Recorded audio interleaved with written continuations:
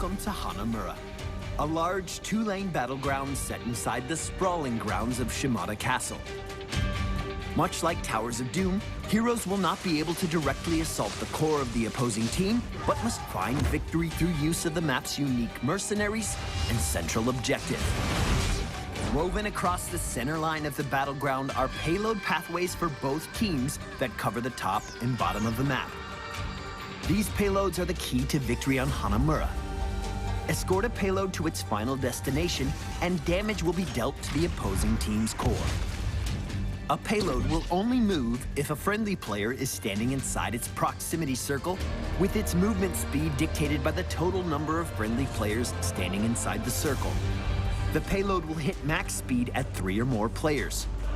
If even a single enemy player enters the region around the payload, the vehicle will stop.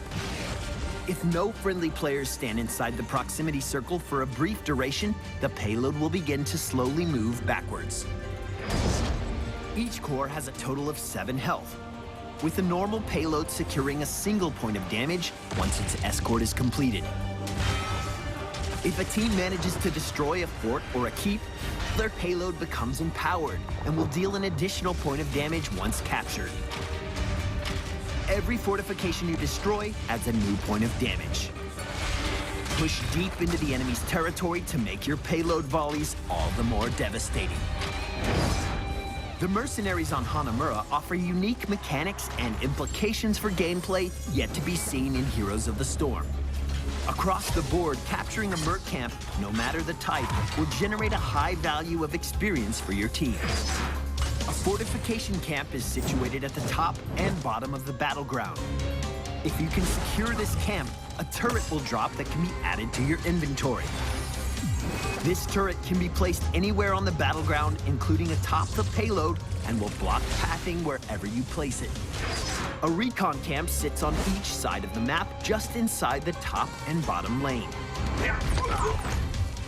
Upon defeating the henchman, a dragon token is made available for pickup. When used, this item will send out 3 dragon spirits to seek the nearest 3 enemies to your location.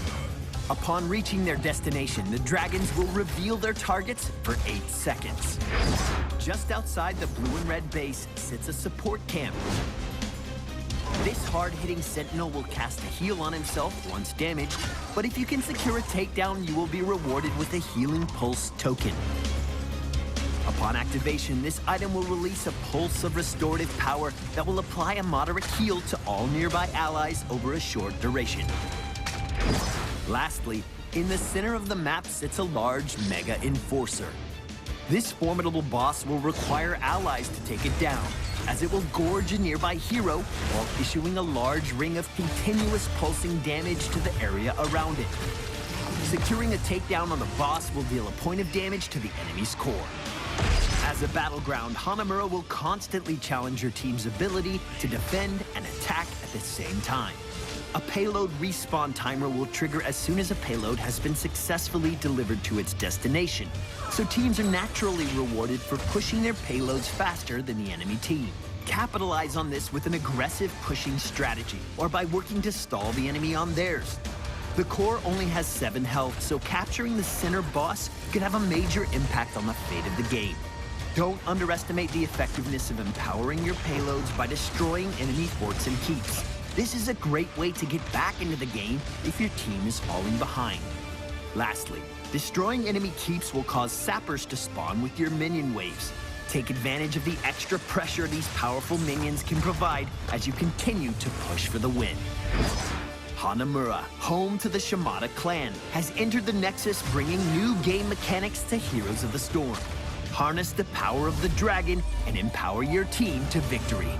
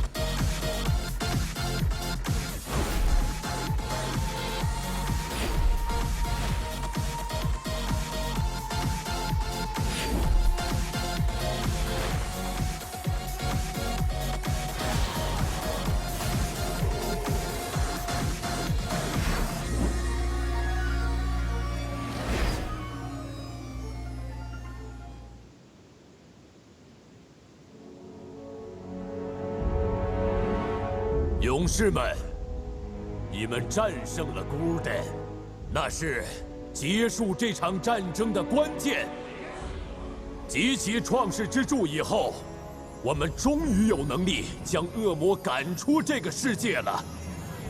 孤儿丹失败了，而燃烧军团也一样。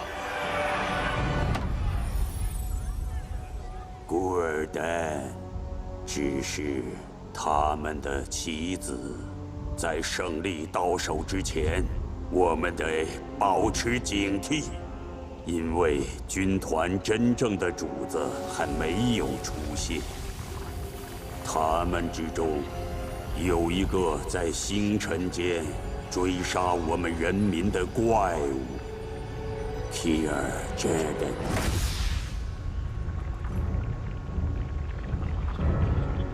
我在接受邪火的那一天，就已经看清了我注定的命运。一场宏大远征，是那创造尽头的宏大远征。可那是你让我看到的幻象。我们的远征必将胜利。我们所做的一切都来自于你的指示，而我们得到的却只有失败。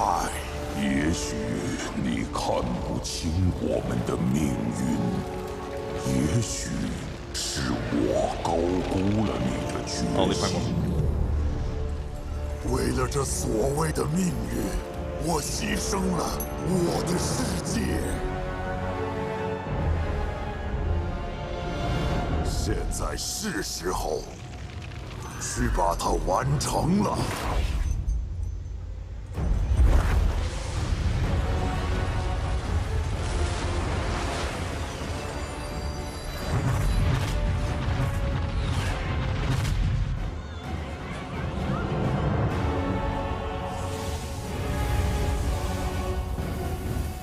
让它燃烧吧！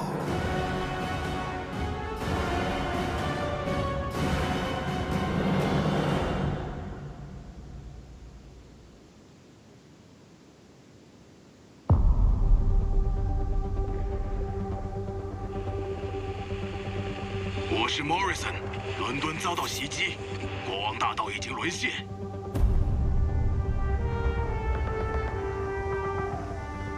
战争一触即发，数千人受伤，数百人丧命。队员们，看你们的！维海姆中尉报道，我们不会让您失望的。我们会竭尽所能的。暗影守望特工情报显示，归零者派了重兵把守，他们完全控制了那里。就把他们交给我吧，我有个特别计划。突袭小队就靠你们了，注意确保新兵安全。放心吧，长官。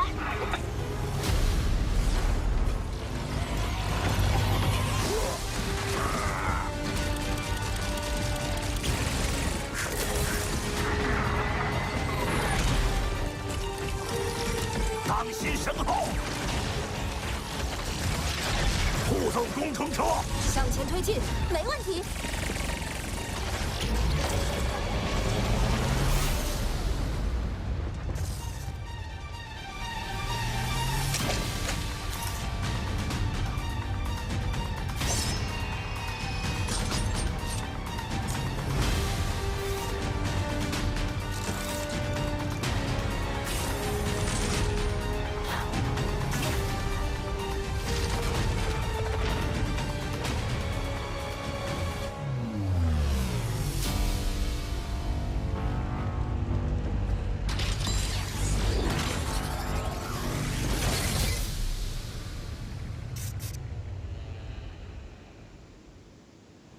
猛犸年来了，我们去勇闯安哥洛吧。嘘，别出声。嘿嘿，这话不错。2017双人线开赛来了，16位知名选手协办参赛。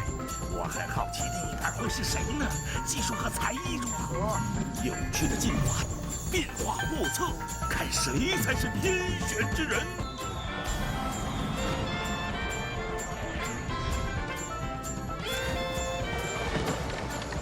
关注暴雪游戏频道，为你喜欢的选手点赞。就在4月21日，双人线开赛。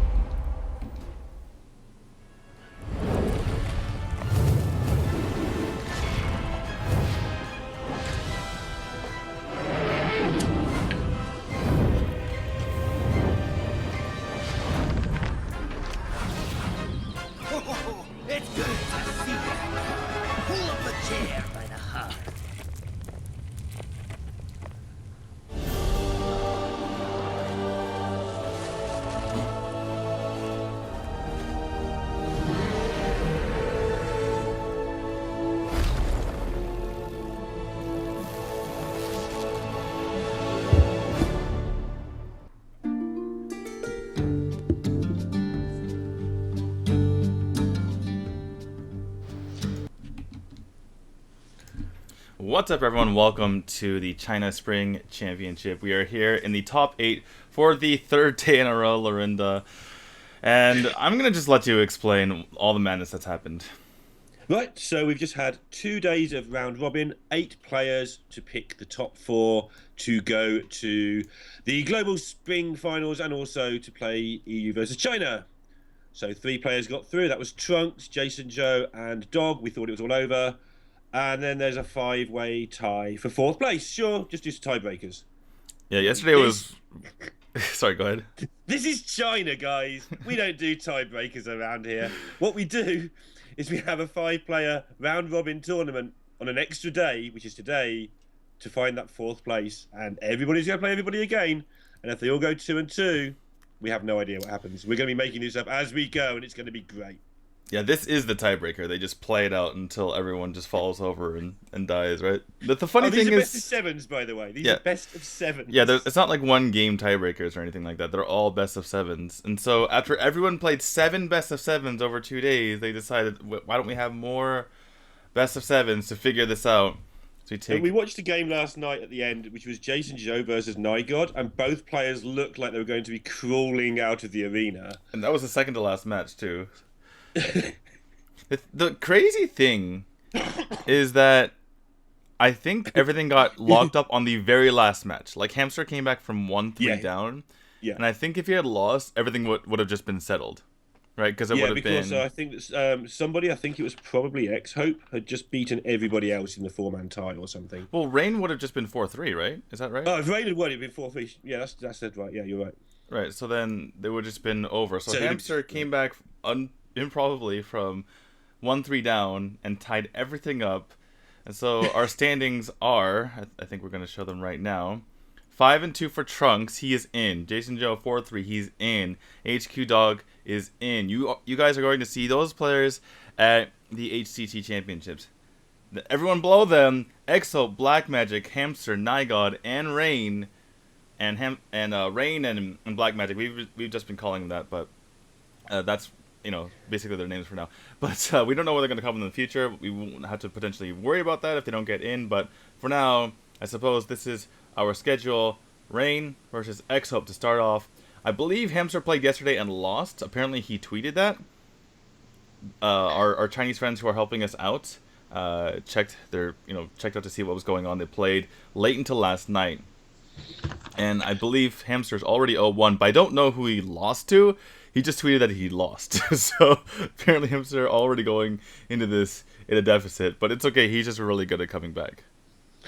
So those 5 players, Hamster, X-Hope, Rain, Nygod, and Black Magic. Black Magic we had recorded as 0 and 5.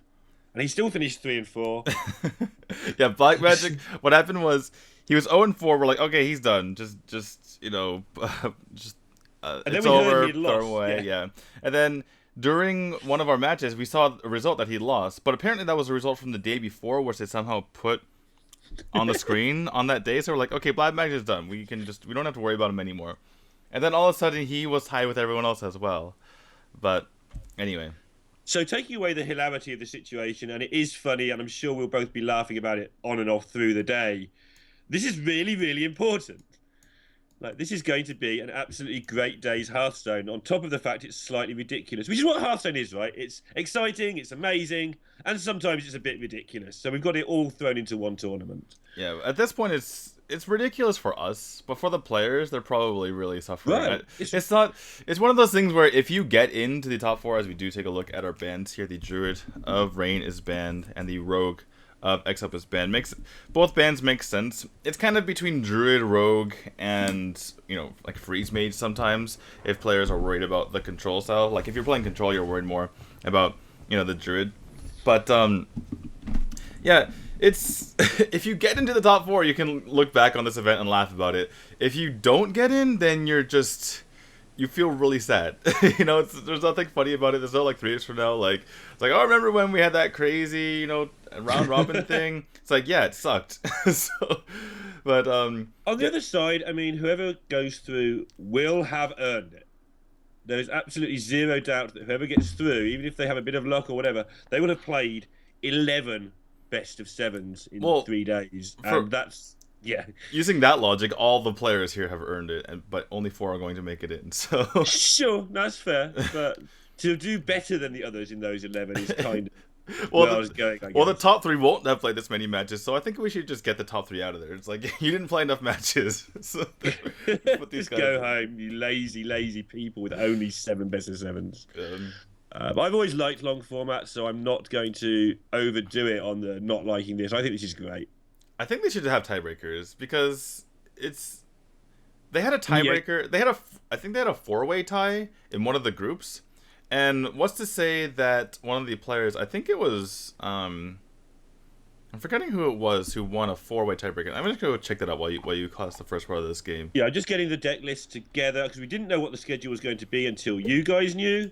So this is Rain versus X-Hope.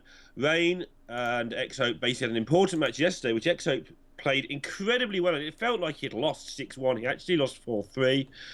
He had a Freeze Mage game that looked unwinnable. He had another game that looked unwinnable. Rain at one point cast a Yogg against Freeze Mage, and he stole Antonidas and Alexstrasza with Mind Control off the same Yogg, which was pretty insane. You can see what's going on here. This is just Hunter, which I believe has Dread in it, versus X-Hope's N'Zoth Paladin. Yeah, and there's Hamster 3, X-Hope 4. And X-Hope was the one who beat Hamster, so X-Hope is in a really good spot already, as we can see there. And casters shouldn't have favourites D2, but I feel that the way that yesterday went, both of us came out hoping that X-Hope made it through. Yeah, X-Hope played really well. I'm going to go over that in a second. I'm just going to backtrack. I shouldn't really be talking about this, but this is my point I was trying to make earlier. In one of the groups, in the round of 32, there was a 4-way tie between Dog, Shadow, Shi-Chan, who was one of the best players, and another player who was named, I can't read. And yet Dog ends up winning the tiebreaker, getting through. And now they're at the top 8. They need to really make sure, right? They need to make it so that everyone plays. But what's to say that Shi-Chen couldn't have come here and beaten everyone to it? Because he has the exact same score as Dog, who got through, who's actually going into the HCT Championship. I guess it's one of my pet peeves of mine when the earlier rounds have there's less play in the earlier rounds, but all of a sudden when you get the higher rounds, it's like, you know, we have to definitely make sure who's the best, you know, to play best of 7s or best of 9s. Where it's like, well, what if someone got knocked out early because of the very fact that it was, you know, there were shorter rounds? Ever think of it that way? But anyway, there's our rant over. While you were ranting, Nygod had beaten somebody 4-2. I think it was Black Magic, but we've been there before, so I'm not very good at recognizing this. Yeah, hopefully they're not reporting yesterday's scores, right? It's like yeah, exactly. That would be really bad. But Yeah, we're just gonna tentatively put Black Magic as a winner in one of his games, which would be a loser to Nigod, I think. Or sorry, loser to Nigod. Okay. But again, just tentatively for now because we know how that ended. Right. So I'm halfway through getting the deck list together here. Obviously, we have got the Hunter versus the Paladin. The Paladin with the N'Zoth variant's been really interesting to me. I think the Murloc's version is probably slightly better, but this tournament has been very, very heavy control, which is why almost everybody brought Yogg Druid. And I think that if you're going to be heavy control, you might as well slow your Paladin deck down a touch. All right, so since we have people kind of trickling in here, and we have a question in chat, any skills for the tiebreaker? Yeah, if you go to the beginning of the VOD of this video, it shows the schedule. It just appears a little bit before this match starts, and every single match, they're all best of sevens again. It's not just playing one game; they're all best of sevens again. It's pretty nuts. But anyway, I keep going back. I probably shouldn't be doing this, but just to piggyback on your point about Exop. Exop, I think, is a lot better than when we saw him last year, and even just earlier this year in the Winter Championship. He's just incrementally gotten better, and it's just we both kind of agree that it's a result of gradually, playing at the highest level rather than having to just compete on a ladder, which is not as good, or as high of a level. And so you just start making better and better decisions instead of merely top 100 legend decisions. Instead of merely top 100 legend. That's where it begins, right? You start getting those top 100 legends. I heard Sottle was talking about this on Cast yesterday, or Raven. It was very hard to get top 100 legends. It's easy enough to get them. It's hard to finish there because I think Raven was talking about sharks with snakes when you get to that level. I was pretty scared. But yeah, when you get to top 100 and then start doing better than that, that's when you really progress in these sort of tournaments. And yeah, again, yesterday, Exhope played 3 or 4 games where it was clear that he had progressed beyond the ladder player. He's actually turned into a really good tournament player. All right, well, we have an interesting situation for Exhope. He hasn't taken any damage, but facing a massive board. Well, we've been talking about all the backgrounds of the players. This has obviously gone on, but there is a semi-clear here for Exhope. With the pyro quality, it would leave behind a couple of hyenas, which then he can doomsayer, and then your opponent has to expend a lot of effort dealing with that. But now that he's picked up Spikeridge Steed, one of the best minions to put that on is Acolyte Bane, just to get all that sweet card draw. It would turn that into a 3/8.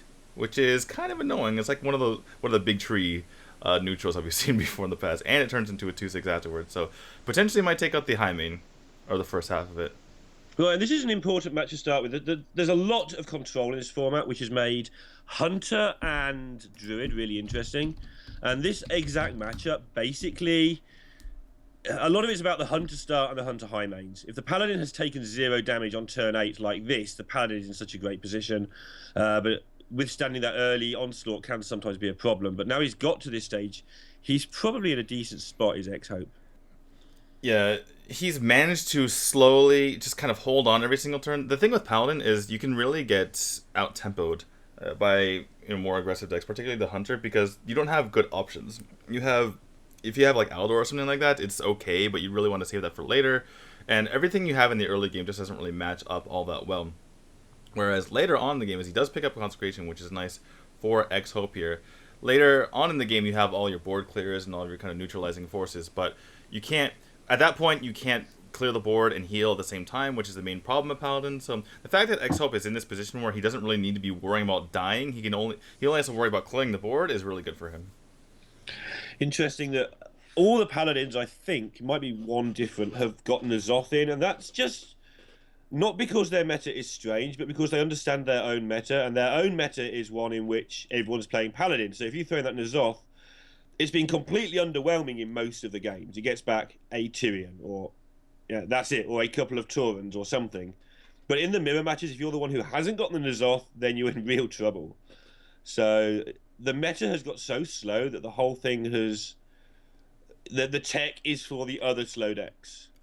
So we're coming on a really interesting decision for Exhope. He can clear the board by using Consecration, Power Equality, and or he can use the True Silver instead of the Consecration. I was just thinking for a second there if he had any other options like Equality, Power Consecration, but that doesn't really work. The big thing here is that you can't just Consecration, because then the Hyena turns massive, right? You can't really be that greedy. The greediest you can get, I feel like, is using your True Silver rather than Consecration here and facing the 9 damage.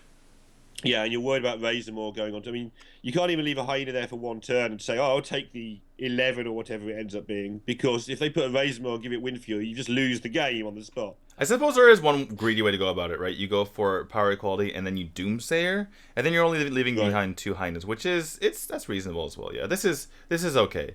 This is a nice level of greed, right? And then you might be able to catch something up in the Consecration next turn. I mean, there was an even greedier level which you could definitely go for, where you didn't even Doomsayer and you just made a dude, and then next turn start picking off the 2/2s. But I like this. This is fine.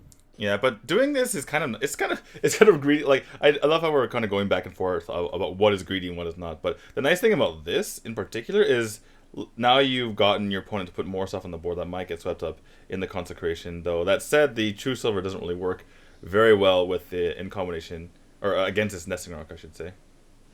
And one of the things that's going to be awkward here is having this Rhino hanging about. When you're on 30, it's not quite the problem it normally is. But yeah, Exhope's got a decision here. He can Consecration and True Silver the Rock twice, but that's not going to work. I think you have to just slam down your Elise. Yeah, I'm looking at the Zoth. I think there's only been an Infested Torn. We were kind of like talking about something else while all that happened. Unfortunately, Spike Ridge C doesn't come back. Right, because it's not actually the minion's ability, it is just the maid ability. It's funny because if the Death Rattle goes off, then you get that. Then you know it's not whether the Death Rattle goes off. Even though Spike Ridge C goes off and you get the Segadon, you don't get it back from the Zoth. But if you get a minion that didn't have a Death Rattle to get spawned off of, like for instance the Murloc, which puts the cards back in your hand, even if it did nothing, the fact that it itself is a Death Rattle means it comes back from. If you use N'Zoth, which is kind of interesting. Elise and N'Zoth both having 5 attack is really, really important here, because if you do 5 damage to the Rock, obviously it can be Consecrated. If you do 5 damage to the Rhino, it dies. So 5 attack is actually a really, really crucial break point here. But here's the card we were interested in a lot yesterday when Jason Zhou was playing it. The Dynamancy. I think the jury's still out on this card, right? We're not quite sure. A lot of the time, it was just better as a hero power. When Jason Zhou was drawing it, especially in day 2, there's a little bit of a sort of smug look on his face, or a smugger look than normal on his face, as if, this card probably shouldn't be here. This is a pretty bad clear here or pretty bad for Rain's sake. It's really nice for Exhope, nice and easy, take everything out. The problem with Dynamancy that I see is you're giving value to a deck that just wants to win this game by this point anyway. And so, if you're struggling to finish off your opponent, the value of having a board like this doesn't really matter, right? Because your opponent's probably your opponent's reached the late game and they probably have bigger stuff and more value than you anyway. The one deck, which would be, by the way, this is a reasonable draw here, the Swamp King Dread, but the one situation where it might matter would be against Taunt Warrior, right? Because if you're playing against Taunt Warrior, then their minions just don't really fight very well themselves. And a lot of times they toss away their quest. So they're fighting with these 2/7s and 3/6s, and then you're making like 4/4s and 6/6s, right? And that makes a really big deal. Talking of big deals, look at this. We could draw cards and everything now. I'm just gonna Acolyte time. laugh. I'm just going to laugh to myself here. Yesterday, Exhope banned this Hunter deck. And that Druid thing happened where Yogg stole both of his cards. He's banned Druid today. He doesn't want to deal with the Yogg nonsense. It's just literally results orientated with ban, as in don't you go stealing my freeze mage stuff again. And he's going to get a win against the Hunter. Like if you beat even one game off the deck you were going to ban, that's put you in a really, really good spot. I love that last turn, by the way. It's like, stop hitting yourself, stop hitting yourself. It just runs into these minions that has no hope of ever killing, and it just dies, It just basically kills itself there. Poor Swamp King Dread. Dread's a really, really well-balanced card. It can take over a game in no time at all. Things like Exodia Mage cannot win if you put a Dread on the table. Well, the problem with that... Apprentices kill themselves. Well, it's so balanced that no one runs it except for Rain. I played it quite a bit on ladder. It's a decent enough card. Talking about professional Hearthstone players, okay? Hey! Hey. Damn it. How you doing, Savage. Wrecked. No. First game of the day, the savagery has begun. This is going to be a good one, guys. Savagery is a pretty bad card, too. I don't know. Yeah. Oh, that's used the to end be of that good. game. It used to be a really good card. Back in the day, when you could play Bite and Savagery, and it's basically a Flame Strike that hits your opponent's face. Those were the days. That draw just sealed the deal there. There's absolutely nothing to consider. You can just trade away now and win the game at your leisure. And yeah, X-Hope takes a 1-0 lead. And if it's to be believed that he beat Hamster yesterday, that's going to put him 2-2.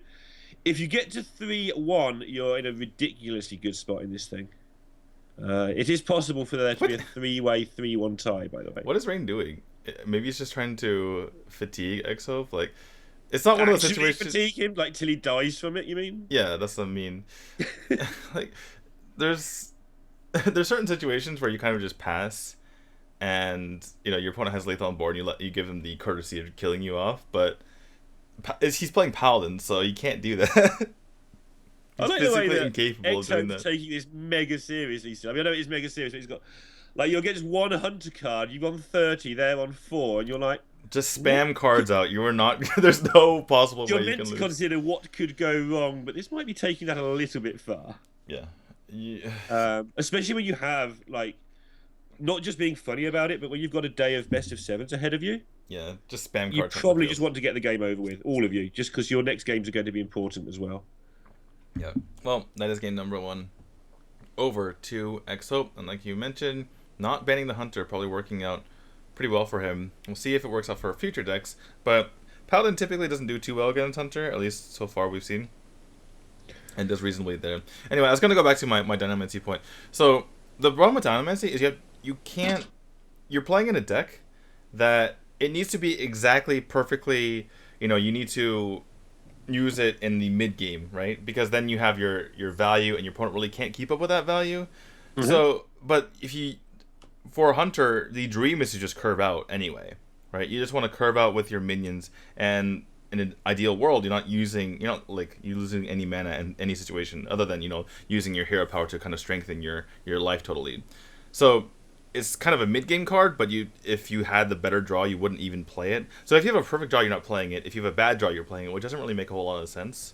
And so in that case, especially as Hunters are built to have good draws, right? That's the thing that Hunter does. Right. And so it's bad in the late game. It's bad in the early game because you'd rather play other stuff. It's good in the mid game, but only if your hand's not very good. Or it's a bunch of your early game minions, right? So there's a very specific hand you need, which is all your early game, and then you make your early game slightly better with Dynamancy, which is inconsistent to say the least. Right, so Hunter versus Freeze Mage, and I'm a little bit confused because Mitsuhide won an Open Cup recently with Hunter in his lineup, and he was banning Freeze Mage.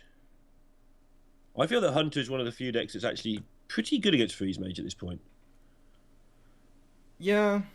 Not special good. I mean, Freeze Mage definitely can win this match. It's not like sort of Silence Priest where Freeze Mage just looks at the board and cries softly inside. But well, it depends on what the rest of his lineup was, right? Especially if it was Conquest. Sure. But it just looked like it was the Hunter deck was one of the better things against the Freeze. Yeah, the reason why Hunter is reasonable against Freeze Mage is because Freeze has a hard time dealing with all the annoying death rattles and things like that. If back in the day, or in the recent meta, I think 2 expansions ago, right, the Freeze Mage just kind of killed Hunter because it was just too much burst, right? You didn't really care about what the Hunter did. You just froze them and killed them in the face. Right. Kind of like you played Druid, except a little bit easier because they don't have healing or anything like that. So, or any of the blockers, so your minions can get through. Yeah, but now there's not just Kindly Grandmother, but there's also Rat Pack, there are buffs, there are things, and you can still hit them in the face with your hero power after you've got them even lower than usual. Plus, Freeze Mage lost a few toys, although it gained a new toy in this crazy 2-3 that I was calling Arcanomancer, or whatever I was calling it yesterday incorrectly. Yeah. The big thing is that Freeze Mage lost Ice Lance and Forgotten Torch. There's a bit more consistency in your draws because of the Arcanologist, but not being able to just burst your opponent down means you have to actually deal with the board most of the time. Yeah, it's interesting because it looked like they were massive losses, but actually Medivh's Valet does a good impression of Forgotten Torch, except he only does it once, and he doesn't do you for 6 later. And the Archaeologist is obviously a really powerful card, and people have got better at playing Mad Scientist since it's been banned. It's like, oh no, Mad Scientist got banned, Freeze Mage is ruined.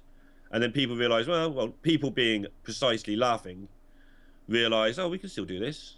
And now we've got it back. It's like, actually, this is just fine as a deck. This is one of those pivotal turns, by the way. You typically think of, the late game when you have to get your resources out or, decide which resource to use. But This is exactly one of those times where you see a smallish minion that can easily die to something like Frostbolt, and it's tempting to just throw the Frostbolt at it. But you can't really use that, or if you do use it, it has to be a bit desperate situation. You're not really playing against Zoo, which you could easily just get rid of all of the minions eventually. Hunter's a little bit different situation because even if you get rid of the minions, they're still hero powering in the face, so you eventually have to erase them. And so this turn, it was like he could have realistically played Acolyte. He could have played, 5 of the 7 cards in his hand. He could have gone Acolyte, Frostbolt, you tend to save Acolyte for later, right?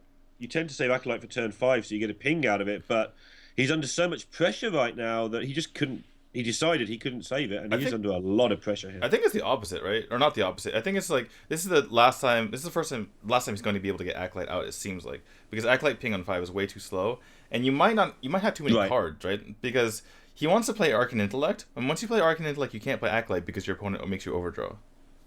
Yeah, and he's gonna have to really mess around here. You can't just go around frostbolting things like you used to be able to. You can still do it, but with the version of all those weeks ago, or the sort of end of March, that you could just ice lance and frostbolt things willy-nilly and not really care. You knew you'd find the damage, but now you just can't throw too much damage away.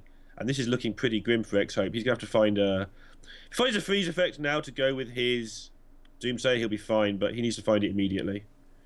This is a tough situation for X-Hope because he wants to play the Ice Barrier, and he didn't find the freeze like you were alluding to, but he wants to play Ice Barrier because if he doesn't play Ice Barrier now, he might not ever be able to play it. Because your opponent gets you low enough, they can just decide to ignore... Say you freeze and play Ice Barrier.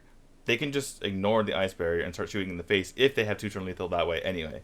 Right? And that's better for them than having to worry about using your bow into an Ice Barrier. Yeah. But the problem is, if you're playing Ice Barrier, you're not playing Ice Block, and then you really need to fit in Ice Block one of these turns. Like, next turn you want to be Blizzarding, not Ice Blocking. Most of the time, provided you think you're going to pick up a freeze somewhat soon. But if you Blizzard next turn, Blizzard set up with that Frostbolt, yeah. And if you're Blizzarding next turn, then you're not ice blocking. Suddenly you're turn 7, and you have to fit in the ice block. But if you don't pick Frost Nova up, then you're stuck, right? So it's like, how much can you get away with not having this up? And there's the Frost Nova. There it is, right? And this helps him so much. And one of the good things is will almost always go off. Will die if a kill command is picked up when he does the Doomsayer, but choosing to do it this way around, which means there's going to be a lot of Death Rattle effects lying around when he does finally get it off. Yeah, it's pretty annoying if you are X-Love. You kind of have to just do it, though, because you would leave behind 8 damage on the board, or at least, on the actual board of the Hearthstone game, not talking about the hero power or the weapon. But right now... He would love 8 mana.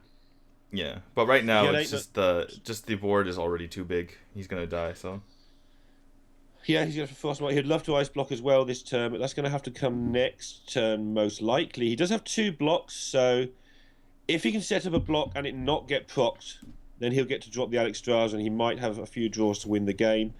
But he's got to find a way to not take 18 damage over the next 2 turns. That's easier said than done.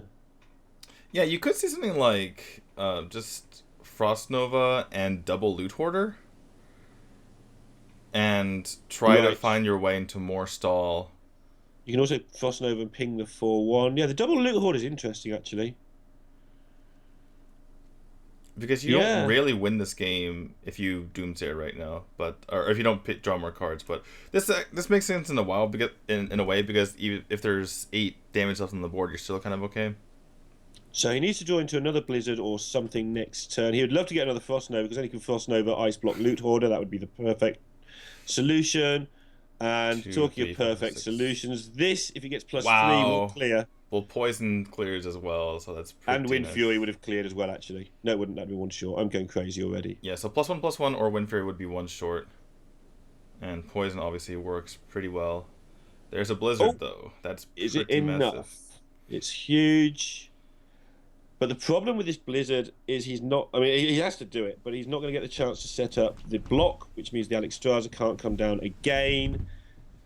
Yeah, he needs to find a turn to freeze and block. And he's going to go down to 11 after the attack with the weapon and the hero power next turn, which is really annoying because those 2 high mains are going to do 12 the turn after. So the one good thing for X-Hope is that he doesn't kill the high main if he Blizzards here. Yes, yeah, if it killed the high main, he'd be in a world of nasties. Yeah, so it seems like it has to be Blizzard and Loot Hoarder, and just hope you pick up another freeze, which would be the last freeze in his deck, not counting Primordial Glyphs. Yeah, it may be that Ice Barrier, the other Ice Barrier is pretty good here as well. So he could Ice Barrier, Ice Block, Ping, take a beating on 1 turn, but the block wouldn't be procced, and then he can Alexstrasza and try and win the game over 2 turns. Because the turn after that would be Block and Fireball, which would take the Hunter down below the 10 for the Pyro. So yeah, that being said, I don't know if it's enough, but Ice Barrier might just be enough here, which means that the Arcanologist would be enough as well. Well, Medivh's Valet doesn't really help a whole lot here. By the way, I just want to stop and point out the fact that we're talking about X-Hope's plays the entire time, even when it's on Rain's turn, because when you're playing a Freeze Mage, it does kind of turn into a game of solitaire. Right. Can he stop the block going with pinging the high main, trading in the Loot Hoarder, and seeing where he's at? Or do you have to trade in the Loot Hoarder? Does the 2 mana from the ping just ruin you here? You need a freeze no matter what, unless you even like Frostbolt, because you can't really Frostbolt the high main. You need something off of Primordial Glyph, or you need a freeze, one of the two. Because if you ping the high main, run in the Loot Hoarder, you're leaving 10, 12, 15, 17, and you're at 14. So it looks like he's gonna go about it this way. Excuse me. And yeah, well, okay. Who needs Alexstrasza when you can get your opponent down to 15 this way? I think this is by far the best. The problem is, I don't know if he has time. He needs to pick up Fireball or Frostbolt right now. Yeah. Yeah, he needs to be able to throw something at the face next turn. These things need to be killed, by the way, right? Because otherwise they're going to do the damage required to get him down below 10. Yeah. Yeah. So yeah, so Fireball in the next 2 turns win the game. Or actually the next turn, I should say. So that made a really heads-up play. He considered that's his best chance. He's down to 10 cards. There's a freeze. That was 1 turn too late. If he had gotten that last turn, then... Is it too late? He probably would have won. 2. Yeah, he's on 2. So Frostnova does nothing. He just died at hero power. If he had gotten that last turn, I think he wins. But a little bit too late here. So is there anything he can do? I don't think there is. He can Primordial Glyph into... Well, he can... No, this is actually... Okay. He can draw Primordial Glyph. That's what he can do. Yeah. And if he draws Primordial Glyph, he can ping the face again. So one thing that happened with Hearthstone that's going to be... Annoying is the wrong word, but it's going to lengthen matches, is that now we're playing Yogg, we're playing Primordial Glyph, and we're playing a Ragnaros hero power across different decks. Oh my goodness. The Frostnova was 1 turn late, the Fireball was 1 turn late. If he had hit either of those cards 1 turn earlier, he would have won the game. Oh, not only that, but he's going to be able to pick up the Ice Barrier, which would have also been useful at some point a couple of turns ago. That's how the deck works. We've got 6 cards left. That's how numbers work, unfortunately. And there's nothing here in healing your own face. Yeah, these high mains... So close. These high mains are the exact reason why this is a bad matchup for Freeze Mage, because they can never just clear that. And so, because they can't clear that, they're just on the clock, and they have to freeze every turn, or they have to, Ice Block every turn, or just find some way to stall. And the stall just wasn't... It didn't come in the right order. If he had that Frost Nova the turn before, or the Fireball, at any point really, if he had the Fireball, if the Fireball had come in place of the Antonidas, for instance, then he would have had the game on lockdown, but unable to get the damage in. Yeah, so close there. That decision where he went face, like you say, just meant if he picked up Fireball, that would allow him to cast the other block without fear. But if you just cast the block and your opponent's going to just get rid of it again, it doesn't actually do anything but draw you 1 more card. Yeah, well, that is why not the best matchup for Freeze Mage. It is winnable, as you can see. There are a couple of different draws would have changed things up, but we are at 1-1 here. And for X-Hope's sake, well, for everyone's sake, to be completely fair here, they need to take these matches. But X-Hope is he's on his way to taking this tiebreaker if he's able to take this match. Yeah, I mean, he went 1-1 against the deck that yesterday he banned against the same opponent. So he won't be too disappointed at this, how it stands at the moment. The Hunter was always going to get a win against this lineup. Just look at it. You know, Paladin, Freeze Mage, Quest Warrior, his own Hunter. Their Hunter's going to get a win at some point. Obviously, it's almost like a bonus that he got a win with a Paladin anyway. All right, well, we have Hunter versus Shaman. This is actually favored slightly for the Hunter, but it's not a massive favorite.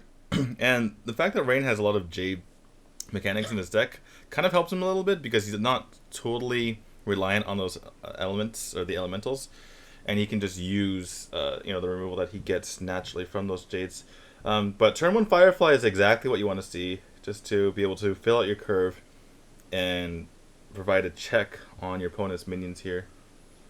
I think Shaman's been overwhelmingly disappointing in this tournament, by the way. I mean, you've got to bring 5 classes, so you've got to bring them, and it makes sense. It's a decent enough lineup. I'm going to call it a deck, not a class at points here, because it's almost always exactly the same, give or take an Alak here.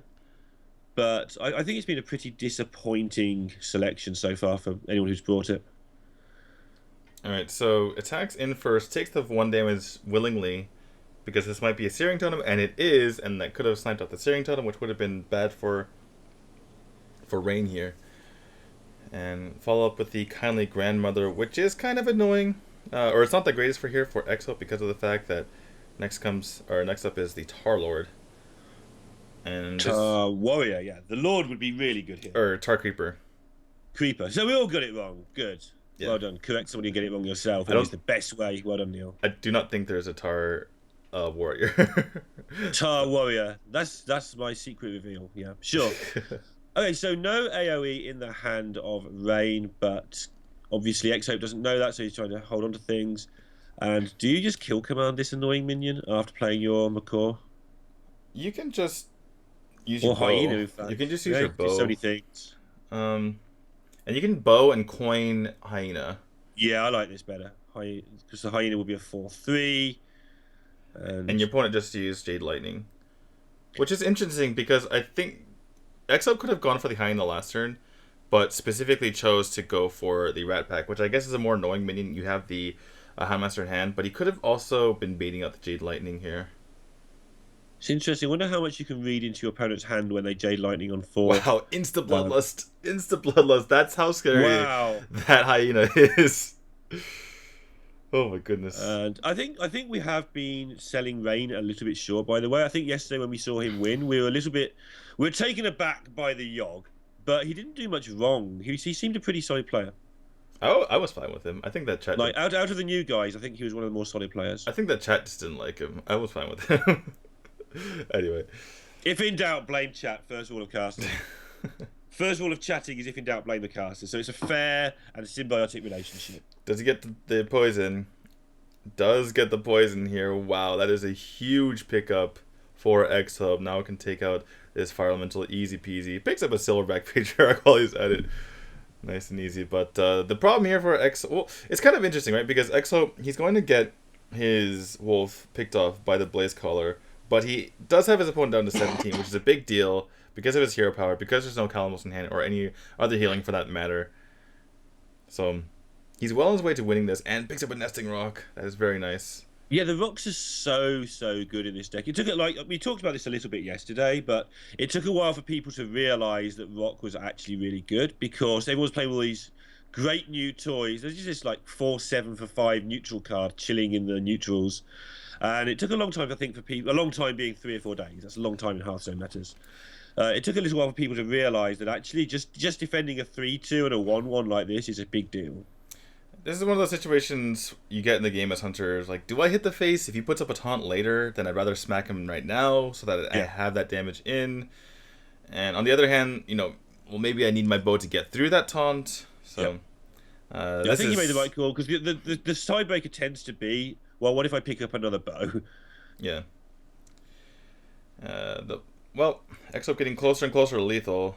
His minions in hand don't really help all that much. The Silverback Patriarch makes it so he doesn't really lose a race very easily. Especially, he's already seen Bloodlust. That's huge for Exo. I was going to say, this board is so much less scary with that Bloodlust having gone. Yeah. Well, Exo, he wins next turn if he plays this slowly and just hero powers. The problem is, if your opponent has Kalamos, like, Rain played the Elemental out, right? And yep. Does he have Kalamos in hand, and he's just playing really ballsy? Because 8 health is kind of the magic number, right? Or 7 is lethal, right? Because that's kill command plus hero power. And so 8 is the magic number above that. And so Exo thinking, did Rain just play this, on the edge? Or does he just not have Kalamos, and that's the only play he could have done? So the only thing he has to worry about now is, okay, so I've won if there's no healing. How do I win if there is? And so that's why he's thinking hard here. He's actually chosen that he needs this whole reload. Oh, he doesn't want the Blood Mage to draw. We saw him do this yesterday. He actually played. Nice. And by the way, we're gonna see, the Fire Elemental come out. But Exo's going to pick up this game. But we saw this yesterday from Exo as well. He specifically played Hunter Rhino just so he could trade in both sides of his the Kindly Grandmother. And in doing so, he denied the draw to the Blood Mage Thalnos in this exact matchup. And he does it again here. Just denies the draw, make sure there's no Kalamos. He realized that his opponent had played an Elemental just so he can get it off the top there. And he says, you know what? What does this beast on board do? If I play a minion, the natural inclination is to just play a minion out. It's like, what harm could it do, right? But there is harm because he can draw a card, and there's no benefit to you because it's the same exact clock on you. Yeah. And yesterday's was even more complicated because he was actually able to do some damage with a Rhino and that sort of stuff that would have been relevant in some situations. Whereas this one was straightforward in that just don't want him to have a card because I've won if he's got no healing. And like you say, there's no benefit. Yesterday's was a bit more interesting because he could have actually had a benefit with that Rhino. But yeah, it's those little twitches just constantly doing it like that when it's explained or when you're a high level player, you see it all the time. But seeing it all the time on the big stage and just having that presence of mind is where he's advancing as a player, I feel. Yeah, and I think he's already advanced to a pretty high spot. In fact, some people voted for him for one of the top players in this tournament. There was, in between the breaks, they'll show this thing where, I don't know Chinese, but they're clearly asking which players they think are like, the top players.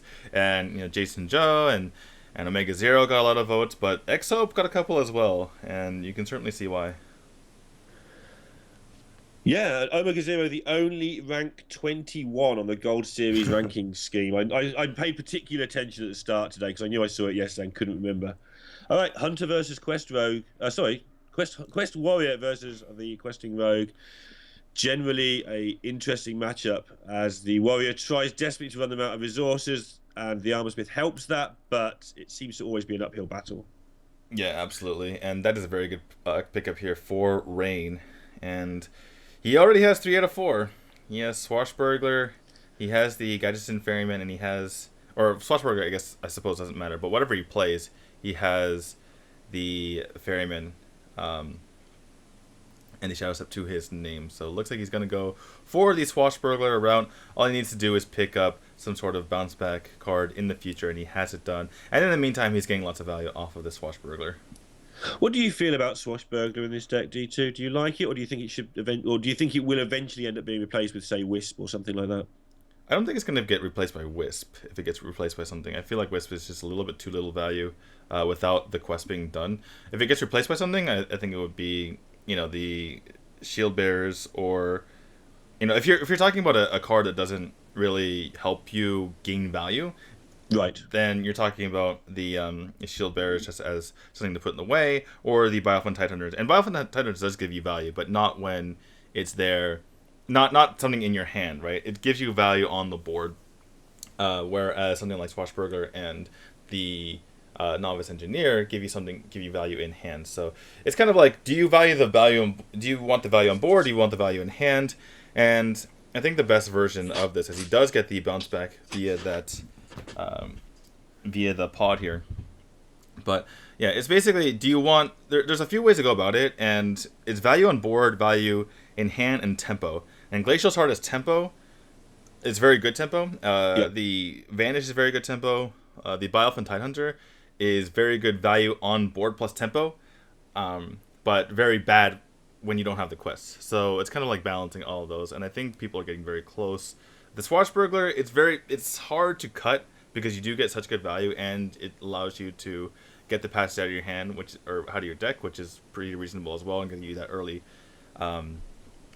tempo advantage. But yeah, I can see why people would cut it if there's better things in the deck, like Bioelfin and like the Glacial Shard. Yeah, I feel it's going to be interesting. I feel the Swashbuckler might go, but one of the things with it is it's so good in the mirror, like just getting a card that you wanted anyway. The Bioelfin's obviously good against the aggro, and the Shard's just good all purpose. So I'd be interested to see where they end up with this. You say you think they're getting close. I'm not so sure.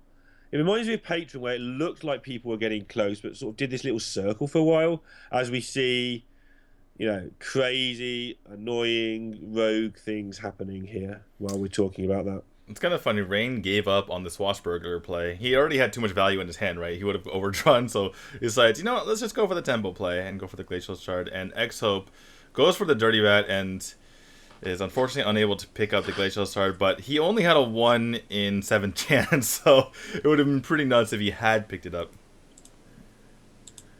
And yes. even if he missed as well, or even if he did pick up the Glacial Shard, Rain has 2 Swashbucklers in hand, and he also has the Firefly in hand, which means he plays more Flame Elementals. It feels like Rain was going to get it in the next few turns regardless, but and it turns out he's going to get this next turn. And it's so irritating to play against. You're looking at this board, you think, well, I've got a bunch of 2/6s. Even if he makes 5/5s, I'll have some time. But you just don't. They just kill them all and play a load more 5/5s. It's just ridiculous. X-Hope kind of has a chance, though, because of the fact that he has the Primordial Drake and Sleep with the Fishes eventually, if Rain over commits to the board. But it's strange to think about, right? Because we see like an even-ish, or he has a much bigger board on turn 6. It's like, I don't think he's making it to turn 10. But yeah, that's the situation we find ourselves in. The armor's there's gonna be a lot of armor, though. It's not something to be underestimated, the amount of armor that he has. But prep is picked up. That is absolutely huge, which means he can play all these minions now except for the King Mosh. Right. Yeah, the King Mosh might actually come in big handy here. I can see a situation where X-Hope controls everything so that his minions are all injured but in an okay spot, and then the Mosh just comes along and blows them all up. Have we frozen, by the way? Oh, yeah. I clicked away for 1 second and it did that. Unfortunately, we're on Zanchi today, and so... yeah, it's for some reason it's being stupid. I might switch over to a different site since the other ones seem to be working okay now. I might do that during the break. But okay. What did we have? What did you miss here? So everything suddenly became 5/5s, and all of X-Hope's things died. Did he he used the prep to complete the quest, and then what did he bounce back? Yeah, I'm not even sure there, but looking at the board state now, just looking at how X-Hope can get through this, I think the Primordial Drake's going to be way too slow and not doing enough damage. He needs to find a way to kill everything right now, and there just isn't one. He can play, of course, the Tar Lord, which is a good shape for dealing with rogue quests, almost as if it was made to deal with rogue quests at 5/11. Yeah, it's pretty tough. He has a lot of options here. He could go for just massive amounts of armor if he went for the Armor Smith and the Armor Smith. And that would just get him ridiculous amounts of armor. It wouldn't really deal with the board that well, but that would be able to stall for a little bit. But it looks like he just wants to kill some stuff off first. And the nice thing about killing stuff off first is it makes it so that Rain has to develop more to the board. How would you like a 9/5 in your opponent's turn? Oh, it's a 5/5. But it gets +4. I think there might be something bugged. I think I heard that about. Oh, okay. Where it doesn't work that way. Not really sure. Okay. But hopefully we get to find out, although we won't, because why would you play a 7-mana 5/5? Well, Primordial Drake is pretty reasonable here. It does make it so that your Tar Lord doesn't really trade very well, but it does prevent the 5/2s from just trading into your Tar Lord, so it's still pretty okay. And your Primordial Drake itself is pretty annoying to get through. So X-Hope is kind of doing it. Your opponent has a lot of minions, and you have to wade through all of them. But you could potentially get there. Ornery Diehorn could be pretty nice, a 5/5 that actually evolves and adapts. Every minion that Rain gets is good. Colours aren't green, by the way. Just thought I'd point that out, because it's a 5/5 anyway. Those numbers should actually be different colours, right? Because it's changed into a 5/5. It's not actually its normal 5/5 self. No, if it changes to whatever size it was in the beginning, it's just white. But Battle Rage drawing a little bit more gas. If X-Hope can find a way to hold on here, that would be incredible. And he has got the second combo with the Sleep with the Fishes. Maybe he could sneak this, but I've just got a feeling this King Mosh has got a part to play at the end of this tale. And it's going to be a sad, lonely tale, I think. This is a pretty tough turn. I think X-Hope's deciding between Stubborn Gastropod, Armorsmith, and Tar Lord, or Tar Creeper, or something like Ally Armorsmith plus Armorsmith, or something like the Gastropod plus the Armorsmith, something along those lines. And he's deciding between armor and just, killing something off or getting the biggest board. And looks like he just wants to go for an armor turn right now and make it so that, Rain kind of freaks out a bit about all the armor and maybe commits too much to the board and dies to the Primordial Drake plus the Sleep with the Fishes. Okay. Here we go. Yeah. Yeah, that's pretty bad. That's pretty bad. King Mosh. Yeah. X-Hope is like, yeah, why me? Isn't this hard enough without that happening? Yeah, that's supposed to be really hard to get through, that Tar Lord. It's supposed to eat 2 of your 5/5s, but King Mosh just kills it off. And X-Hope just drops the Stubborn Gastropod, right, put more stuff on the board.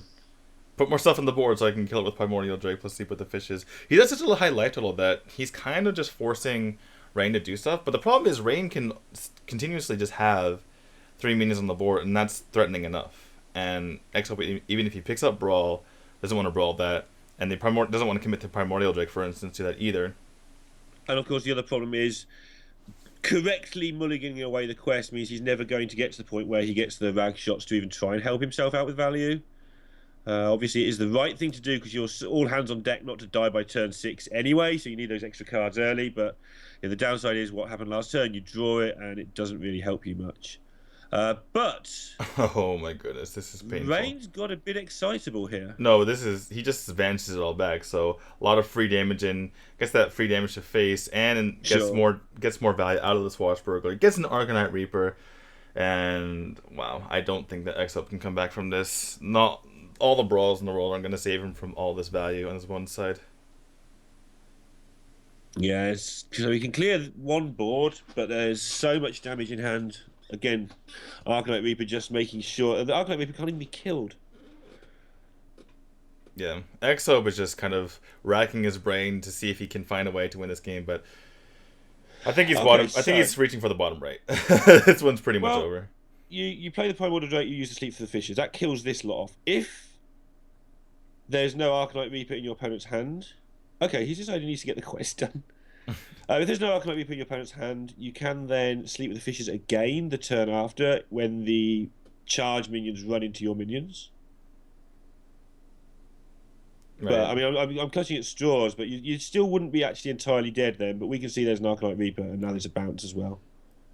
Is there lethal here? So he can face tank into the Bloodhoof Brave, and then he gets through the Tar Creeper with the so the 2 minions are taken care of with the 2 minions on the board. The 5 damage goes to face. He has another 15 from hand. The problem is he can't play the Arcanite Reaper this turn because he's already swung in. So he has 20 damage, which means he is 3 off lethal. I'm just going to nod and smile at this point.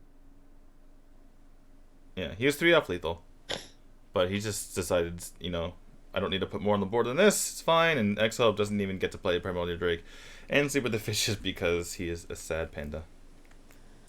Quest Rogue and Hunter have gone through. They're the two that I think that Rain would expect to go through against this control lineup, though, in fairness.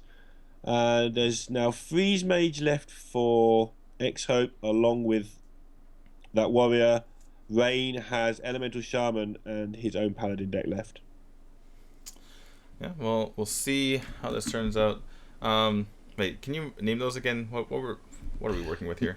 Rain has Elemental Shaman, and he has his own Paladin that we haven't seen yet, but I think it's N'Zoth. And everything's N'Zoth. I don't think anyone's playing exactly.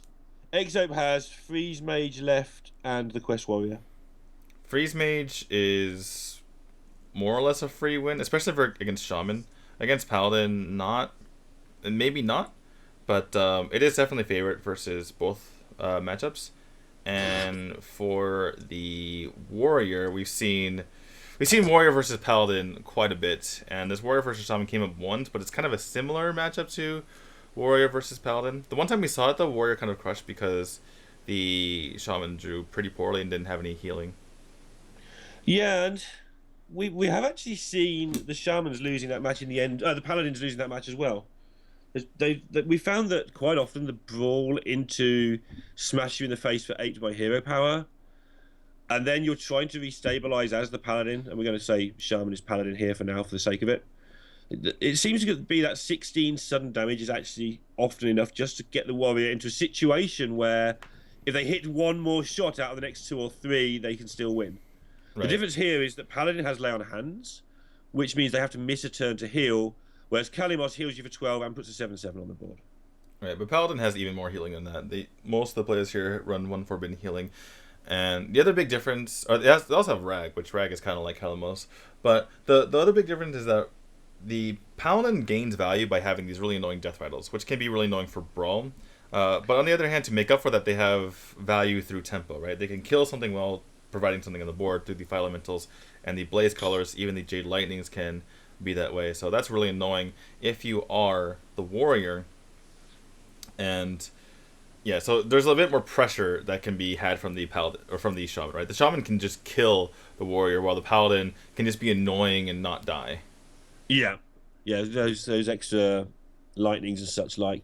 This curve looking pretty juicy here now for X-Hope, and if he finds anything at all to do next turn, then 7 and 8 or coin 7 into something into 8, all looking pretty nice for him. He's going to get a lot of armor, and he is going to be able to deal with at least the first board that Rain sets up. But one thing Shaman does is build boards incredibly well. No Elemental played last turn, so no Blaze Caller the coming turn. And we'll see how X-Hope decides to deal with this. He can coin Curator, seems like is really his only play right now. Yeah, just seems fine though. He's now got 2 board clears, just going to keep track of those. The Shaman's going to have to build at least 3 boards. Again, which is something that Shaman does. It's how it works, especially with cards like Aya helping it out, and of course the hero power. But this is one of the curses of this Elemental Shaman deck, is it does get a handful of cards where it can only play 1 a turn, despite the fact it has a whole bunch of good value. Yeah, this is a pretty awkward turn here for Rain, because he wants to play an Elemental, but that means he's not playing Aya. Like if he plays the Tarlord, he's Tarlord and Hero Power, which is not that great. He does kind of threaten Bloodlust. Right now, the Bloodlust is like okay. I'm looking at the maximum damage. That would be 7 plus 9 would be 16 to the face. But yeah, just not good enough. I'm gonna go with the Aya here. I say those Elementals for future turns. And now this is a really difficult decision. I think there might just be nothing to do, but at some point he's going to brawl. Question in chat asking if they changed decks or deck lists. Definitely since the top 8 they haven't changed. This is still technically the top 8. It's just a 5-way playoff. Right. So they've got the same decks as yesterday. Yeah, you can't just suddenly, okay, it's a tie break, let's change. But yeah, they did have different decks for the top 32. I'm not quite sure if they get to change decks for that. Looks like we're going to see just a Bloodlust because there's nothing else to do here for Rain. The problem with Bloodlusting now, though, is that you don't have to thread a Bloodlust later, so X-Help can kind of just leave boards alone. But that said, I can kind of get behind this the more I think about it, because once we get to the stage where the quest is completed, X-Hope is going to want the board clear anyway, because he wants to just fire those rack shots off. So Rain is saying, I'm just going to do this now while you're, giving me this board. Because in the future, you're never going to give me this board. Yeah, and X-Hope's going to have a lot of hard work cut out to just not die next turn, except we can see there's no Bloodlust, but he will be assuming there's a Bloodlust there. Oh, no, he just took Bloodlust. And there's Sugar, I was answering questions in chat. Okay, my bad, guys. I see. Yeah, sorry, I was just talking about how the Bloodlust... That's what I thought. And I thought, well, there's no damage being done. How did it do so little damage? Well, because he was at like 35 health. And he had to get through okay. He had to get through like a Curator. I forgot he's been killing a Taunt every single turn. Sure. Yeah, he had to go through a Curator, and he was at like 35. Okay, so I'm with you now. That's where you were saying that this is the best chance he's going to get. But I thought, well, what's he talking about? But yeah, that's because there's a Bloodlust been played. Okay, the downside of playing it, obviously, which I'm sure you went through there while I was dealing with the chat thing, is that now X-Hope can at any point not have to worry about that. So now you have to make a bigger board to make him clear it. Yeah, the annoying thing... It's still pretty annoying, though, because now you have Aya on the board, who just does a ton of damage, and you have Blaze Colors, who do a lot of damage as well. And, yeah, Rain does not even think about it. He's like, alright, this is my play. I'm smacking in the face for 6 more again, and I have Calamos in hand to do 6. I have another Blaze Color, so this is working out really well for Rain. Yeah, this is the one that... If he does go on to win this match, this is going to be the game that I think he looks at as, that's the one against the head that I needed. Because I feel like the Warriors are in a pretty good spot normally here. I was listening again to Global Games. I can talk about it a lot, because they're not until after us today, guys, so stay here for the next 6 or 7 hours. And Sottle was talking about board control, and board control was basically saying, hey, Shaman's really good against Warrior. And then apparently when he said that, Show was sending him messages saying, no, Warrior beats Shaman. And they're two of the players who know exactly what they're doing with these two decks. So all we can infer is that if you're good at the deck, you win. Yeah, it seems to be a case of if your opponent doesn't know what they're doing and you know exactly what you're doing, you just beat your opponent. And I get the feeling here, too. It seems like Rain has caught on to a way to win this matchup. And if X-Up was playing, a lesser player, I think he would have not been in this position. But X-Up has found a bit of a win condition here and is exploiting it. Yeah, he's managed to get a heck of a lot of damage done in a short period of time. And it didn't look right at first, but it's looking all right now, though. Armor Smith, and oh my goodness, he needs to finish this game now. Otherwise, the Warrior can actually just about stabilize. He is... I don't think he can get lethal here. It's so close. The Storm doesn't kill off this guy, so yeah, he has to go ahead and do it this way. He's obviously valuing the 6 damage to face while he can, and he's able to play his Fire Elemental too. So this is the most efficient way to get damage, or to get the most damage. He's valuing the damage, right? The damage value. It's not something you think about all the time, right? But every single little piece of damage value is what I'm going to call it. Damage value. Right, because sometimes you want the value out of like the cards in your hand, but by getting the 6-1 to face, he's saying, okay, I'm cashing in this 6 damage that I might not get in the future. So he basically turned his Lightning Storm into 6 damage to face there. Yeah, definitely did. And exactly that. Did 6 damage to face with Lightning Storm. That's pretty ridiculous. Running out of things to do, because he can only do one thing a turn, he's going to have to struggle to keep up with the hero power. This is where doing 2 things a turn would be nice, but he should fall flat on his face over the finishing line, but it's going to be really tight. Yeah, this trade just feels really bad. Looks like he's going to just cash in his Blaze Color right now. And this is pretty tough, right? Because if there's a couple of Whirlwinds and suddenly this Armor Smith gets a ton of value, even something like a Primordial Drake is pretty annoying, right? So, but at the same time, it's 6 damage to face too. So can your opponent really get 6 damage? You've just seen a couple of Whirlwinds. I think at the end of the day, this Fire Elemental probably has to go face here. You're trying to count out not only if this game goes long how much this Armor Smith gain, because that is more than 6, but you don't go long if you're dead. And that's one way to stop the Armor Smith from gaining you armor, is just by killing your opponent. Right. These are all your value cards. Other than Servant of Calamos, these are the biggest cards in your entire deck. If you're not finishing the game right now, then you're going to just lose. So Rain has put himself in a position where he's all in, but given his hand, this is probably his best chance of winning, rather than just sitting back and letting X-Help do what he wants. Yeah, I'm going to bet that X-Hope presses this button before doing anything else. He did it with the Hunter earlier when he knew he had to do 2 damage with his steady shot no matter what. Then he did that first just to help his thought process a little bit. Obviously, there's a danger in that you might suddenly realise that you needed 10 mana for something, but I think he just, because he's a very deliberate thinker, I think he makes sure he does the things, get them out of his mind so he doesn't make a really tragic mistake. He knows he needs to be on 7 to avoid Kalimos' death. Alright, well, Hex isn't necessarily lethal because you have to attack into it, but otherwise, is there some sort of way to make this happen? Tell you which card isn't good right now, that's Volcano. Just give your opponent 1,000,000 armor. Well, only 4 actually, because your own minions don't affect your opponent. It's not like Frothing Berserker. Sure. But yeah, this is just really frustrating if you're X-Hope, and he's gotten down to the point where Kalimos will kill him. So Dirty Rat into Primordial Drake, or just hope your opponent doesn't have Kalimos. They're his 2 choices. I wonder if he wanted to pick up Kalimos there, although I guess it wouldn't really make a lot of difference. And looks like this is just game over.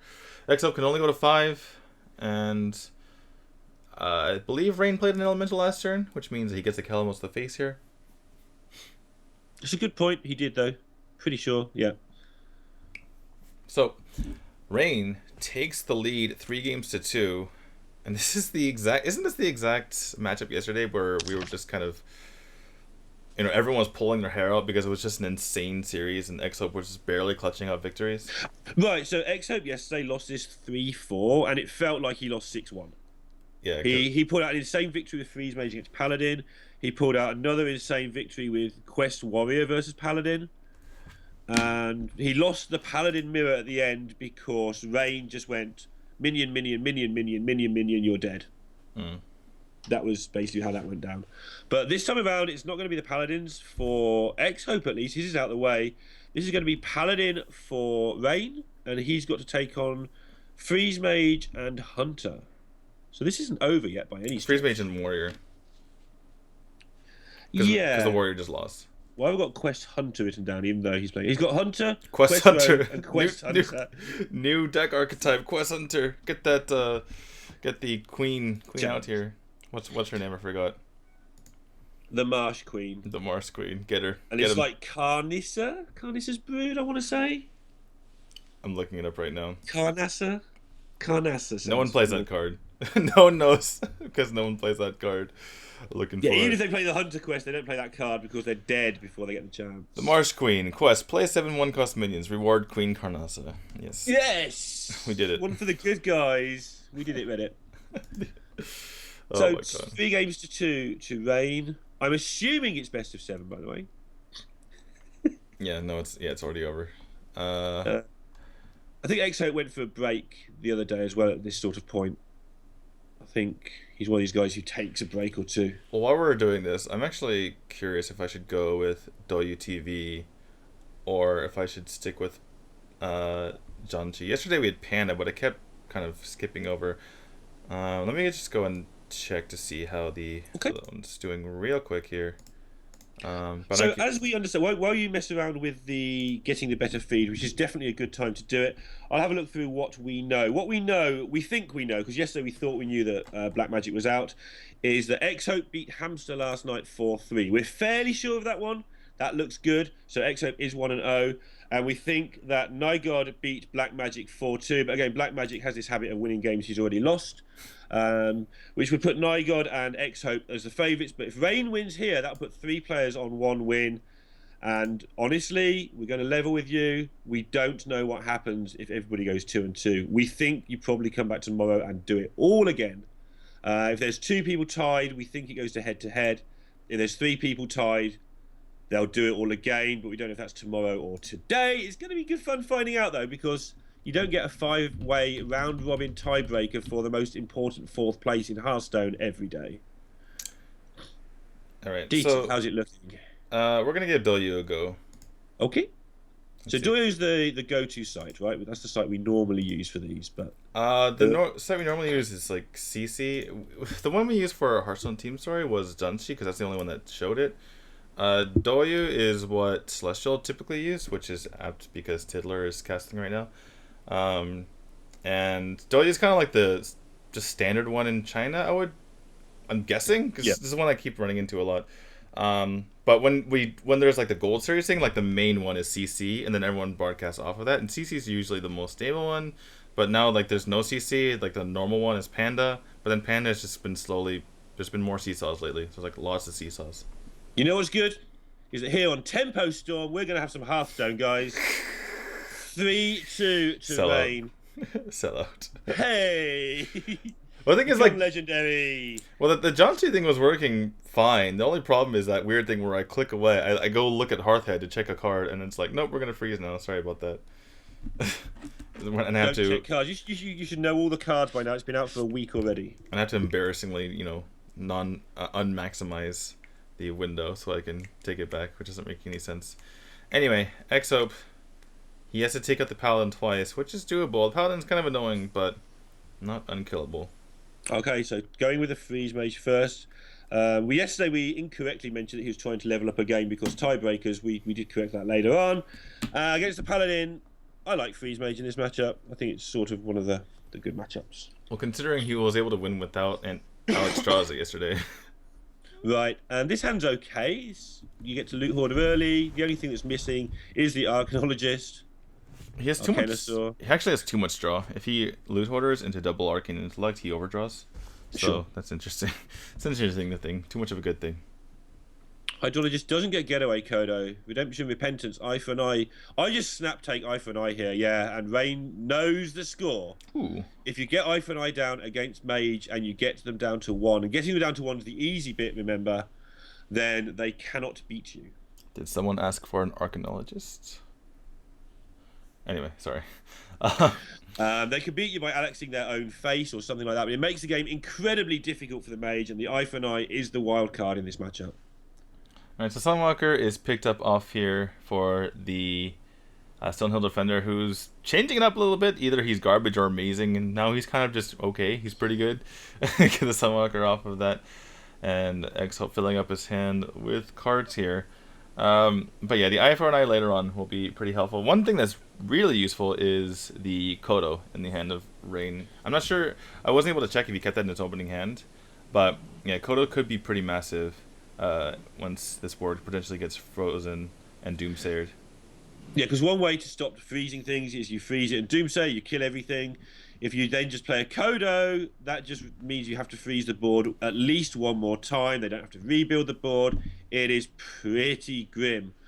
And so X-Hope doesn't know any of this stuff's coming, of course. They do know the deck list, but I doubt he can really play around the Kodo. So X-Hope has to play cards out of his hand just so he doesn't overdraw here. Has to get up the coin, which is sad because of Antonite's value, but you're never really going to get the Antonite's value because at some point you have to get cards out of your hand, and there's just so many card draw effects in your hand and freezes that you don't want to save for later that it's just never happening. You have to just get that coin out of your hand right now. Yeah, and very important that he recognised he needed to do that.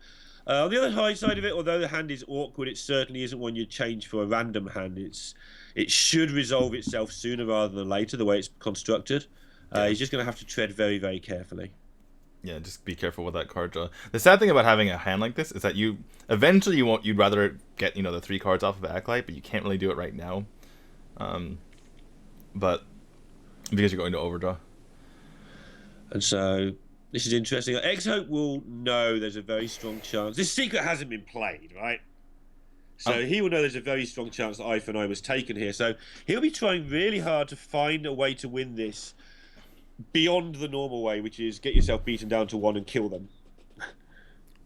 So Rain, he could have played Hammer of Wrath last turn, but looks like he's saving that for a bit of surprise burst, right? There could be a situation later on in the game where Freeze Mage says, as long as you don't have damage right now, I win. Right, whether it's a popped block or he just freezes and takes a chance that he doesn't have any damage and doesn't have any block up, and he's already seen 2 consecrations, for instance, and then Rain goes, "Ha, I gotcha," and Hammer Brat's the face. But yeah, it's definitely important. He's got, consecration's another card to watch out for as well. But X-Hope has been very, very aware to threats. In fairness, over the 2 matches these 2 guys have played that we've seen so far, he's also want to pretty decent health total. Getting those 2 triggers off the barriers is really helping him out here and giving him a lot to work with. Yeah, and Paladin's one of those classic wet noodle classes that can't really do damage, so... Yeah, when you can see everything that's coming out. That's why Priest used to be so good for Freeze Mage to take on. Things changed because Priest now has 24 points of burst that comes out on turn 4. But, you know, apart from that... Oh, wow. I was about to make a joke about instant shatter pick, right? And then he actually picked the shatter. Yeah. Wow. You're not happy with this? You could have gotten another Blizzard for 4. I kind of like the 4-mana Blizzard. I don't know. I like the fact that I can kill off Ragnaros, because that's one of the cards that really hurts for you. Oh, yeah, true.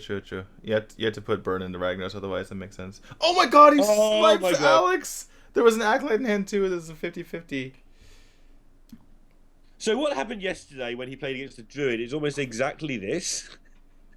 and then the Yogg stole Alex and Archmage after X-Hope did so much work to get into a position where he could win from a lost position. Oh, that match is going to haunt me forever. Anyway, so now this Alex somehow needs to actually connect with Face. And I can't see how it's going to get through this wall of stuff. Well, you can shatter now and set it for later. But Rain, he might be bluffing some sort of redemption here, right? Or some other card that makes it hard for Alex to get through. I think if you're Exo, this is tough for Exo, right? Because your instinct is your Alex has to now do damage. You can still win with Archmage later, but your instinct is that you have to do damage. Right, but the thing is, in order to do damage, you probably just use the Shatter now and kill the Doomsayer so that you get the board. But if you do that, okay, it looks like he's checking for something, and it sees that it's not anything, right? And so now it's basically get down or eye for an eye. And you don't think it's eye for an eye because your opponent's just played it randomly when you're on 34. Yeah, so it's just a straight up bluff. And he may be considering letting this go off, waiting forever for Archmage, and then playing Archmage and Frost Nova and Shatter all in one turn and getting 2 fireballs. That's another way to prevent this mess from happening. Right. That gets almost as much damage as the Alex hitting Face anyway, because it puts 12 points in your hand, and you don't have to mess around using resources to make it happen. Okay, so I just want to explain what happened here. Like, what he could have done is he could have used the Shatter and killed off the Doomsayer, and, you know, obviously give away the anti-nice value like you mentioned. But you have the board control, and then from there you can push damage because you have that board control. But your opponent could just have Equality Consecration, and all of a sudden you use your value without doing anything, right? So... Okay, triggers the eye for an eye. Which is interesting. He wanted it out of the way. It's something that you could have waited for doing, so they can't play their second one, but okay. Yeah, I suppose he now knows where he stands. He just wants to play the cheapest spell in this deck, and he feels like there's a good chance that he gets to get something like this, the Ice Block, off the top. And he needed to play a spell before he played Arcane Intellect, or else he overdraws. And if he plays Antonidas, then he's probably playing Antonidas plus Frost Nova and Shatter anyway. So I can see where he's coming from with this one. Yeah, his hand has become problematic. He is saving for that Antonidas value, but all of the cards either are important or put more cards in his hand. And it's something you called very early that there was a problem about this hand. And now he's going to be forced to prop the Twilight Summoner, or just let the Paladin keep having cards, which is an option because Paladin cards aren't particularly menacing. Yeah. In some matchups, or, you know, back in the day, the Paladin having a lot of cards was problematic, but again, you're kind of playing Solitaire here as the mage, so you don't really care. You can get through all the healing. It's actually... I like the third Blizzard. Yeah. Well, you can also Molten Reflections. Yeah, I couldn't just use this, the cheapest spell for the Antonidas value, so yeah, it looks like he's all in on just Antonidasing. And this is something that made him really strong yesterday, his ability to instantly change directions when things start going wrong. Mm. It's like, oh, I've lost my Alex Driver. Okay, well, let's just do something else instead. And this is interesting. The Fireball is going to give value to the Ragnaros, but it's also going to allow the Shatter to happen and get it sort of done with. Yeah, he knew he knew he's going to eventually have to do this, right? He has to damage your opponent if he's ever going to rag. So it seems like a wasted fireball, but that was always this sequence of events was always going to happen. Damage goes to face, and then rag comes out. This can be dealt with, this Doomsayer, by the way, by the hammer plus the True Silver, as well as equality things anyway. So he'll know about the equality being pretty likely. And what's he going to do? We might just see Blizzard here. Play the expensive one when you can is usually the way forward, so you can still play the cheap one later and just weave it in more efficiently. He never got the cheap one. He got the very cheap spell. I meant Frost Nova. Sorry, I meant Frost Nova. Oh yeah. The cheap freeze. Yeah, sorry, I didn't mean the 4-mana Blizzard that he didn't take that I liked. Yeah. And here we go with that Kodo. There's so many ways of killing this, though, that X-Hope will not be particularly surprised. He's just waiting for the Antonidas. There's 8 cards left, as you can see there on the right-hand side. If he can pick it up sooner rather than later, he's in a really good spot. He is just waiting to go Antonidas, Frost Nova, Shatter, but he's going to have to Shatter this turn, I think. Yeah, he's decided he can't really wait any longer because it's either that or just do nothing. And he has to either Phrase or, play Acolyte, which could mean an overdraw. And he's not missing a chance to go face whenever he can, though, here. A lot of people here would kill the Kodo, but that Kodo's not killing you anytime soon. He could just kill the Kodo. It is a possibility. Yeah, I mean, it wouldn't be crazy to do so, but he knows that he needs to do as much damage to face as possible here, especially now the Antonidas thing isn't happening. He's going to kill the Kodo. Yeah, because this means that probably the True Silver has to kill it. Otherwise, he needs to kill it later. 2 damage instead of 3 anyway, and a dead Kodo, sure. Yeah. Just costs you 1 damage to kill a Kodo. Yeah, okay. Yeah, he is running out of damage, though, to be sure. He has no Primordial Glyphs left. He has 1 Fireball. He has 1 Frostbolt. He has his Pyroblast, and he has Antonidas. And he may have a second Valet, I'm not sure. So, right. I gotta say, I think that Rain is probably going to win this. X-Hope, when he won without the Antonidas, or excuse me, without the Alexstrasza in a prior game, it was because Rain didn't have healing, right? And he just has the Lay on Hands right now, which should be enough. Yeah, Lay on Hands is really, really annoying here. And, well, how many fireballs? He's going to get 3 fireballs, is 18. Pyroblast is 28. Frostbolt 31. Valet 34. Some pings. With the healing, we can see he's got 10 healing plus that 28. He's going to be close, Because he's under no threat of dying anytime soon. If he pulls if Rain pulls the Forbidden Healing, then yeah, it's done. Well, the biggest thing here is that Rain is sitting here with the board control, so he doesn't have to really worry about dealing with the board. It's sometimes hard. Again, we talked about this before. The Paladin can't really deal with the board while healing at the same time, and the fact that he doesn't have to deal with the board is pretty big for him. Yeah. Oh, he's letting his opponent draw. Okay, he's saying, let's just get this over with, and I'm gonna put you on a clock where you have to kill me in a certain amount of turns, which is interesting, right? Because if if he got the requisite cards off of this Acolyte, then he has what it takes to win the game anyway. But if you make it so that his Ice Block doesn't do anything now, then that's a much bigger deal, or it's a much different situation. Don't need eye for an eye if your opponent is in fatigue. Tap side of head. Oh, Trolden. So here we go. It's going to be Antonidas time with the freeze and the 2 damage thing, and that's going to put a lot of damage into hand. Yeah, and Ice Block is completely useless at this point because of the fatigue factor. Yes, it is. Sorry? I just said yes, it is. Just looking at this damage, it's going to be tight, right?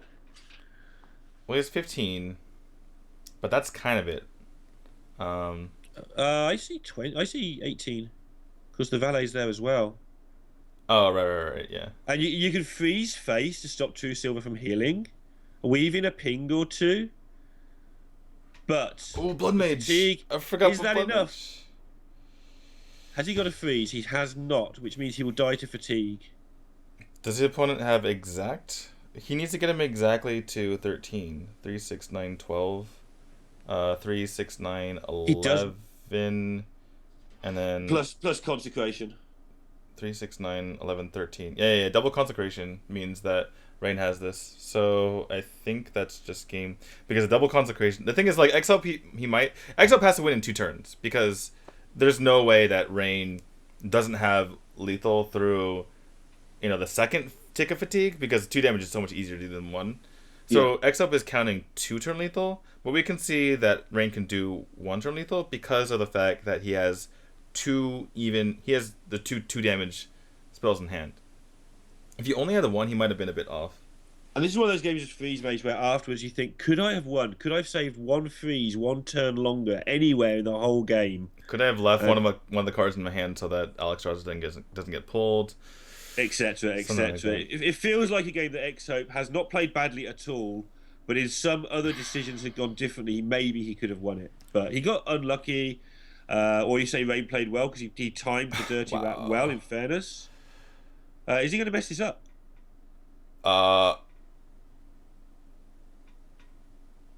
Wait. You can't Alder your own? Oh no, Rain screwed up! You can only Alder enemy minions. You can't Alder your friendly minions. He thought it was like humility. He screwed up.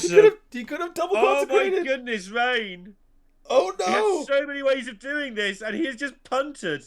That's all he's done. That's what you've got to say. He has just punted this game of Hearthstone. He played that so quickly. You can't Alder your own minions.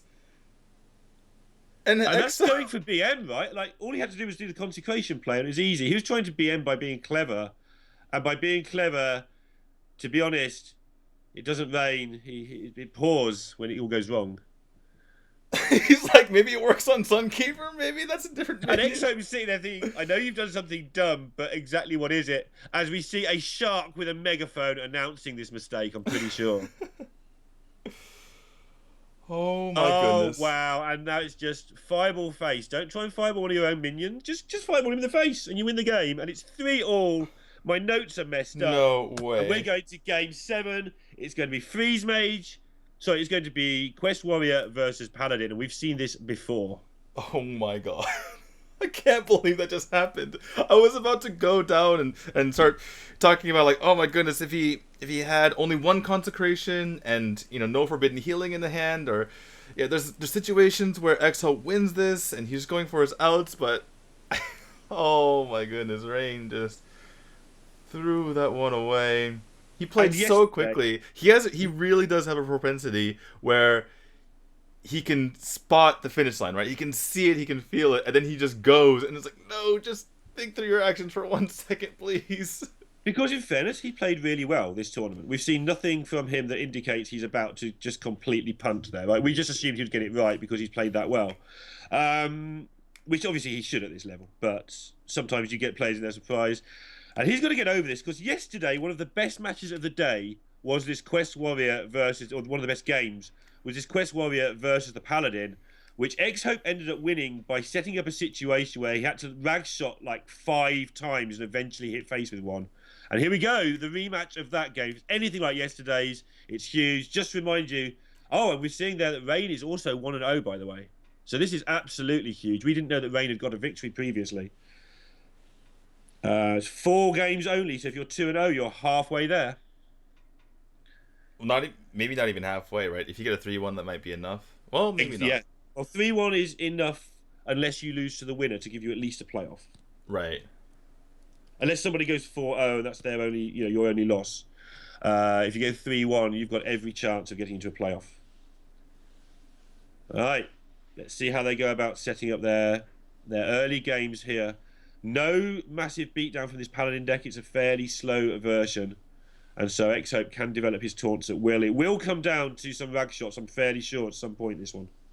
Dirty rat time? Has he been to the Jason Joe School of Rats? This one's a bit better, because there's a Doomsayer on the board. Kodo is okay, kind of.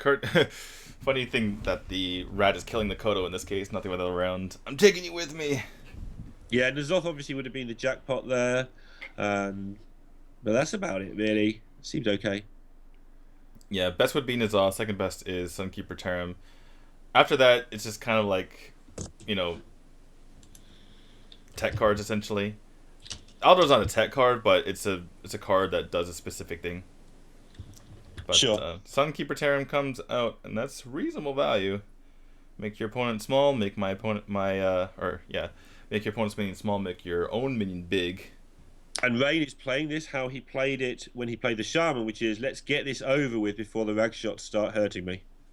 Yeah, this is definitely the way to go about it, because trying to play around those rag shots the entire time is really annoying because of the potential existence of Brawl. And if you can force your opponent to Brawl before they get their rag hero power up, then it's obviously a huge deal. Speaking of which, second Brawl makes that decision easier. What? Well, it's won nearly every time so far in this event. Let's see what happens now. Right, but it didn't pull in the Zoth, so that would have been huge. I think Exo would have gladly lost the Brawl if Zoth came out. And this is certainly rigged because Dirty Rat did not win. Or maybe it's not rigged anymore. Kit Kat's lied. Okay, so... Hydraulic, I assume that was Getaway Kodo, but I don't know. I hate judging it on the speed of the pick, but it was so quick it seemed that way. Yep, that is. Thank you, Chinese production. Wow, look at this hand from Exo. That is anemic if I've ever seen it. It is, but it can change really quickly. Double Armor Smith can do some pretty disgusting things in a hurry if you get the right stuff to go with it. But yep, you'd rather not have that at that stage, that is for sure. But also, because of all these dirty rats, Ray's hand has become a bit of a wet noodle so far as well until the Zoth gets going. Yeah, he is dealing a little bit of damage though. It's relevant damage for sure. Yeah, especially because your opponent's eventually going to want to switch over to their hero power, and so you can engage in a race. Finally, just pick up something that's X-Hope. Yeah, he'll be hoping. You don't usually hope to get something big. You usually fill in your curve with this, but he'll be hoping for a biggie here. Body of Brave, probably considering the board, he can Body of Brave plus double Armor Smith, and that's a board your opponent doesn't really want to quality consecrate because it's not that big, but you would get a lot of armor out of it. Yeah, I think that's what you do. You can only play one now, so do you wait to play them both together, or do you play one anyway? Just play one anyway. Your board's about to get cleared, so it's fine. Yeah, and damage we've seen. I mean, damage is always relevant. You've got to do 30 of it to win a game of Hearthstone, but damage in this matchup has been particularly relevant. The little chip damages at the end of the game are the difference between one extra rag shot that might kill you and not, basically. The extra one turn where you get the extra 1 damage, lot of 8 damage, might be an extra 50-50 for you. I'm wondering whether to, feel decent for Rain or feel worried for him that he's playing so fast, right? It looks like, he's making decent plays, but at the same time, coming off a match in which you really just threw it away, maybe you shouldn't be giving yourself the opportunity to tilt. So. And it feels like he's playing fast to show everybody he's not tilted, which is kind of wrong. But yeah, he has that feel about it. Look at me, I can play quick, I'm not tilted. Pew, pew, pew. Right, well, Getaway Goto is procced. It gives a Hydrologist the infinite value commences.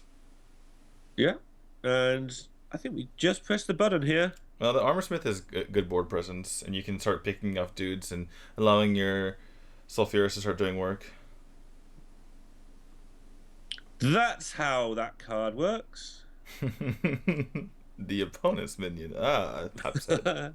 Never thought of this. Harsh.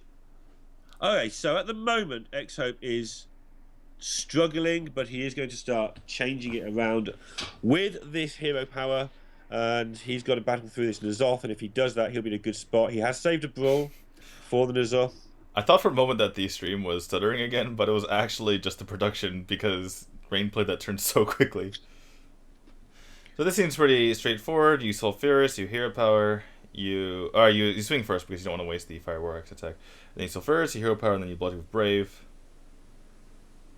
And you're hopefully on enough health, if you are X-Hope at least, that even hitting the Cairn wouldn't be a disaster. You've got to save that brawl for N'Zoth. That's one of the ways you lose this game. And in fact, it's still going to be awkward when you N'Zoth a Cairn back. Obviously, it's really awkward because if the Cairn then loses the brawl, you just get more Banes. Oh dear. But this is the crux. Yesterday this didn't happen. Yesterday the quest took longer and the Paladin took longer to set up, and so it really just became this shoot your 1-1 for 8 fight. Whereas today this is going to be over one way or the other the next 3 or 4 turns, I think.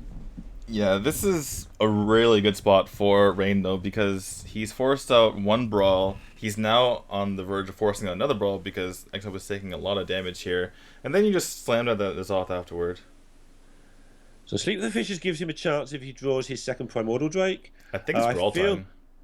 I think you can execute. You've got 2 executes doing nothing in your hand. Yeah, true. I suppose this is the more measured way. Yeah, and if he does clear off something off the board, you're only taking 5. But still, every 5 matters. And oh my goodness, that's Tyrion. And that is ridiculous because obviously Tyrion just doesn't get removed easily, and he's coming back next turn if you do remove him. The reason why I was thinking that you should brawl is because you kind of have to just hope that you draw a ball from here on out. So you hope that you draw Primordial Drake pretty soon so that you can do that with Sleep with the Fishes, and that's your second or your third brawl, I should say. Right. You are taking damage. Obviously, you've got no way. Your Armor Smiths are both gone. That means you don't play shield block. There is no way here to gain health. So X-Hope has to find enough taunts, enough clears, and enough face shots to win this game very, very rapidly. Yeah, this game seems like it's almost over right now because you can't deal with this Ashbringer. I just don't see how he gets it done. So I don't see it either, but yesterday I didn't see it and he got it through. So I'm just being a little bit careful, but this time does look completely unwinnable. Whirlwind, Ghoul, Fishes, Execute. The Bane comes back. Something kills you. Surely something kills you here. Yeah, X-Hope, he's going to give it up. There's no way to clear that board. Doesn't matter where the Ragdots hit. And takes another game, but Rain finally gets there at 1. See him shaking his head. Can't believe that he made that mistake earlier. And yeah, except just taking a minute. Yeah, I think he just wanted a breather there for a moment before his opponent came and spoke to him. It all looks good in the end. And 2-0 for Rain. And this is where you've got to be careful how you describe the game, because he made one absolutely terrible mistake. But simultaneously, it's one of those things that when you're under pressure is really easily done. Just forget the exact wording on a card. If it's humility, it works. Why doesn't it work? Peacekeepers, something we said in chat, it's like, it's something you just think works. You don't double check it. And the rest of the game, Rain played actually really well. Yeah, definitely. Well, it is kind of like an amateurish mistake, though, that one particular play. Sure. Yeah, sure. Because it's not like... It's not a strategic mistake. It's not a mistake that says he's an idiot or anything like that. He's not a bad player. It's just a... It's almost better... And I know this is kind of like a weird thing to say, but it's almost better to make a brain fart, because that's not really a brain fart.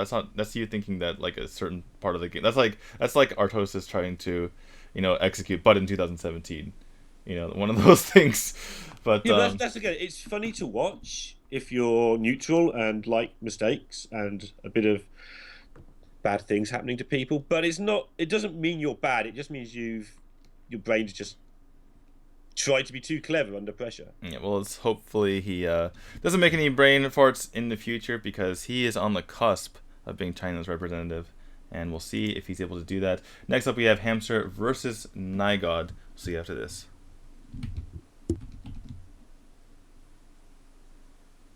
他们完全控制了那里，就把他们交给我吧。我有个特别计划，突袭小队就靠你们了。注意确保新兵安全。放心吧，长官。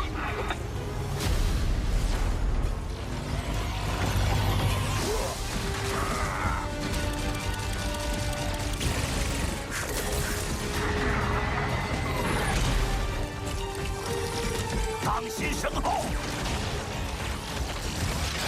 护送工程车，向前推进，没问题。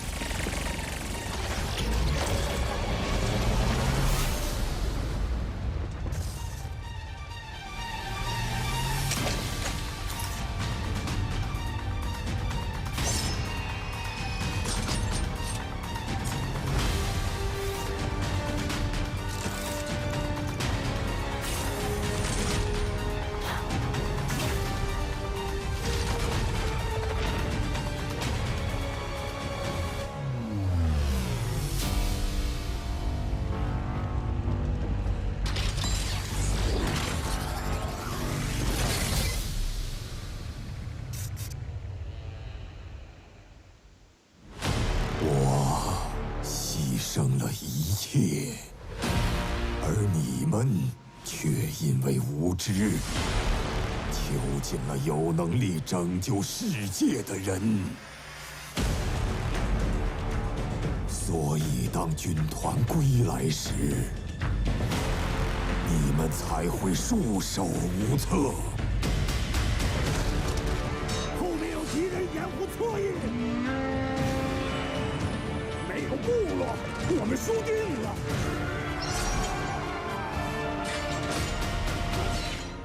总有一天，你们会明白牺牲的真正意义。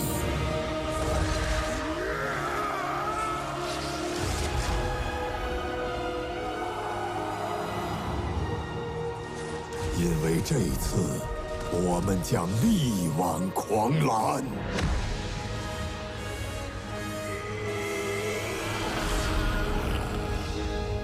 萨格拉斯之墓在等着我们。现在，凡人，跟我来，进入深渊。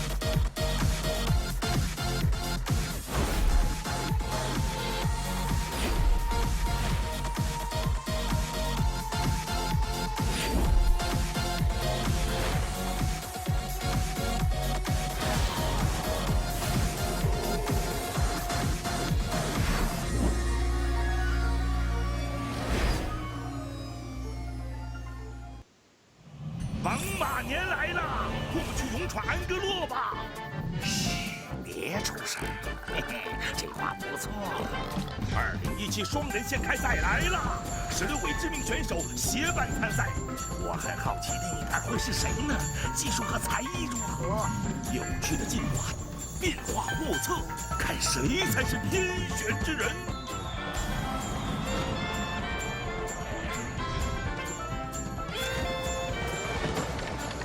关注暴雪游戏频道，为你喜欢的选手点赞。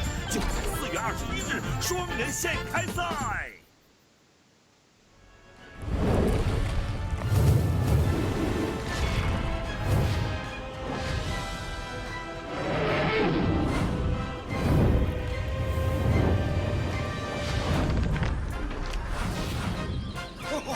It's good to see you. Pull up a chair by the heart. 欢迎收看《炉石传说黄金超级联赛春季赛》，给你想要的精彩。Hello， 大家好，我是主持人欣欣。现在有请到的是我们8强的2位选手，先给大家打个招呼吧。大家好，我是哈姆斯郎。大家好，我是牛比奶尬。因为昨天比赛打的是非常的难舍难分啊，所以呢有5位选手进入了加赛的环节。想问一下2位选手，就突然进入了加赛，你们昨天晚上有改变哪些战略，或者是说有做一些哪些紧急的工作呢？说实话，一开始完全没有想到还会有这个加赛的，但是，昨天打完之后，因为实在太累了，就没有直接回去就睡了，然后就也没有做太多的准备吧。然后今天还比较放松，因为我对这个结果已经，可以说没有太多要求了吧。因为能够进这个加赛已经很不容易了，我觉得，就算输了的话，我也不会太失望。哈神昨天晚上最后一局打的是非常的好啊，奶尬的看了以后觉得他战术怎么样？哈神的控制卡组就是一直是打得很亮眼的，就是我看了之后也会学到一些东西吧，就感觉可能自己以后就是可能控制卡组在用的时候需要多用点心，多想一想吧。那2位选手觉得就是加赛的5位选手中，谁最有可能脱颖而出呢？照现在这个势头来看，我觉得沐雨之风好像还是有点挡不住的意思。好像大家又要全村人的希望又压到我身上了，我感觉压力好大。奶尬的看法和他一样吗？因为就比分来看的话，确实是沐雨之风现在他占据一个挺大的优势嘛，就怎么说呢？因为我自己是在第一轮中输给了沐雨之风，所以我和他的胜负关系是处于劣势的，所以只能寄希望于哈神挡住他了。那好的，把这口毒奶先给到沐雨之风吧。先祝两位选手取得一个优秀的成绩，马上精彩继续。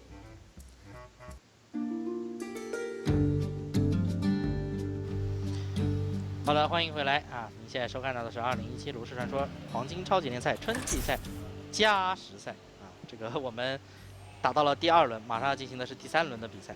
5位选手进行一个加赛，来决出最后一个参加中欧的名额，最后一个4强名额。Whoops, apologies for that, guys. Thought the interview would last a little bit longer. We are back with the China Spring Championship. And coming up next is going to be Nygod versus Hamster. And do we have the standings for those players? The new standings for this 5-man tiebreaker? We don't. We think that Nygod beat Black Magic, and we think Hamster lost to X-Hope. So we think that Nygod's 1-0 and Hamster's 0-1. And by we, I mean the bits we've heard from various sources that may or may not be correct. Yeah, it would be nice if someone was, dedicatedly updating the site. But and this match is a rematch of where it all started to go wrong for anyone who didn't want a 5-way tiebreaker yesterday, because Nygod was 3-2 and Hamster was 1-4, and Hamster beat him. Their lineups were pretty similar. Hamster won that one 4-2, and we cast that one as well if you want to check the VODs. But yeah, so Hamster has the previous victory in this match, and so he would be obviously the slight favourite by default going in. Sorry, I'm just looking over at the site and I had to stop the I had to stop the video from playing, and Panda's being really weird today. So anyway, so they're both playing Yogg Druid, they're both playing N'Zoth Paladin, they're both playing Elemental Shaman. The differences are Hamster's playing the 2 quests, Rogue and Warrior, and Nygod's playing a fairly low curve Hunter, and he's playing Pirates. So not much in it after the bans, I should imagine. Yeah, Nygod has a much more aggressive deck, or aggressive lineup. Probably the only person who has a more aggressive lineup than him is Black Magic. So Black Magic, who didn't impress particularly on day 1. We didn't see him on day 2 because he was out of it, and is now in the middle of things in this playoff. He Black Magicked his way back into this tiebreaker. It's crazy. And so obviously, the interview there was pretty short. Hamster seems a lot more confident than when he was at BlizzCon as well. Amazing what a tournament can do for you. Yeah, absolutely. Yeah, definitely. In between Hamster and X-Hope, they certainly feel like they've improved, and that's one thing that people need to realize. Like, especially because for a lot of pros, they see new people come up and they're like, "Oh, that guy's bad," right? And the funny thing is that you can make a lot of next level plays and have one bad mistake, and that happens to a lot of good players, right? They'll make one mistake and then have a lot of next level plays. But if you think the guy is good, then you'll be like, oh, it's just whatever, let's take whatever, right? Like, if 6-0, right? Yeah, if 6-0 made that let's just go with like some person who has like a normal, it doesn't really have like a very specific thing. Like 6-0, if you see him like make like a big mistake, it's like, oh, he just kind of brain farted, right? And then if it's random player X, and like Rain, let's go with randomly, and then it's the same thing. You kind of just all the other good plays he made, it's like, well, anyone could have made that play. Like, that's what you think, right? And then the one time he makes a mistake, like, oh yeah, I see he's an idiot, right? Yeah, and then it's a rain fart for him. Yeah. But that's the thing. Your perception of someone can really change depending on, what you're thinking going in, and that's a really dangerous thing to have to not have a malleable impression of someone, right? Because they could get good, and then all of a sudden you still think they're bad, but now they've improved, and you're like every single like little tiny mistake that they could potentially make, you're like, oh, well, see, obviously they're bad. When it's actually the opposite case, and they've improved by leaps and bounds. Yeah, and I think that if X-Hope does come through this, he's 1-1, so it's not that likely. But if he does, I think he's the one that people suddenly recognise at the main event. It's like, oh, this guy's really good, because he was playing very, very high quality Hearthstone through this. I think probably the best of the 8 we've seen. Well, taking a look at our next player, it's going to be Nygod here. And that's one of the players that I know that you have had a little bit of a bias as far as your the way you looked at him because of how he performed at Hearthstone Team Story. But he's started to pick it up here, and, you know, as of one of our 5 players who has a chance to get through. Yeah, I mean, a couple of times yesterday, Nygod played fairly... There was one particular game where he just refused to play a Mana Tide Totem for, like, 4 turns. And my bias is I don't think he's particularly great from some things I saw 18 months ago. And like you say, 18 months is half the time the game has existed. He's allowed to not be the same guy anymore. But then he makes one small mistake. I'm like, there you go, it's Nygod. He's making mistakes again. And like you say, that's just confirmation bias. It's just a mistake. Yeah, well, we'll see if either this player's or which player has improved the most. So Nygod's 1-1. So there's Nygod's 1-1. Oh, this... Don't do it, Hamster. If Hamster wins this, everybody's just like, 1 win and... Oh, my goodness. Yeah, well, at that point, we're just relying on Rain to win, and... What do you mean relying? I want them all to go 2-2 so we can come back and do this again for the rest of the week. Hey, I have other events to do, unfortunately. Okay, so... On this exact channel, actually. So, yeah. Yeah, it's hard to cast 2 events on the same channel at the same time. Yeah, that's... Yeah, I'll give you that. Going a little bit far. Pirate Warrior versus N'Zoth Pally with Dirty Rat in hand. See what he does. Yeah, this is one of those things where Paladin can crush the Pirate Warrior, or the Pirate Warrior can crush the Paladin, and sometimes it just looks like one side is completely favored when it's somewhat even probably favored for the Pirate Warrior because the early game for the Paladin doesn't really match up all too well. Paladin eventually, if they can survive the very, very early game, which it seems like it's going pretty well for Hamster right now because Nygod doesn't have a ridiculous start. But yeah, if you can survive the early game, then you have a lot of heals, you have a lot of taunts to get in the way. In particular, Sprite Steed is pretty ridiculous. If Nygod doesn't do much on the first couple of turns, will that put you off playing the Dirty Rat? Yeah, probably. Because if you play the Dirty Rat, like you just give them stuff to do, right? You're like, oh, here's a Frothing Berserker. Thanks, yeah, right. So you're feeling like they're gammed up. Maybe he just won't play that for some time, like till turn 6 or something, which is really annoying. It's not what it's there for in this matchup, but the rest of his hand's good. He's got Consecrations and True Silvers and Equalities. He's fine. All 3 of these options are viable. Probably not picking the Repentance though, because the other 2 are more reliable in what you can get. If you're planning on playing Dirty Rat next turn, both the Noble Sacrifice and the Getaway Kodo, are good because there's limited minions in the deck of the Pirate Warrior, so perhaps you just get a free Dirty Rat. And on the other hand, if you put the Noble Sacrifice up, you can Dirty Rat and Noble Sacrifice, and all of a sudden you're not getting punished, right? Because it's really hard to get through the Dirty Rat, even if they have something like Frothing Berserker. Or it's hard to get through it without using the Frothing Berserker to take damage, I should say. Right. So you think he's going to go for the True Silver first and just do nothing for a turn? I mean, there's no point not, right? The True Silver can just take it down. Right. Well, he has 3 mana right now, so I think he just goes for Dirty Rat plus Get Down. And that makes it so you most of the time can't get through it. If you pull the Bloodsail Cultist, then the Kor'kon Elite can get through the Dirty Rat, but you're not taking all that much damage. And your opponent's weapon doesn't get buff, which is kind of... even in like a Naga Corsair or something, actually you can just kill it with a True Silver. It's not fun, you take a bit of a beating for 1 turn, but you get away with it. Well, I don't mind him playing safe, though.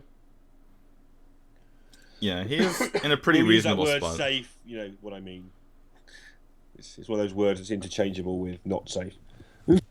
Yeah, it's also, you kind of do want to get the Dirty Rat after you play the True Silver, because no matter what you pull, it's actually fine. But we're seeing a specific tech in Nygod's deck. I don't know if you can call it a tech. It's kind of like it just hit you in the face for 2 tech, but still it works out. Yeah, I mean, it's just a tempo card that allows you to snatch back a bit of board in a close game, possibly even in the mirror, where you're just playing a rogue card that for 1 extra cost. It's not too bad when Rogue's the board master. Just obviously SI7 agent for 1 extra. And no combo. Alright, so Nygod finally picks up a Pirate here, which he can use to combo with the Bloodsail Cultist. It could be in his best interest to... Well, he has a couple of turns, right? A couple of plays here, right? He can go for Kor'kon right now, and just save the weapon for later. Or he can go for double upgrade and his Bloodsail Raider here. The thing is he thinks that this is probably going to be Noble Sacrifice, right? Because he's already had the Phoenix come down. It wasn't Repentance. Right. And there wasn't any Getaway Kodo either. So this is really nice because he basically just takes care of the Noble Sacrifice for the value of... Ooh, that's an interesting pull. So both pulls were good here for Hamster. Yeah. Because one of them takes the damage off, the damage battle cry, and the other one takes the weapon buff battle cry. But yeah, he's been rewarded for that patience in setting everything up. He's on 26, got the board, and got rid of a battle cry. That's pretty good going. That said, there's double upgrade coming up here, which can take care of the Dirty Rat. The only issue is that your Bloodsail Raider just dies to the Outer Peacekeeper, which feels pretty bad. And I'm curious to see if he actually even plays it. I would say he doesn't, because you can kill the Outer next turn and then have 7/3. 7/3. The problem is Hamster just feels like yeah. he's Well, in a really good we can spot. see. Yeah, Hamster's just got this under control, right? But we don't know that if we're Nygod. Nygod's got to play it to try and get the damage out here. You've got to protect your 7/3. I feel, like you say. Well, he feels like Nygod probably feels like, well, if I don't play this, he might maybe play Spikered Steed, and then I don't get my 7/3 anyway, or something else can take care of it. So if my opponent plays minions, then I'm kind of messed up here. So I might as well just use the mana.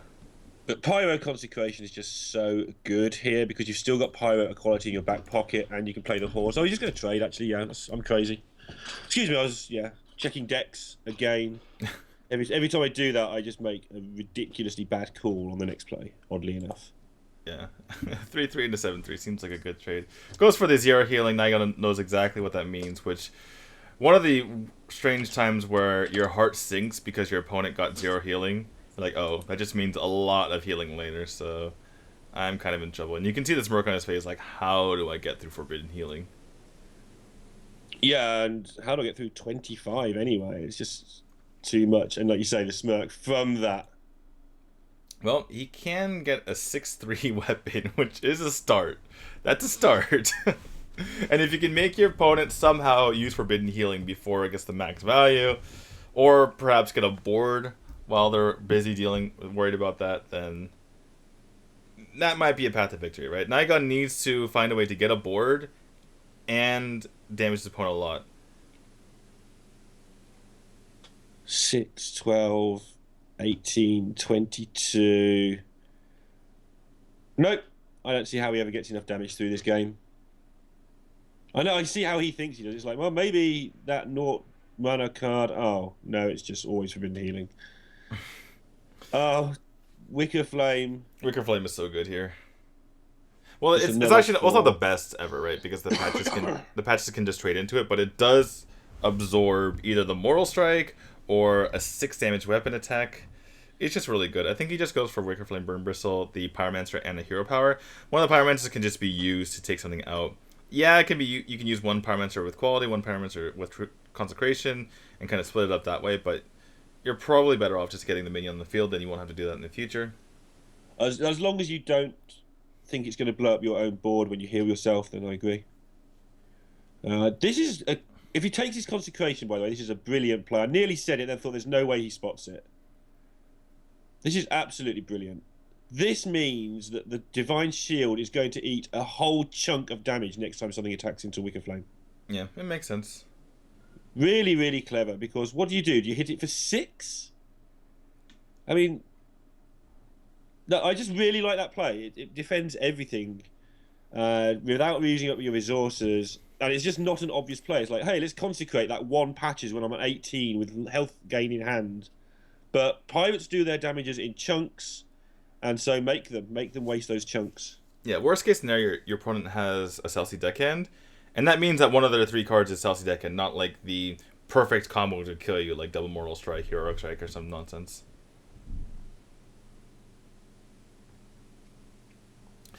Well, as smart as that play was, I don't think there was any world in which Hamster loses this game. Naigod's gonna Yeah, go I ahead mean, and play it up. he had the license to do it exactly how he wanted most of the time anyway. But yeah, good to see that he's thinking well.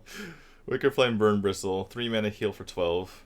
Take out 1.5 cards essentially. Meanwhile, Consecration, 4 mana killer 1/1. Yeah, well, yeah. That's how synergy works, ladies and gentlemen. Consecration and Wicker Flame working together. They're like buddies. Except I don't know how you can be buddies with a spell, but spell buddies. It's got to be a thing, right? I don't know. It is now. I just want Spell this. buddies. I just want Naigod to concede. I don't know how he wins this game. Like, come on.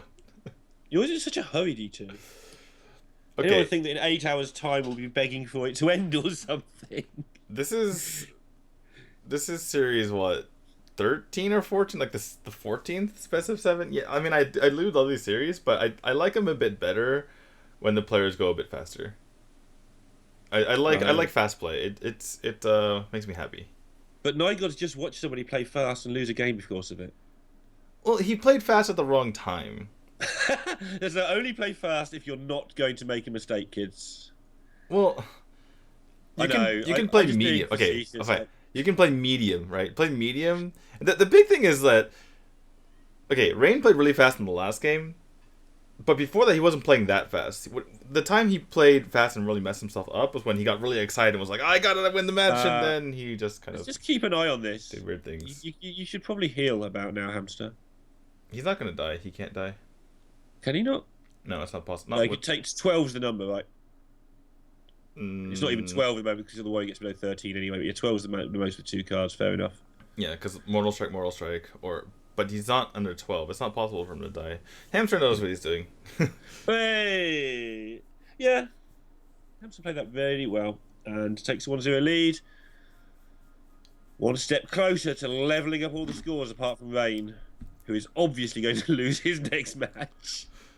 We've been talking a lot about different matchups. I wonder how that... Because it's tempting to think that the Warrior is favored, but that's only because of the last meta, right? And even though some of the cards have changed, a lot of the early options haven't. Like, there's Hydrologist, but that's kind of like, whatever. But the fact that there are people running Wicker Flame Burn Bristle for this particular situation...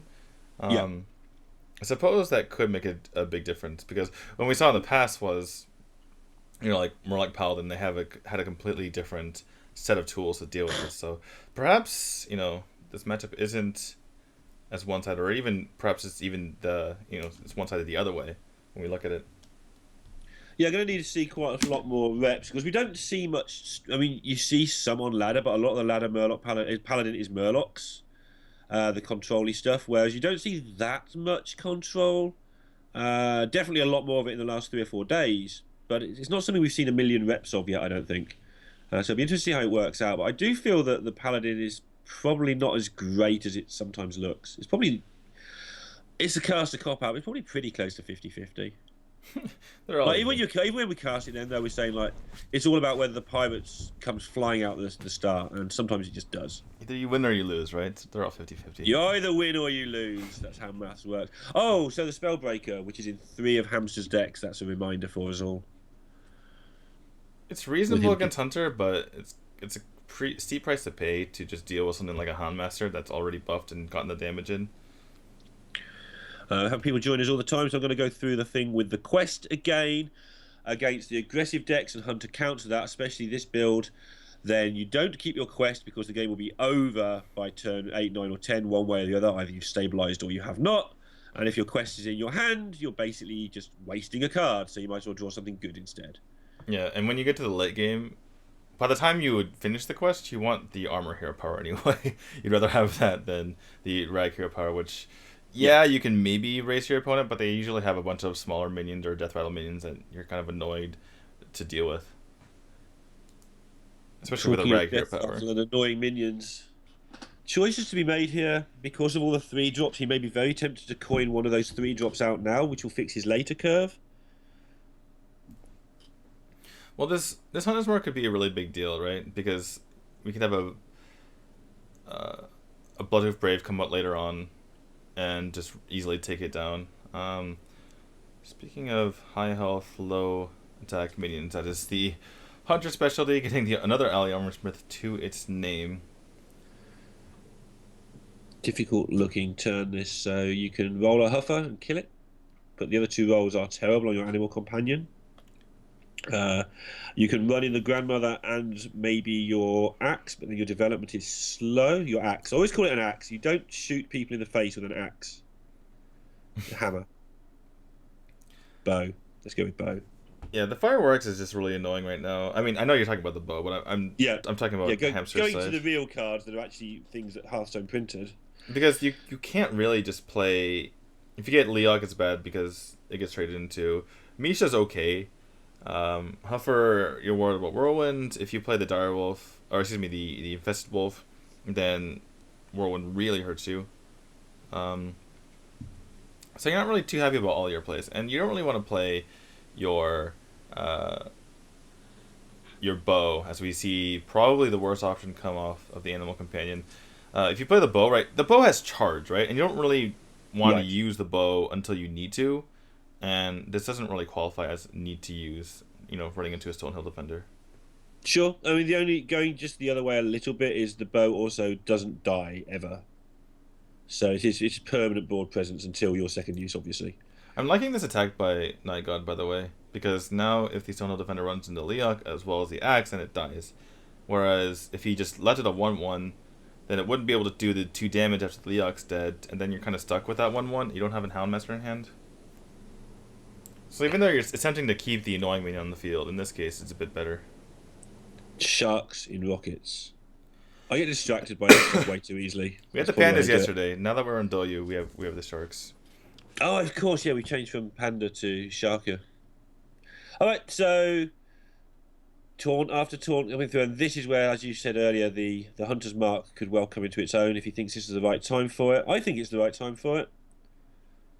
The problem is if you Hunter's Mark and bow, then you're giving initiative straight to your opponent because they have a 0 mana deal with your minion right now. But if you don't do that, then what's the other play? You can play the Hunter's Mark the Infested Wolf coin Hunter's Mark trade. I think you just Hunter's Mark and just pass, because your opponent's always going to have high health taunt minions. You use the Hunter's Mark when you really have a horrible time of dealing with what is on the board. And that is true for Night God right now, but just giving your opponent initiative back over is just really bad. You want to save it for when you can really hurt them. And yeah, I think it's just going to be this and pass. I suppose you could trade in just to make sure that the axe goes into your wolf and not into your... Or excuse me, your infested wolf and not into your big bad wolf. Sure, yeah, I forgot they're both wolves. Yeah, this is going to get punished by the Whirlwind play, right? I don't know if it's punished, but because that implies it was wrong. But I guess you don't even need to do that. Maybe just play a Spellbreaker here. There's probably not many better targets. Obviously, a High Main is a better target, but this gets the board with a 4/3 that can't be challenged too easily. So I like this a lot from Hamster. Yeah, that's the big thing about the Spellbreaker, right? Because if you're playing Spellbreaker into a board that just kills it easily because of its poor stat distribution, right, then you're not getting the best value out of it, right? Because now you get to use the body. And like you mentioned, this is not the best target for it. There are things like, Houndmaster. Like a Houndmaster, you want to get the Houndmaster High Main, right? A Houndmaster double adapted High Main. Let's get it, right? But then your opponent has a bunch of stuff on the board that trades into it really easily. And you're not getting value out of the body. So he's getting value out of the body now. He's getting the tempo while he can. And that probably is going to be more value than he ever would have gotten if he silenced something with more value later.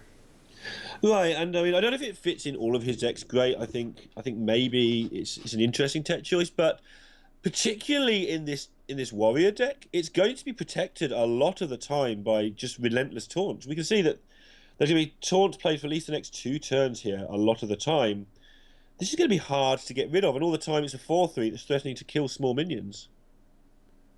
And eventually push some face damage, obviously. And one thing here for Night God is he's tempted to just hero power and pass. Because next turn, he doesn't really care about taking the damage. The problem is, once he does this, there's probably going to be a taunt coming up next turn. And he sees that that's the case. Right, and Spellbreaker has done a lot of work already in this game, and there's no signs of that work stopping anytime soon. Nygaard wants to put himself in a position where he can get a massive hyena. If he just tosses it on the field, it gets dealt with pretty easily. So he wants to put a bunch of beasts in the field and kind of, be in a position the following turn to throw that down and gain the value out of it. But something like a Whirlwind could really ruin his day if he starts committing to the board via the Jeweled Macaw, the Alley Cat. Yeah, Hamster's hand right now, talking of that Whirlwind, is just every answer he could need. He's just got a variety of different things. So whatever Nygaard's going to do, Nygaard's going to think he's made, not a mistake, but he's going to be like, oh, why did you have to have that in your hand? But the answer is that Hamster's got everything in his hand at the moment. Oh my god, look at that tier 1 card, the Stone Tusk Boar, getting value once more. But it's only a 1/1. How could that work? I thought it was a 5/5. It's actually pretty good here. It's actually really good. When did they change those stats? It's been nerfed. It's for nerfed or 1/1. What happened to the 1-man 5/5 charge? I thought that was a really good card. I just crafted 2 of them in golden. Okay, so Slam into Whirlwind is going to be the answer to this. I can't see anything else that makes sense at all. I guess the other thing you could do is just take a hit for a turn and then brawl. No. Dirty Rat Brawl you could do as well. Okay. Top deck Whirlwind. I don't think this is right to play the top deck Whirlwind because you're telling your opponent you're probably a Whirlwind. Yesterday. He did this yesterday in a situation where it was really obvious whatever the card was he'd had for ages.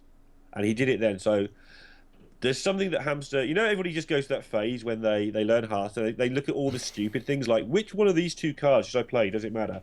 Somehow he hasn't gone through the stage about do I play the left hand or the right one in my hand. He's just playing the top decked one all the time. And I don't think it's mind games. Yesterday I didn't say anything because I thought maybe it was mind games, but it looks like he just plays the top one.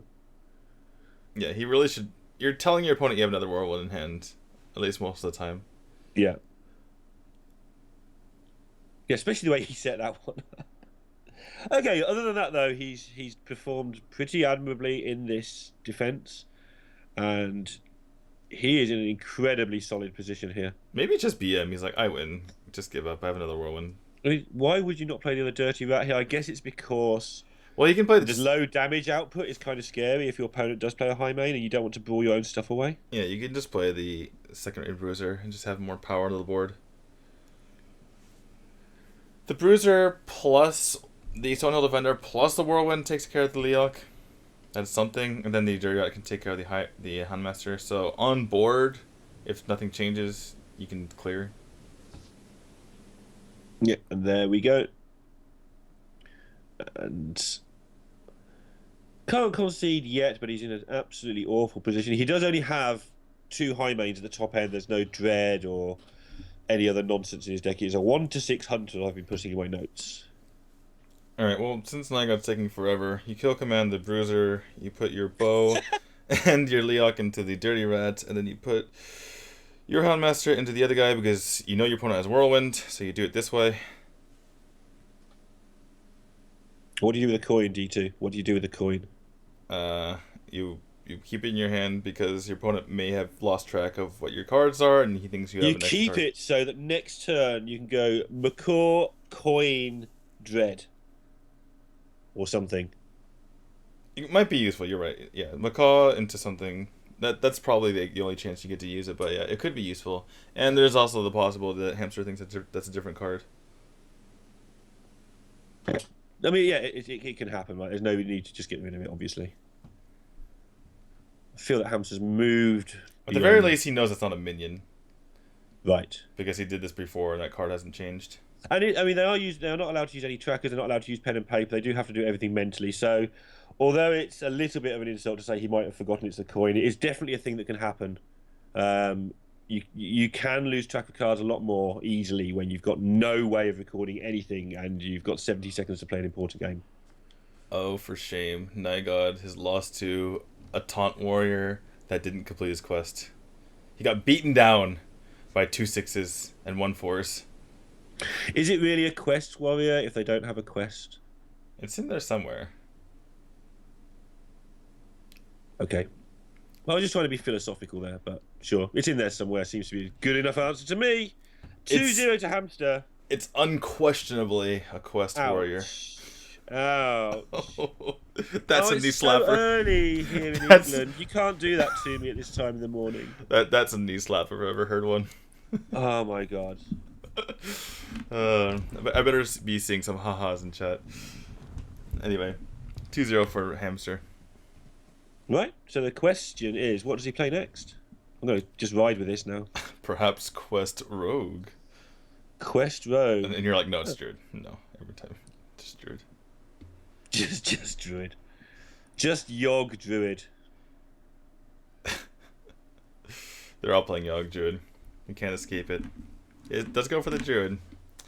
Into the Pirate Warrior.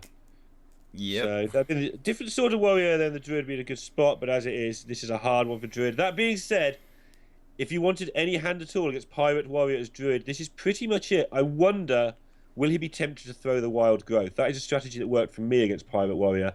When you have this particular hand, the Wild Growth is fine because you can go straight into your Jade Spirit, which is fantastic against Warrior.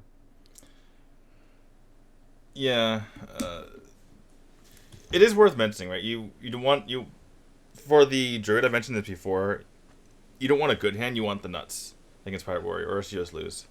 So it's... you can actually coin Wild Growth. I just want to interrupt, really sorry, but you can coin Wild Growth here, which is really rare, because next turn you can play the Wrath and play your Idol. Or you can hear Power Idol, yeah.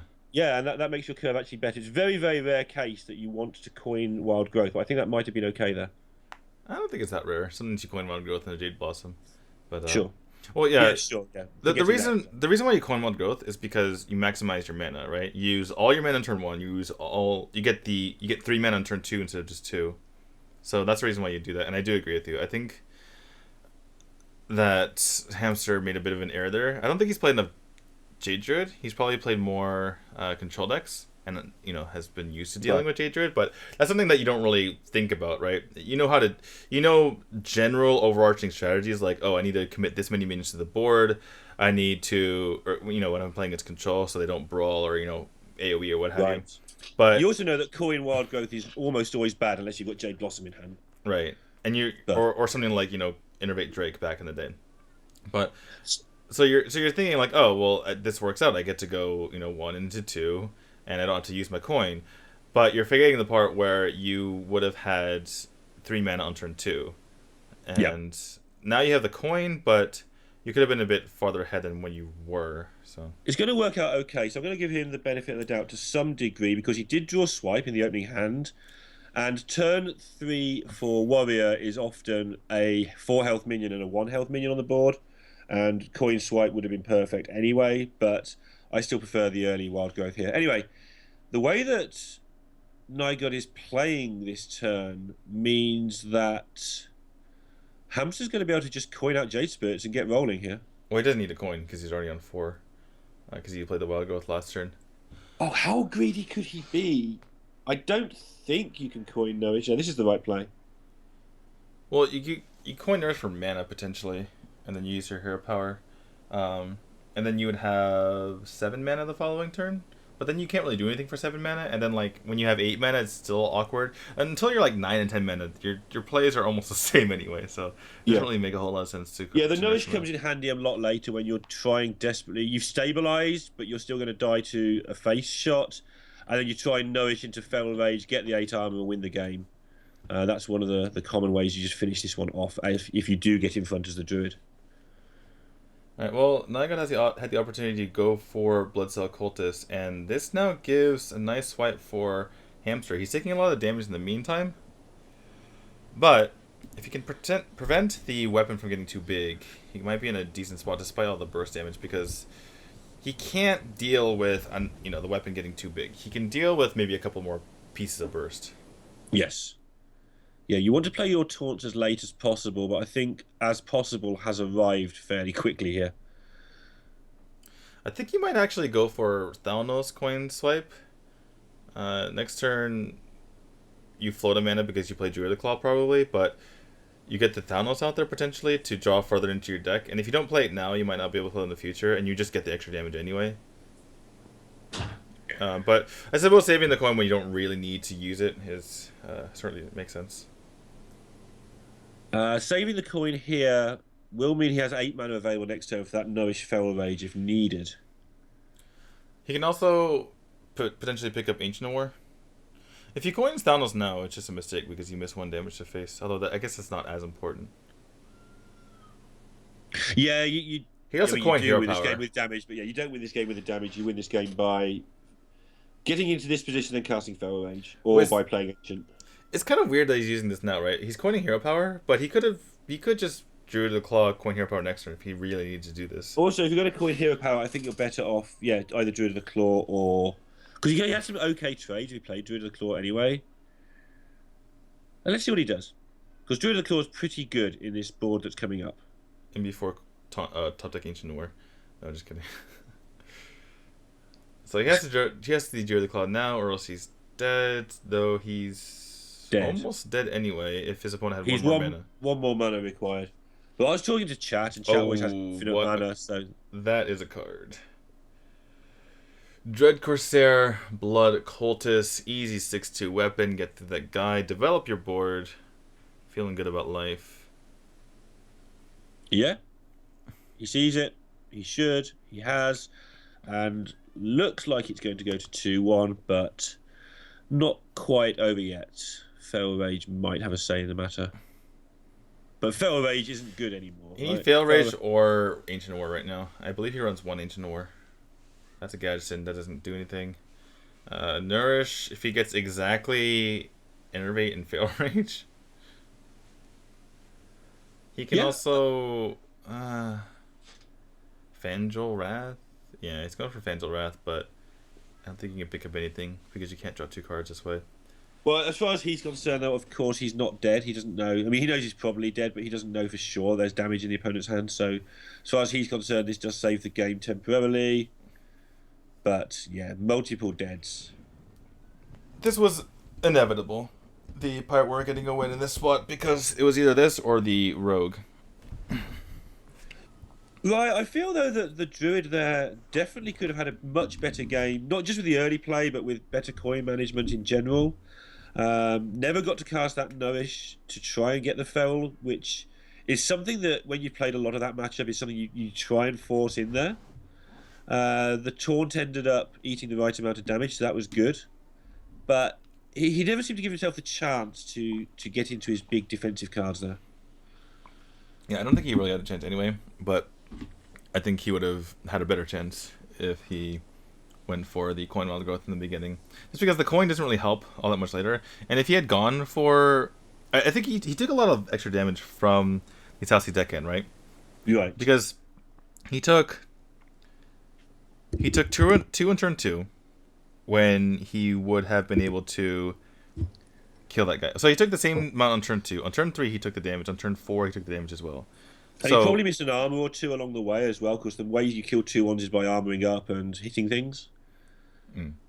There's probably a swing of something like 6 health there, which would be 1 more turn, which is a turn where you can nourish into Feral, which is a turn where you can stabilise. Played a lot of that matchup, and people keep telling me that Pirate's his big favourite, and I played a lot of the Druid side, admittedly against lower level opponents, and it's closer than people give it credit for. Well, it's not just the free win, right? It's like you're 35-65 or something like that. Druid wins a decent amount of time. Druid's more like 45 for me in that matchup. You're playing against rank 5s. This is true. A lot of the time, this is Black true. Magic has beaten Rain. Oh my goodness, we're gonna go to 2-2. 5 2-2s.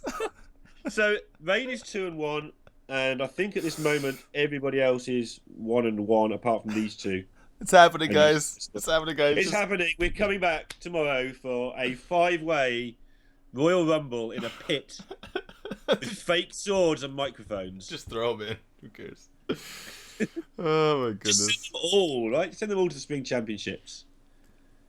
Give those lads something to research. Here's 8 of the Chinese players. Go.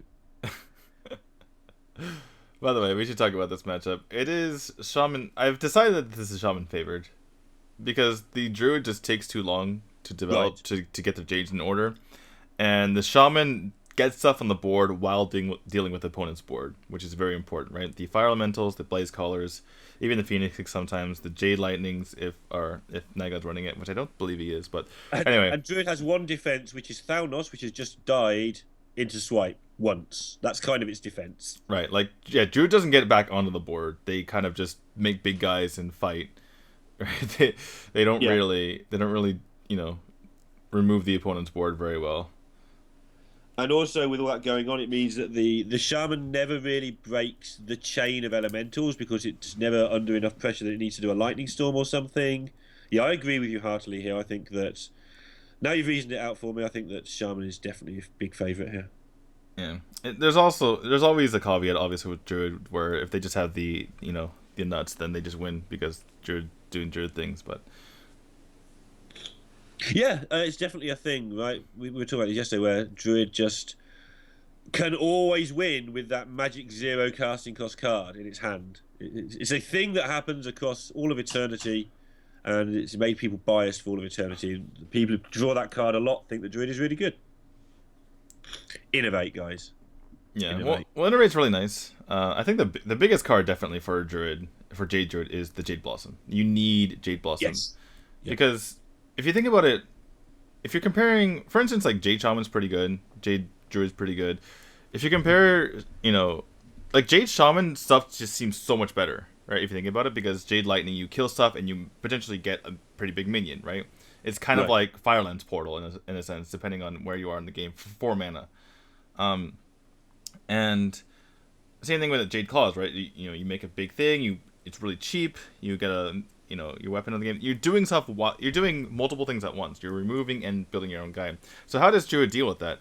The only way to deal with that is you just cheat yourself, right? You cheat into more mana, and so not getting. And if you get that late in the game, it's pretty useless. All you're doing is just making a golem rather than getting the actual value out of it. And so yeah, getting a wild growth and getting developing your jades is a really big deal. And if you don't get the Jade Blossom, you're really in trouble unless you get exactly everything else you need. But on the other side of it, when you do get a Jade Blossom, it is rude. Because everything just becomes that one bigger. Like you say, your golems are developed, and it just becomes unstoppable a lot of the time, which I think is why a lot of people don't like the deck. I've never had a problem facing Druid personally. I don't find it to be that obnoxious. In a world where Cavern Rogue exists and Silence Priest. I think it might be time for Hamster to Gadsden. It's really tempting to wait until turn 10 now that you've drawn Wild Growth, but he's not going to ever get back on this board, and I agree. Yeah, here he goes. Yeah, looks like fun. If he plays this too slowly, he's just going to get run over, and Gadsden's never going to get back in the game. Alright, so it goes for the Earthen Scales first, it goes for the cheapest one, and picks up a Jade Idol. I don't think he's played a Jade Idol yet. So what's the deal with Earthen Scales? Why is that such a good card in this deck? You don't want to die. It's sort of crept up on me, the Earthen Scales, as a card that I hadn't seen played in the last 3 or 4 days. It's everywhere. You just don't want to die against aggressive decks, and sometimes that can save you. And it combines with Guidance in this for a free spell, or for a cheap spell, I should say. Sure. Because when you're playing, because you've gotten rid of the Raven Idol, you've gotten rid of the Living Roots, so you need something very cheap to play with it. Okay, well, that's a minion that needs to be taken care of, but Nygod has drawn everything that takes care of things. He's fine here. Needs to get his elementals going. He just doesn't need anything. Yeah, he just needs to get them going, and then he'll just win. Because he's going to draw an elemental every turn from now to the end of the game, I think. Yep. So he's going to draw into all of his big stuff. Like, his hand looks a little bit wet noodly right now, but as soon as he draws all his big stuff, which is going to start straight away, he's going to just stomp this, you would think. Yeah, Shaman can't be... Shaman typically isn't,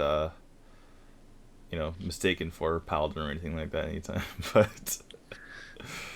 yeah, I'm surprised he didn't go for the Phoenix here.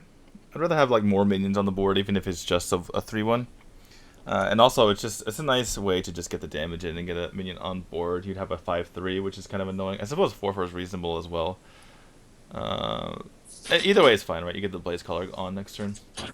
Right, and this is interesting because the instinct here is to play your Fandral and then play your Jade Idol. But actually, you don't want to draw Jade Idols right now. You want to draw Second Auctioneer if it's in there. I must admit, I haven't checked. Well, actually... Exit Jades, Aya, those sort of things. I think he might be desperate enough to do it, though. because it's so cheap that you can fill out your curve, right? So you're at a 3-3. We're at 3-3. So if he plays Fangel, Jade Idol, and Fail Rage, he makes a 3-3. Next turn he makes a 4-4 with the Behemoth. Now all of a sudden you're drawing 1 mana 5/5s, and that might get you back into the game. Whereas something like Swipe doesn't really help a lot of times against Shaman. Right. Against that, I'd say though that the 1 mana's less relevant in 2 or 3 turns time because your hand's going to be empty, and you'd rather wait for Nourish and then draw 3 of them in one go. So I think he's delaying until try and pick up a Nourish before doing it. And he's actually just going to make a big board now, which is interesting. He can of course use it with the Druid of the Claw next turn to have a 4/6 charging bear cat, as you called him yesterday, which I liked. Alec here is pretty nice here.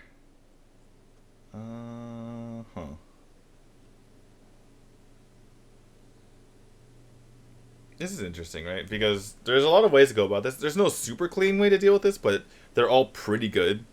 You know, it's like, it's not exactly perfect, but if you're on the Druid side of things, you're like, oh my goodness, just stop doing Shaman things, please. Right, so you can either go coin Alec here and start dealing with this board that way.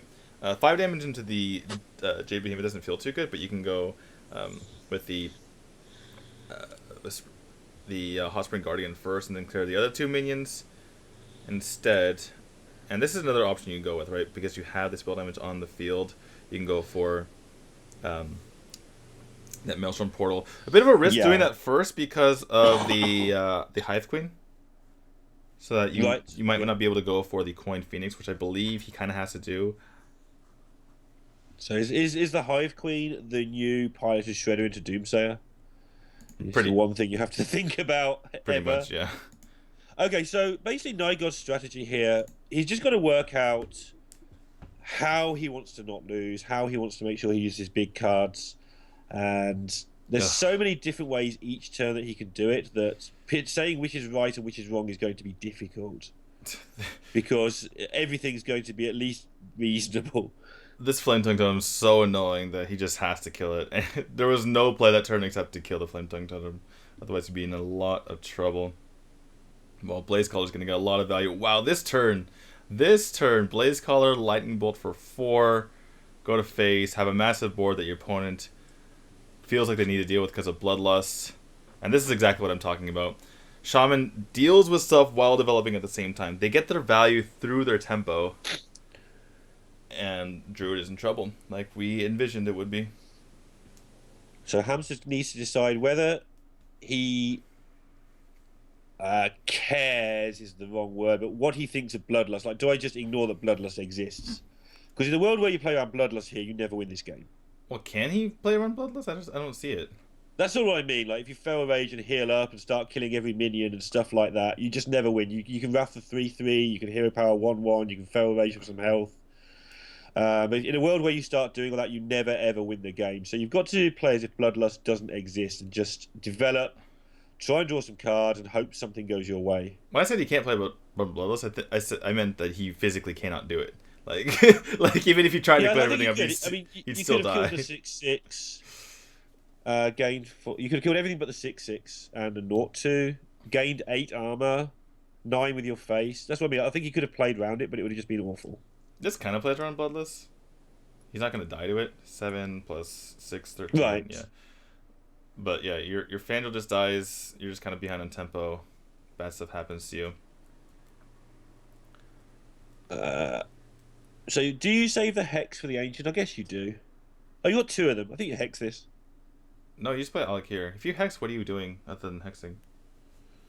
Just play the Alec here while you have nothing else to do and you have the mana. The question is whether you want a 3/2 and a 6/6 or whether you want a 6/3 and a 3/5 Divine Shield. Either way, Druid has a hard time dealing with it. But trying to think, yeah, there's no mulch, so the question is harder than it used to be. I mean, but you just seen 2 rats. The answer's almost who cares, right? You just seen 2 rats, so it's really hard to kill the 6/6. So he's gonna go about it this way. Either way is kind of fine. It's the same damage to face. Right. The only thing that matters is that you do kill that if you're going in the world where do I lose this game. Having a Fandral sitting around is a good way to start losing a game. All right. So decision time, really? Ancient of War, Feral Rage, and cross your fingers that your opponent doesn't have Hex when they almost certainly do. 11 cards left, so you can get some good information on what you're going to get from your Novish. Swipe doesn't really help. Yeah, nothing's good. The sad part about his Fangel turn was do. the sad part about his Fangel turn was that he needed to use Wrath to cycle onto a Wrath of Air totem because he just needed to. But I think you Novish and you Feral Rage for armor, and then you play Yogg next turn. Oh yeah, true. This is what you do.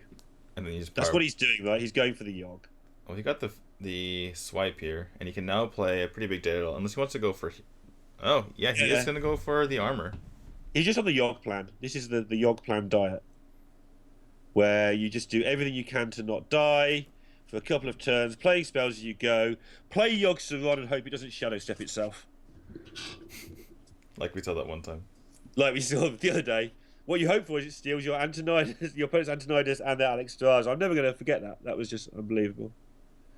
All right, so he needs Yogg. There's 8 cards left. I'm surprised the the Chinese production haven't given us an insert to tell us. Yeah, well, it's 1 card and there's 7 cards left, so it's just like, well, divide 1 by 7. There you go. Yeah, probably worth playing the Feral Rage here just to beef up your Yogg even more. And we did see he was probably going to die if that were not the case. Oops. GG because Hex. He does need to Lightning Bolt the Frog. So yeah, you Hex, Lightning Bolt the Frog, and then you Bloodlust for the rest. That's one way. I'm sure there's others.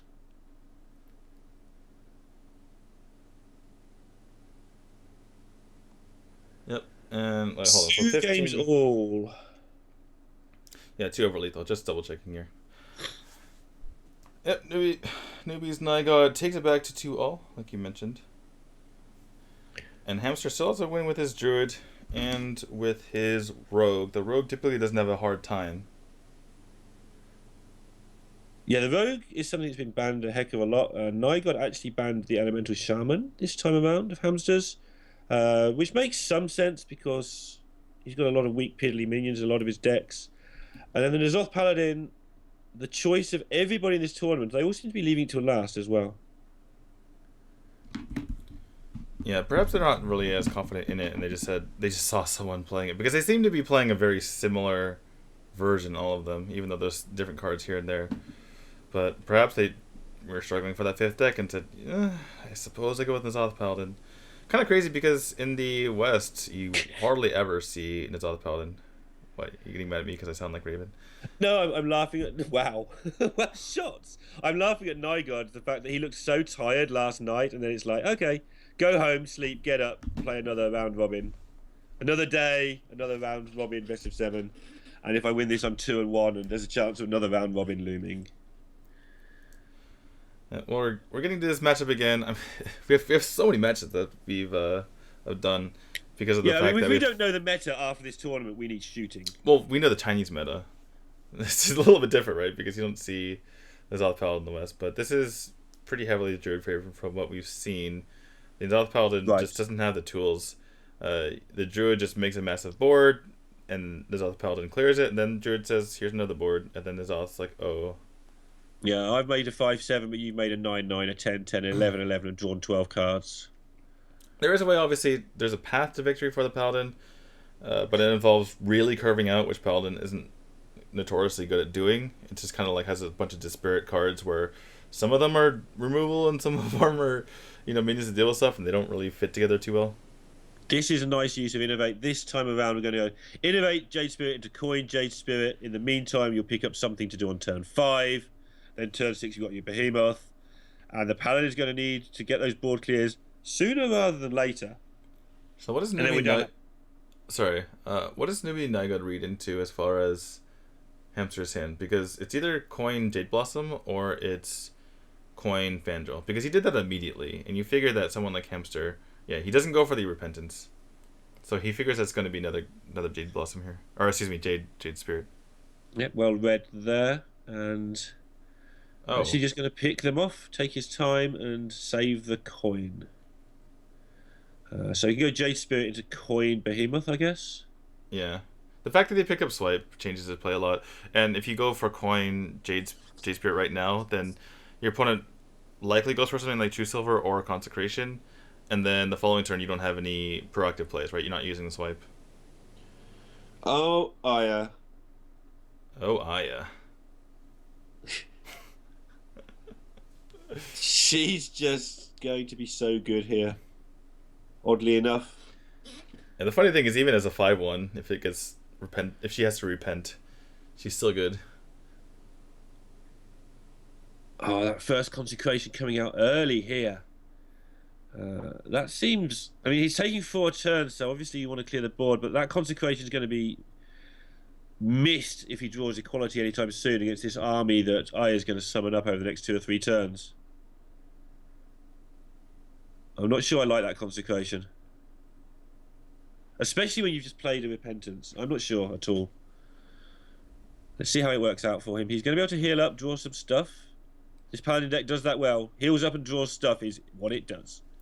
Yeah, I suppose he's thinking, well, if, I could just use Power with Equality later, and I have, turns for the next few turns, or I've moved for the next few turns, I should say. And so I don't really need to do that. As long as I get the Repentance down, I should have enough tempo to play this Ken next turn. So I think Karen's just a slow card. He probably thought that I want to pave the way as much as possible for him. Yeah, there's Ken. It's going to get completely and utterly ignored, I think. I think as a Druid here, you just push. You play your Behemoth and just smash in the face. You are scared, though, of Equality to some degree.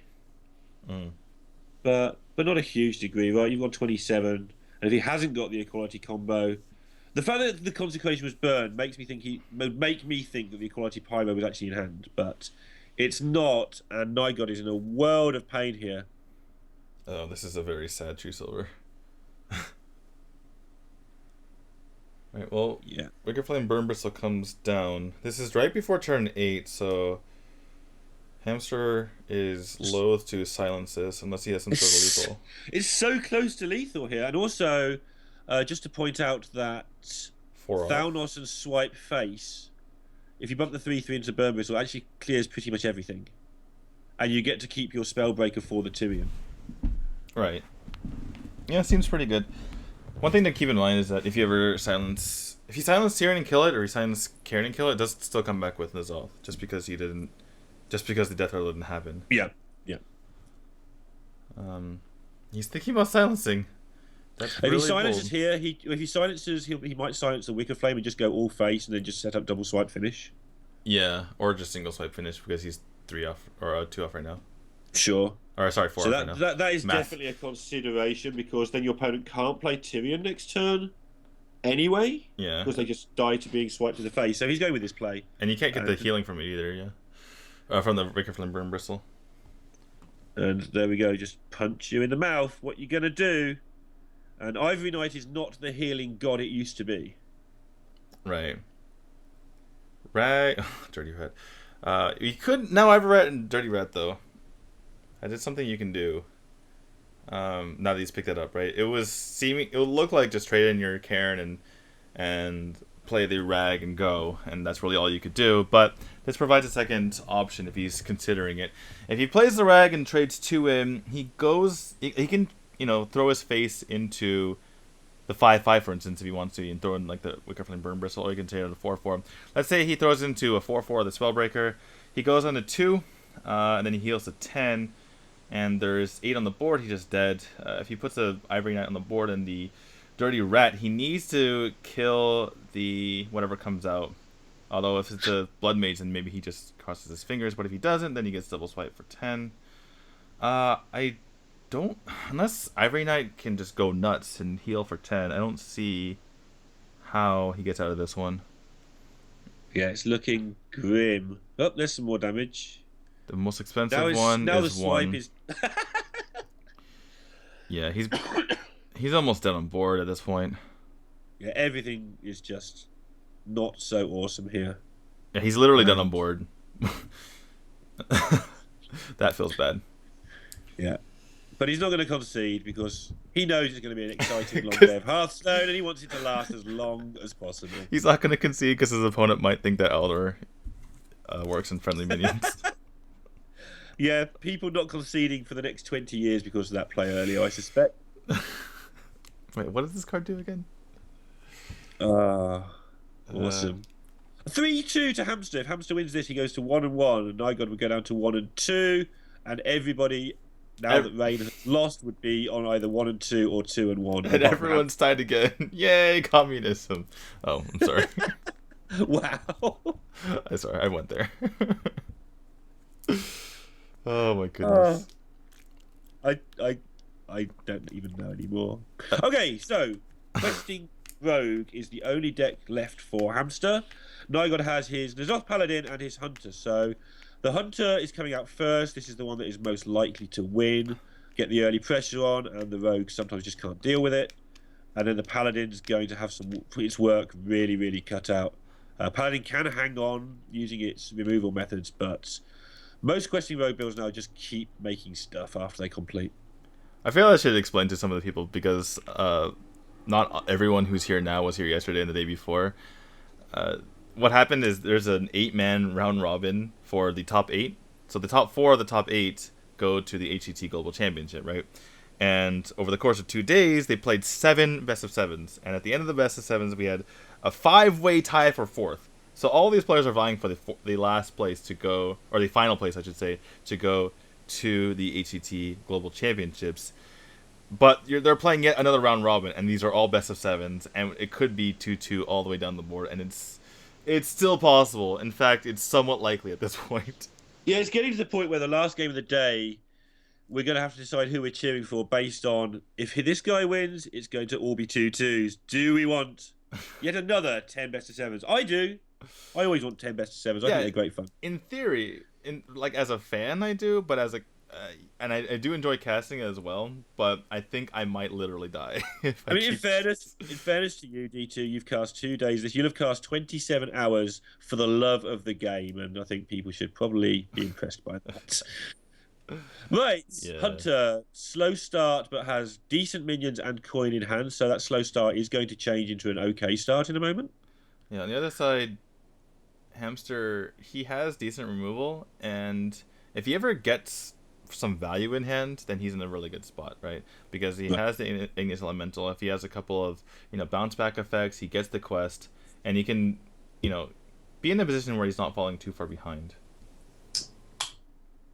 Does he burn the prep here is the question. I think it's worth it.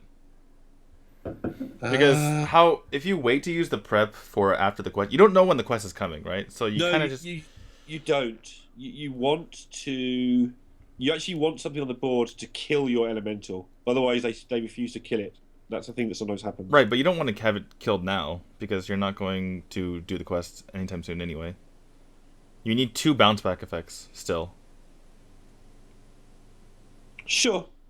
I don't know. I mean, this looks like a terrible start for the Rogue, but we said that about a game yesterday, and then we just went Mimic Pod into Shadow Step, and that was the end of that game of Hearthstone. Yeah, that was nuts.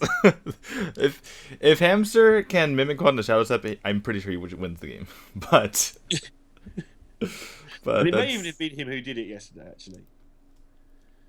But there's been a lot of Hearthstone. Okay, so you don't kill this. What do you do? Well, he could just kill it if he's ready. I think you just go face. Or nothing. That's fine as well. Yeah.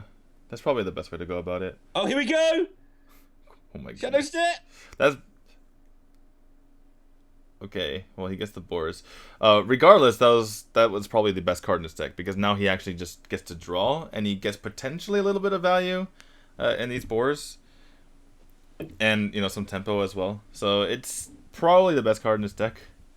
I don't really see anything else. Mimic Pod's really good when your hand is bad, which means that you play it because there's only 24, 26 good cards, so you might as well play it and have 28 because your hand will be bad just occasionally. So, yeah, it's a good fixer. Not ideal getting the boars from it, but he'd sort of taken the shot with the Mimic Pod if offered. You'd rather draw further into your deck, though, than drawing one and coughing it, but you do what you can. Wow. Tarantus, we've done it. Is that what that's called? I'm pretty sure it's called Tarantus. I think. Don't. Why are you questioning me? It is called Torrentis. Because I haven't got a clue. That's why I'm questioning you. It's just a 10-mana legendary that I don't remember ever seeing. Oh my goodness. Prep is not what you need if you are a hamster here. Well, the way that Nygon is protecting this elemental is actually playing into Hamster's hands in some ways, because it's giving him time. He doesn't know that. I'm not saying that Nygon's doing it incorrectly, but maybe by now he could have divined that there's a whole bunch of nothing going on in Hamster's hand. But maybe his read is Hamster's playing nothing, so his hand is full of Shadow Steps. And so I can't kill this 2/3 or I lose. Yeah, that certainly could be the case. But he needs to do something soon, right? He needs to find a way to kill his opponent, because at some point he's just gonna have, even if it all is all Shadow Steps, he'll find a minion to Shadow Step, and then he'll be able to do something. One thing's for certain is that there probably it's unlikely that there's pandas and ferrymans in the hand, because you feel like Hamster would probably be at least trying to tempo something out at this point. Yeah, I agree. Imagine casting this game from the past, not understanding what the quest was, and looking at Hamster's hand right now. Like, here we are, the Gold Series qualifier for the Global Spring Championships. He's got 2 boars and a Viscerate, a backstab and a prep. He's fine. Oh, wow. What even is Hearthstone? Well, oh my goodness. If Hamster gets a bouncer, he wins. Right. If he gets any bouncer, he wins the game. And he doesn't want to play these boars right now because they get cleared, right? And later on they're 5 damage. So the tempo doesn't really help. He doesn't really need tempo. He just needs 1 bouncer and he wins out of nowhere. And your opponent's letting you do it. So, yeah. We're watching 2 decks that can kill on turn 6. Press their hero power button every turn. I don't know what's going on. I'm about to lose it, I think, here. Because they're scared of dying to the other player. But if Nygon just went, he would have probably won this game by now. One thing he can do is just Crackling Razor Maw and Houndmaster, or Hyena and Houndmaster. Yeah, and then next turn he'll have Tundra Rhino into something like turn 7. He'll have Tundra Rhino into Hyena, something like that. If you get a Hyena to stick behind something else, you can have Tundra Rhino into Hounds. That's a win condition. I love how Hamster thought about playing it, but he's like, I have to wait. I have to wait. This is 5 damage next turn. Oh, finally, Grandmother is something you can develop? No, you can't, because you can't. Well, part of the rogue will kill it with his hero power and train the elemental. You can't if you're sticking to this game plan, which we're thinking is probably a bit silly right now. Well, part of the reason why he's doing this particular play is because his hand doesn't make any sense, right? Or there's nothing that he can do with his hand that's that great anyway. It's like he can, Tundra Rhino hit face. It's like, well, that's whatever. By the way, 22% chance he picks up one of these cards, which just ends the game. But the thing is, if he Tundra Rhino's face, he doesn't have the Tundra Rhino Hyena OTK, for instance. If he plays the Crackling Razor Maw plus Hyena, it doesn't do anything. So everything in his hand just doesn't feel good to just develop for tempo, because the tempo that you gain is lost when your opponent is able to just complete the quest. So instead of doing something subpar just for the sake of tempo, which could get punished anyway, he just does nothing. But now he actually has something good to do, which is Grandmother into Houndmaster, but he's going to do neither again and hero power. It makes me sad. It's 22-17 in the battle of the 2s and 3s. The thing is, the rogue is going to just be able to kill you in their 1-turn kill quicker than you kill them. Do you play this? Hamster needs to consider the mana implications of if he picks up a Brewmaster or a Ferryman, right? So if he picks up a Ferryman, he has to go boar, Ferryman, boar, right? And that obviously costs 6 mana. And then from there he can prep the quest, and then get the damage in. So yeah, he doesn't have time, or he doesn't have the mana actually to get this out. Say for instance he picks up a boar next, or a Ferryman next turn, he doesn't have the mana to play this this deckhand out. So this is correct to play right now. And he's just Hyena, Razor Maw, Hounds coming up, I think. Yeah. It's time for Nega to actually do something here. Thing is, like, now he's picked the second Tundra Rhino, so saving the Tundra Rhino just seems pretty bad at this point. And he's down to 12 without the quest. and there's 3 more in hand. 4, 5, 6, 7, 8, 9. There's actually 3 off lethal without the quest in a deck full of 1/1s. That's how weird this game's been. Nygot has overthought this. If he had just played more aggressively, he would have won. If Hamster picks up Eviscerate, he has lethal. Wow. Wow. I'm so sorry that I find that funny, but your deck is not capable of doing damage without the quest, and he has lethal if he picks up Eviscerate. Is Nygot in a position where he doesn't want to do anything now because he's gonna feel dumb doing it? It's like, wait a second, that Eviscerate came off the left side of your hand. That wasn't a bouncer. You guys aren't filming this, right? We're not on TV today. This is an off-screen playoff. Yeah. I feel like he needs to play Hyena. Like, how do you... I liked the original plan of not proccing the thing for 1 turn, but he didn't reevaluate the situation afterwards. Right. And he can still win, which is the other incredible thing, by the way. Yeah, this gets a lot of damage to face, and if... Ooh, okay, is that just lethal? I'm assuming that prep... He has enough mana, right? Yeah, I think it's just lethal. Yeah, he has enough mana. GG. We found the ferryman. And Hamster goes to 1 and 1. Nygot goes to 1 and 2. Nobody's 0 and 3. Nobody's 3 and 0. Get ready, guys, because we might be here for some time. Because I wouldn't be surprised if this goes to a 3-way or even another 5-way playoff, and they might even hold it today. They should, instead of waiting till tomorrow, because suddenly things start overlapping as far as different tournaments. What, like the actual championships they're trying to qualify for? Yeah. And which is only a few weeks away. Wow. Well, Nygot must have had a really unlucky hand there, thinks Hamster. His 10 Hunter cards that he couldn't play. Yeah, I think Hamster goes immediately to the VOD, and he's like, what did he have in his hand? So there's my Nygot bias coming in again. I thought maybe he made some mistakes that game. No, he definitely did. We can talk about like mistakes they made. We just can't assume they're horrible players because of that. No, I mean that's true of any tournament, right? Anyone who gets the top 8 of Gold Series is probably decent at Hearthstone. Sometimes they fall apart because they're nervous. Sometimes they bring a lineup where they were trying to be clever and it looks a bit silly. Black Magic's almost done that in this one. I mean, he's top 8 in Gold Series with a chance of going to the championships, but he was struggling because his lineup just doesn't fit everybody else's lineup. He just was the guy who got metagamed. He struggles until he's down about as far as you can be down, and then he comes back by beating players and coming back. But yeah, it's like you mentioned, a bunch of 1-2s and 2-1s, and we could be in for yet another time. So there's 2 more rounds to go, which could mean there's 2 more matches. It could mean there's 4 more matches, depending how they wanted to schedule it. I wouldn't be surprised. I wouldn't be surprised by anything at this point, but I wouldn't be surprised if they scheduled it for only 2 matches, anticipating the likelihood of at least 1 more playoff game, and possibly 10. Well, one thing's for certain: we are looking at the site, and not a whole lot has been illuminated for us. They still What's the next game? It's on the screen. Sorry. Oh, on the screen, we have Nygot versus X-Hope. Ooh, nice. Fruity game. Fruity? Well, stay tuned, guys, because we're going to have some fruitiness coming up next.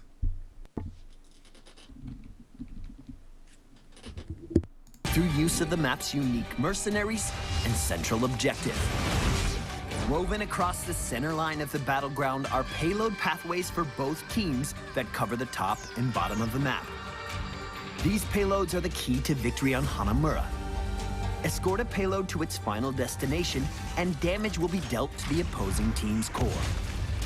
A payload will only move if a friendly player is standing inside its proximity circle, with its movement speed dictated by the total number of friendly players standing inside the circle. The payload will hit max speed at 3 or more players. If even a single enemy player enters the region around the payload, the vehicle will stop. If no friendly players stand inside the proximity circle for a brief duration, the payload will begin to slowly move backwards.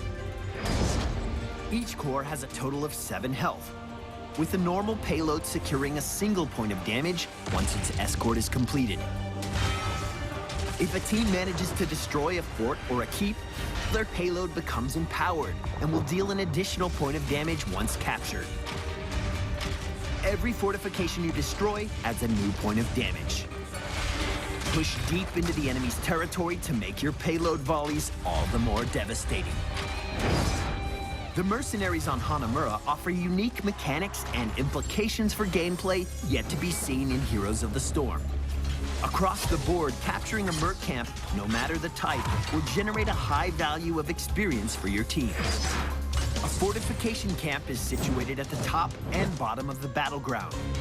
If you can secure this camp, a turret will drop that can be added to your inventory. This turret can be placed anywhere on the battleground, including atop the payload, and will block pathing wherever you place it. A recon camp sits on each side of the map, just inside the top and bottom lane. Upon defeating the henchmen, a dragon token is made available for pickup. When used, this item will send out 3 dragon spirits to seek the nearest 3 enemies to your location. Upon reaching their destination, the dragons will reveal their targets for 8 seconds. Just outside the blue and red base sits a support camp. This hard-hitting sentinel will cast a heal on himself once damaged, but if you can secure a takedown, you will be rewarded with a healing pulse token. Upon activation, this item will release a pulse of restorative power that will apply a moderate heal to all nearby allies over a short duration. Lastly, in the center of the map sits a large Mega Enforcer. This formidable boss will require allies to take it down, as it will gorge a nearby hero while issuing a large ring of continuous pulsing damage to the area around it. Securing a takedown on the boss will deal a point of damage to the enemy's core. As a battleground, Hanamura will constantly challenge your team's ability to defend and attack at the same time. A payload respawn timer will trigger as soon as a payload has been successfully delivered to its destination, so teams are naturally rewarded for pushing their payloads faster than the enemy team. Capitalize on this with an aggressive pushing strategy, or by working to stall the enemy on theirs. The core only has 7 health, so capturing the center boss could have a major impact on the fate of the game. Don't underestimate the effectiveness of empowering your payloads by destroying enemy forts and keeps. This is a great way to get back into the game if your team is falling behind. Lastly, destroying enemy keeps will cause sappers to spawn with your minion waves. Take advantage of the extra pressure these powerful minions can provide as you continue to push for the win. Hanamura, home to the Shimada clan, has entered the Nexus, bringing new game mechanics to Heroes of the Storm. Harness the power of the dragon and empower your team to victory.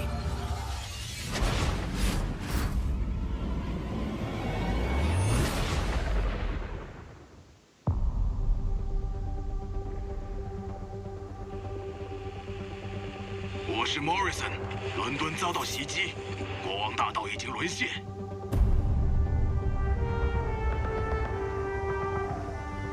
战争一触即发，数千人受伤，数百人丧命。队员们，看你们的！维海姆中尉报道，我们不会让您失望的。我们会竭尽所能的。暗影守望特工情报显示，归零者派了重兵把守。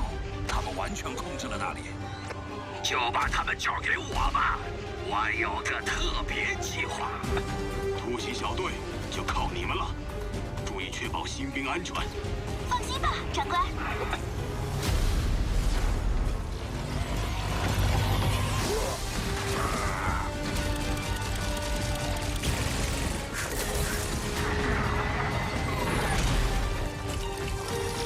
当心身后！ 护送工程车向前推进，没问题。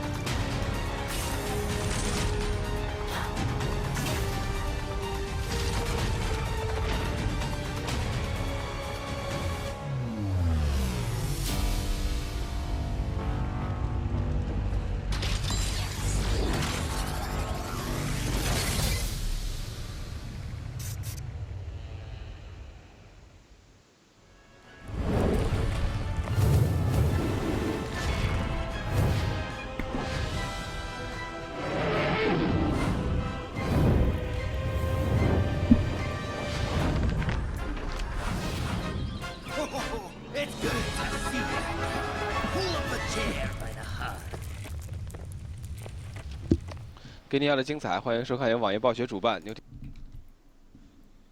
What's up, guys? Welcome back to the Gold Series Spring Championship. Again, this is the tournament that determines now the last member or the final member of China to go to the HCT Global Championship. We already have 3 of those players decided. It is Trunks, Jason Joe, and Dog. Not the dog that you're accustomed to, but AHQ's Dog. And we're finding out who the last player is via a 5-man tiebreaker, and they're all playing best of 7s against each other because, in the words of Raven, why not? Why not, indeed? And nobody is O and X, and nobody is X and O. And that means that the first person to get to 3 is guaranteed at least a playoff. And it can finish that one person's on 3, one person's on 1, all the others on 2. So getting to 3 is a big, big deal. Yep. And can one of our next players get to 3 and something?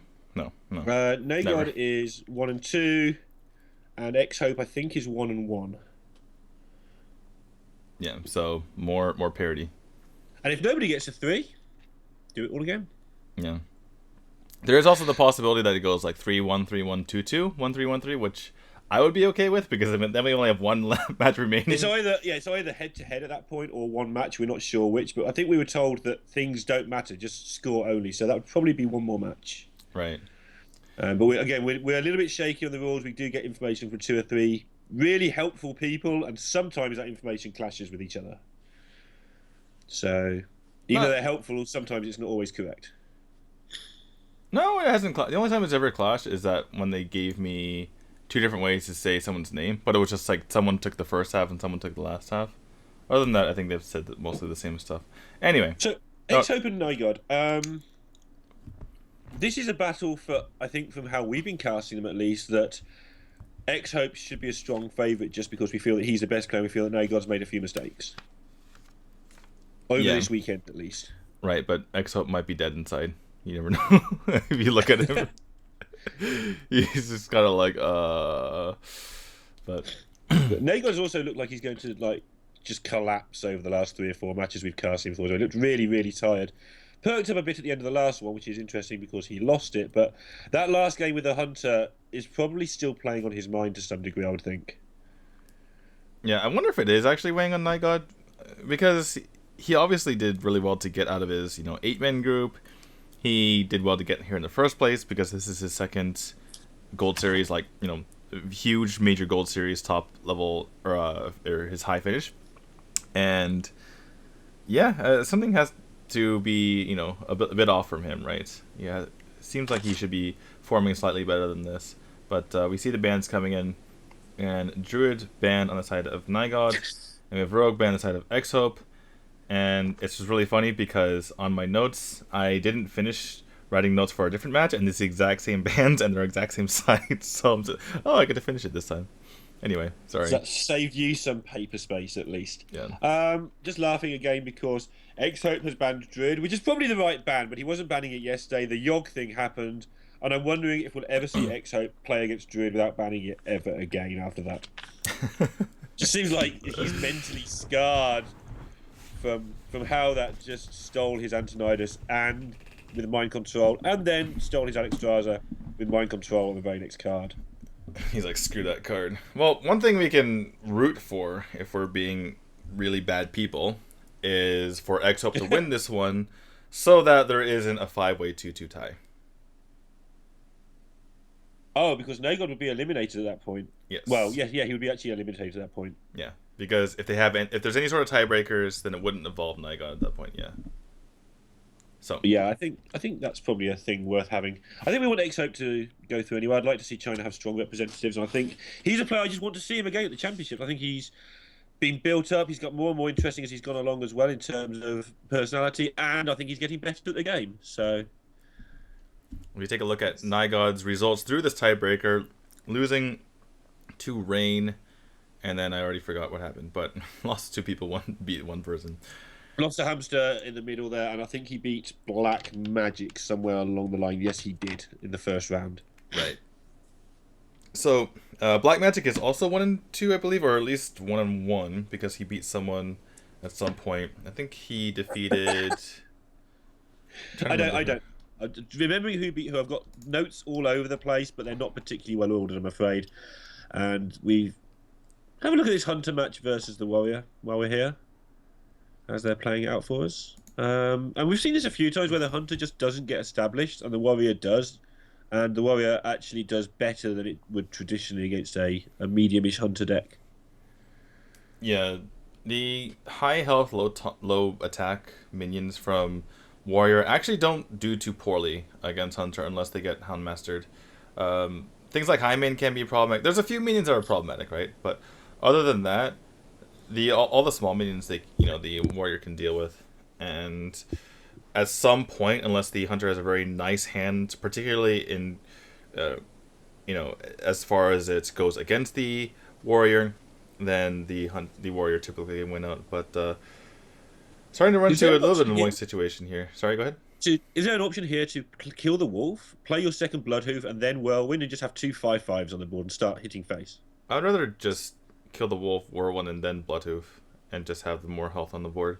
Sure. But looks like he might be going the other way. This is coming up on turn... On the high main turn. But if you already have a minion, it's not too big of a deal. He could also just not Whirlwind, right? Because what are these 1/1s actually doing? Yeah. It's just 5 to face with a threat of 10 more next turn behind a Curator. It's actually forcing the Hunter to have to deal with stuff rather than not play any cards. Rather than take it at its own pace in a way. Yeah, and just like, let me just develop the best thing here. It's like, oh wait, I can't actually do that because I really need to kill this because I'm dead in 2 turns. Well, Dire Iron Hatchling's pretty good. Pick up for him, get a nice body in the way, and one of the benefits of Warwielding last turn is that X-Hope does have the Battle Rage in hand, so that's going to help him quite a bit. So an Execute here would be a fantastic pickup, of course. As would just another Battle Rage, but you've got to be careful with your mana now. Let's see. So, X-Hope can go for Fire War Axe and Stonehill Defender, not necessarily in that order, if you use the coin, obviously. Yep. He could also just use his Axe and Armor Up, because he has the luxury to do so, and still kind of had board control.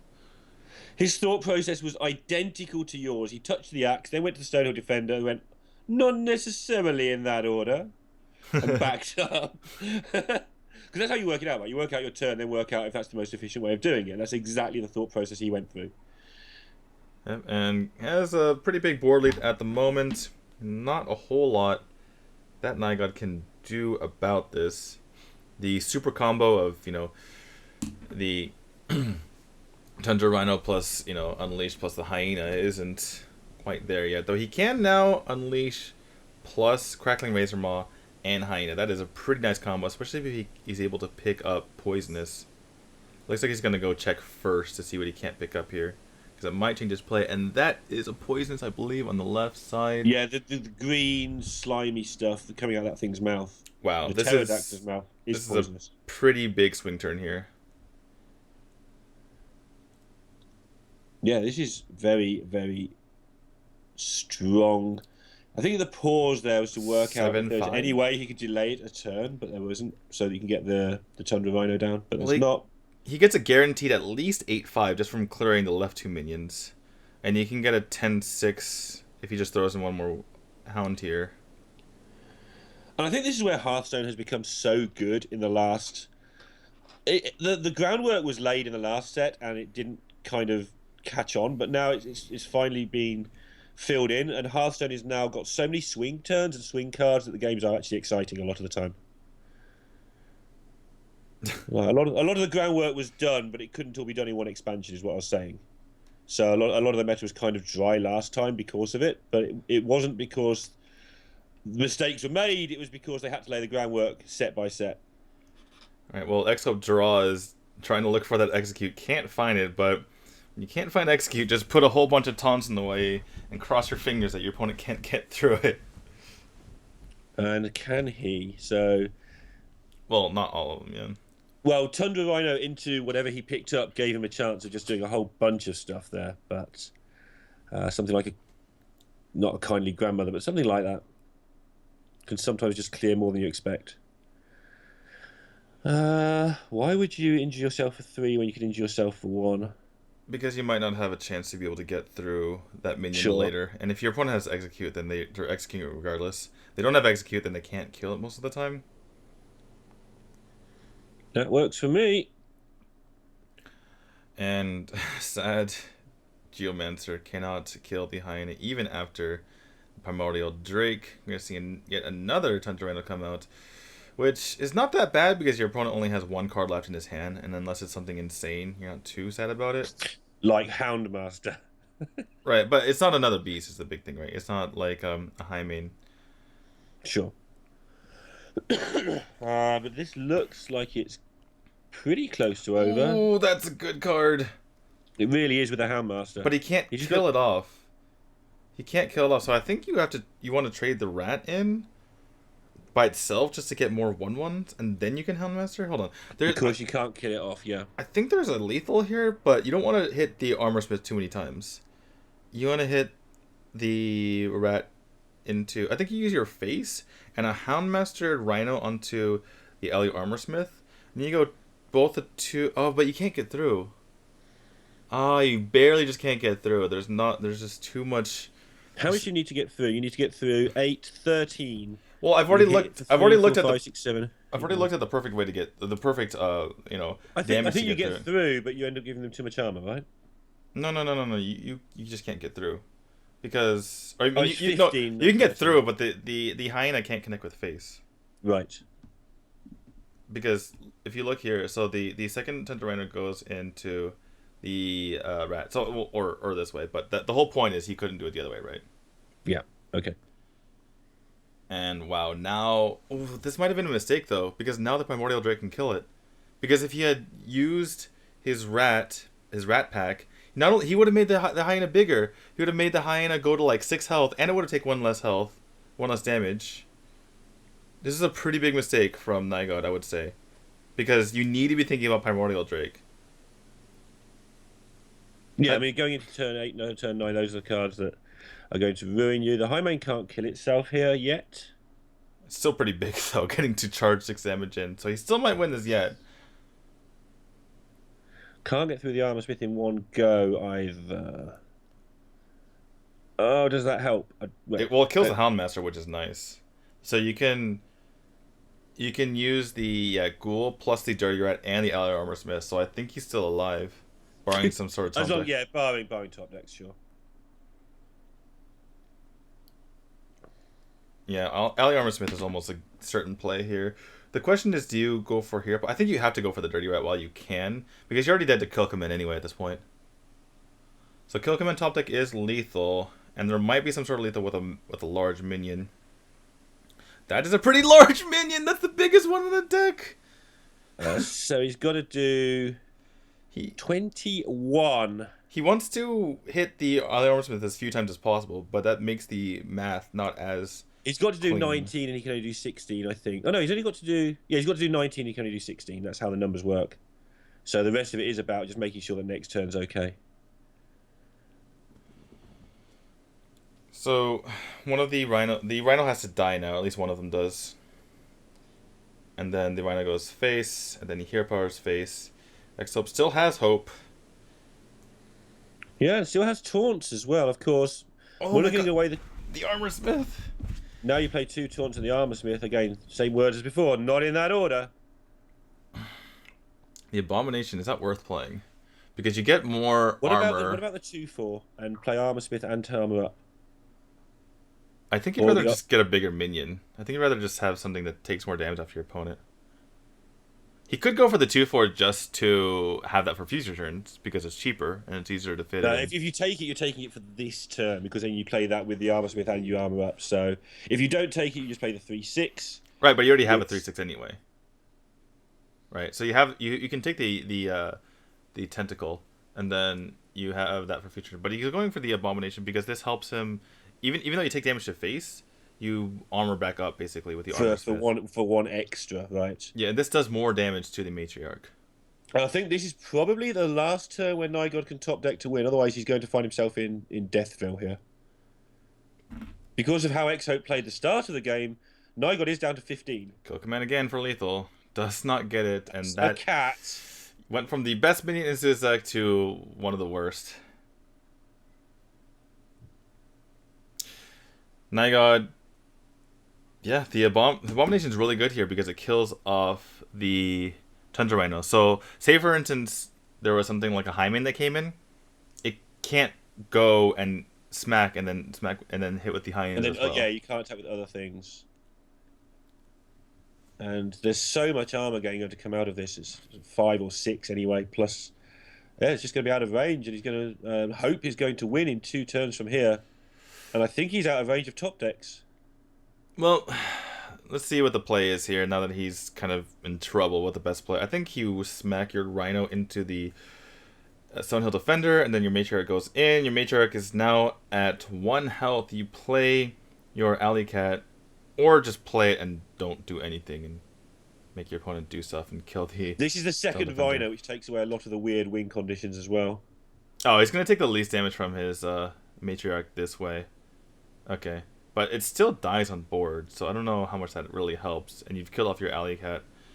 Your opponent is now at 7/9, which means now if they armor up, they're out of kill command range. Not to mention that your beast is dead. So I think that this is all but over. Even a high main top deck wouldn't necessarily be a way for Nigod to win the game, considering that Exop could potentially deal with that. And you could just keep jamming taunts in the way as well, if anything that's a short-term threat. Oops. And this that's is the downside, yeah. And Nigod was already down. Nigod was already down in health from earlier when Exop was deciding to go aggressive. That was really close, especially that's one swing turn with the Hyena completely turned that game around. Really interesting game there because Exop went for the 5/5s at the start there, and that did mean that Nigod had to do something sooner rather than later, and then he had the Hyena swing turn, which looked like it might well carry him over the line. And then Nigod just making the most of the fact that taunts are annoying and get in the way. And that's why they're called taunts, because they taunt you.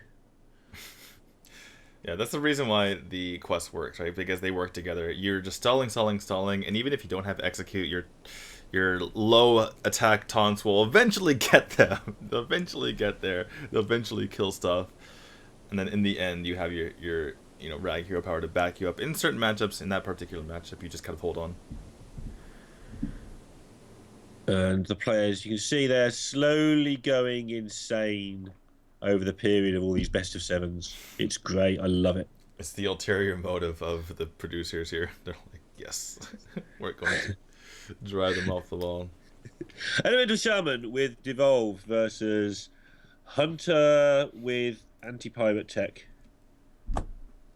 Kind of. It's a River Crocodile. It's okay. So this matchup is Hunter tries to kill them. Shaman tries to hold on. Shaman typically, they need to either heal a Kalamos or they just get a bunch of large minions on the field like Blaze Caller and Fire Elemental and try to 2-turn or 1-turn kill their opponent after they've barely stabilized.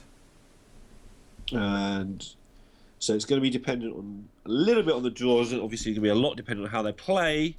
And X-Hope just putting the maximum amount of damage immediately on the board. Obviously, having 2 1-health minions can be a bit of an issue.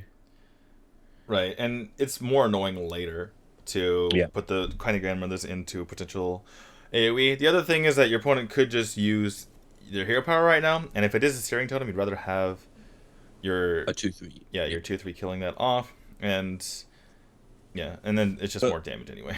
Next turn, McCaw into Grandmother is pretty important as we see that X-Hope's lineup. And his last match is against Black Magic, I believe. Black Magic's going to end up winning this tournament. I can feel it. Never count him out. That discovers a spell, and then it takes health from you, which is really good for Hunter, It's ideal for Hunter, right? Because you don't care about your health total. Yeah, it's pretty good in Warlock, although it just isn't good enough, it turns out. But in Hunter in particular, yeah. Just discover yourself a kill command that costs 0. Yeah, it says discover a spell, so I'm guessing you discover a Hunter spell. Yes, you should. And you'll lose life equal to that spell, which is fine. Oh, it still costs its cast, you just lose health. Who cares? There aren't many Hunter spells that are bad, are there? Perhaps we just don't see them. There's explosive shot. That's pretty good. Well, he could Grievous Bite right now or something like that. Right. Ooh, misses the ping here. Yeah, that's a pretty big deal.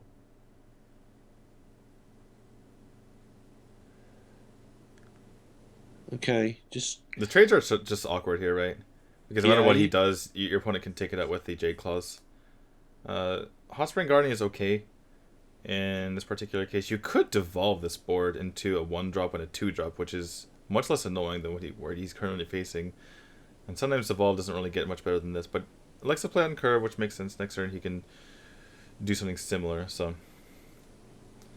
Right. Oh, I was going to say it's decision time, but now there isn't a decision. You just play Houndmaster and kill a thing.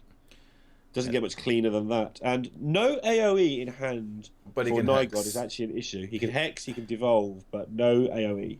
You're devolving into a 2-drop and a 3-drop, which is okay. It's not great. You don't want to Hex, obviously, because Savannah Highmane is your Hex target at the start of the game. That's the thing you program yourself to remember. Well, you prefer not to Hex. Yeah, so you don't want to. But that may make him want to devolve instead. But you can still devolve the Highmane later. Yeah. So he's going to prioritise those how he sees fit. And also, devolve costs less. You can maybe fit it in a bit better. I think that Hex is probably a play here. Let's see what you get off of devolve, though. He has gone with that instead. Oh! Well, yeah. It's just big things, but yeah. Things that demand an answer. Now I think you play the Skitterer, or whatever this thing is called. It is called a Chittering Tunneler. I was mentioning Grievous Bite before. Could have Grievous Bite. I think Catrick's pretty good, though, against Shaman. Right. And Shaman typically cuts 1 Lightning Storm because you can just get that off of the Calamos effect. Right. Now, this is an interesting question. You've seen 1 Hot Spring Guardian. Do you just smack this to face? And because how threatening is this Flame Tongue Totem? You're not coming up on a Stone Sentinel turn, and your opponent might not even have that in their deck. It's slightly punished by the Fire Elemental, but you can still kill this off with a Chittering Tunneler next turn. And I do like how X-Hope makes those things easy for himself, by the way. He does all of the parts of the turn that aren't ever changing. 7, 8, 9, 10, 11, 12, 13. I think it's Catrick and Catrick and Hero extra Power. Hero Power. And then go all face. Yeah. You're not at the Calamos turn. I think this all goes face here because there's no Calamos yet. You've already seen 1 Hot Spring Guardian. And I think that's basically checkmate. Yeah, looks like it. And X-Hope just going to go to 2-0 unless something mad happens here. Something mad did not happen. And so unless there's an actual misclick, X-Hope 2-0 against Nagod. And the Sharks in Rockets are getting excited about it. How can you not get excited about Sharks in Rockets, D2? I don't know. I don't even know how to answer Process that. The question. The question requires processing, does not work. Well, he's on board now. Right, that's 2-0 to X-Hope. As he can't summon the strength to close his mouth. Apparently, it's just kind of drooping down. But a win for everyone who hates ties, because Nigod is on the brink of falling down to 1-3. Yeah, and that would be the end of him, which means that it would be the end of somebody, which was something we're fearing might not happen today. And he's starting to look a little tired as well, to be fair. Yeah, this thing gets really repetitive, especially when you're playing the same decks. I get the feeling that a lot of these players want to change their deck at this point, especially because the meta has changed over the past 3 days since they've submitted their decks. And Sure. It just feels bad just going through this, purgatory of playing the same Hearthstone decks every single game. What even just happened? So that went from 2-0 to 2-1 to 3-1, by the way. Sorry? They've just played 2 games off stream. So the score went from 2-0 to 2-1 to 3-1. So we're on some sort of catch-up game by the look of it. Okay. So X-Hope won. He lost game 3 to Hunter. So Nygod finally found a win with Hunter, and then X-Hope won game 4 with Freeze Mage, and now no. Well, he won with Freeze Mage at some point, so. But he's playing it now, so he didn't. What? Production, please. Production, you're normally amazing in China. What are you doing? He must have won with Paladin in game 4, I'm going with, and they've ticked off the wrong thing. That's the most likely error here. And so now we have Freeze Mage versus Hunter, which has also won but hasn't. I was looking over somewhere else. What did the screen show? Did they just... It just went 2-0, 2-1, 3-1, but I didn't see what the screen was showing. I just saw the numbers changing. I'm like, they've got 2-1, it's wrong. And they went 3-1. I'm like, that's really wrong. Well, if only the numbers changed, then perhaps... It might be 2-0. No, but you can see on the left, they've got ticks against Hunter, there's ticks against Mage. I think someone... I think it's 2-0, and somebody's given a win to these two decks. That's what I think. I think we need to fire someone. You're fired. No, there's only me and you here. So I think it's 2-0, and then they processed that Hunter was being played, and that went to 2-1, even though it's not a game. And then they processed that Mage was being played, and that went to 3-1, and now it's 2-1. It's going to go to 2-0. We haven't missed anything. Production's just being production-y. Damn you, production. This is 2-0. I'm confident that goes down in a minute. Because it says he's playing Shaman as well, which he just isn't. Of course it's Shaman. They're both orcs, kind of. He's also saying that his Hunters were... They just tick the wrong things. I'm fine. I'm good with this. It's 2-0. We're into game 3, and it's Hunter versus Mage. And we know that Mage is... Well, we don't know anything, but I think Mage is slight underdog in this matchup. I'm curious... Oh, okay. He wants Medee's Valley value. Okay. I was wondering why he played the Ice Block. One of those weird things where you don't really consider now that Medee's Valley is actually card play in this deck. Right. Like, you might not want to play the barrier if it's going to get procced and you need to play the Medee's Valley. Interesting. This was interesting as well because he had the 4 attack on board that would deal with this rat. But obviously fearful that one of his minions gets taken down, he's going to play the Doomsayer, which will play into a turn where he can't deal with 4 1/1s. Right. I mean, he can deal with them on turn 6 with his Blizzard, but it's an interesting choice. Yeah, I suspect he doesn't really care about 4 damage. And this might be the best chance to do it, because the next time he gets to do it is turn 8, unless he gets the Frost Nova at the top. And now he's forcing his opponent to deal with the Doomsayer, right? And so this might have always happened. He might have, just desperation Doomsayer later on in the game, and it would have been taken care of, and then he can't deal with a massive board. So you might as well just heal for 7 right now while you have the mana to do so, because your ping doesn't do anything. Ooh, Arcane Blast is kind of nice. Especially for 0 mana. Yeah, remember the 2 removed. But obviously the Finance Portal is interesting as well because you are low on damage in this deck. And not so much the 5 damage from the spell because that tends to take out a minion, but just the fact it makes a 5-drop minion can also be of use. But like you say, the Arcane Blast might be more needed right now. Yeah, I think 5, even though it is 5 mana, it's not cheap enough for a Freeze Mage, right? It'd be nice if you're a Tempo Mage or something like that. But for Freeze Mage, you don't really care about the minion at all. So the tempo swing, it doesn't really affect you that much. I suppose having a minion on board is nice. But it is a consideration. I don't believe that Mirror Image ever is the pick here. And he does go for the...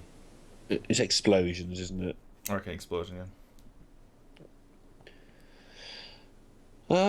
Still all a little bit clunky, but looking alright. Like next turn could just clear up everything with Blizzard and some valet trading. Risky play from X-Hub as we do get the Leok. Risky for him to not attack his Medee's Valet into the Rat Pack. I suppose he doesn't want to get pop later, or pop next turn from the Blizzard. Right.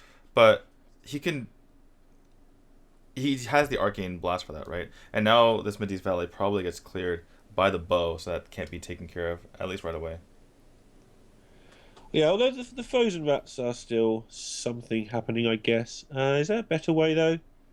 Involving... you really don't want to fireball a 6/4, but... Well, you could Arcane Blast, ping the Direwolf Alpha, and fireball the Leok. And leave 4/4 behind. The problem is you're using a fireball, obviously. So it's probably a time for Blizzard. You're a bit cautious about the cards remaining in Nygod's hand, but you're reasonably certain it wasn't. Well, I guess you're not that certain it wasn't Jaime, because this might be the best turn for Leo that you're going to have. You going to freeze seems legit. Next turn you have. Oh, you have lots of options. Yeah, it's fine to keep these options open. Oh, this is going to hurt though. Well, it's only 3 damage, but it's also a minion that needs removing urgently. Kind of. It's 5 damage. There's only the Kindly Grandmother in hand. I suppose you're worried about Hymen, but if they had Hymen, they'd probably play Hymen. Unless it's some sort of next level play by Nygod where he forces removal on this and then the Hymen comes up next turn.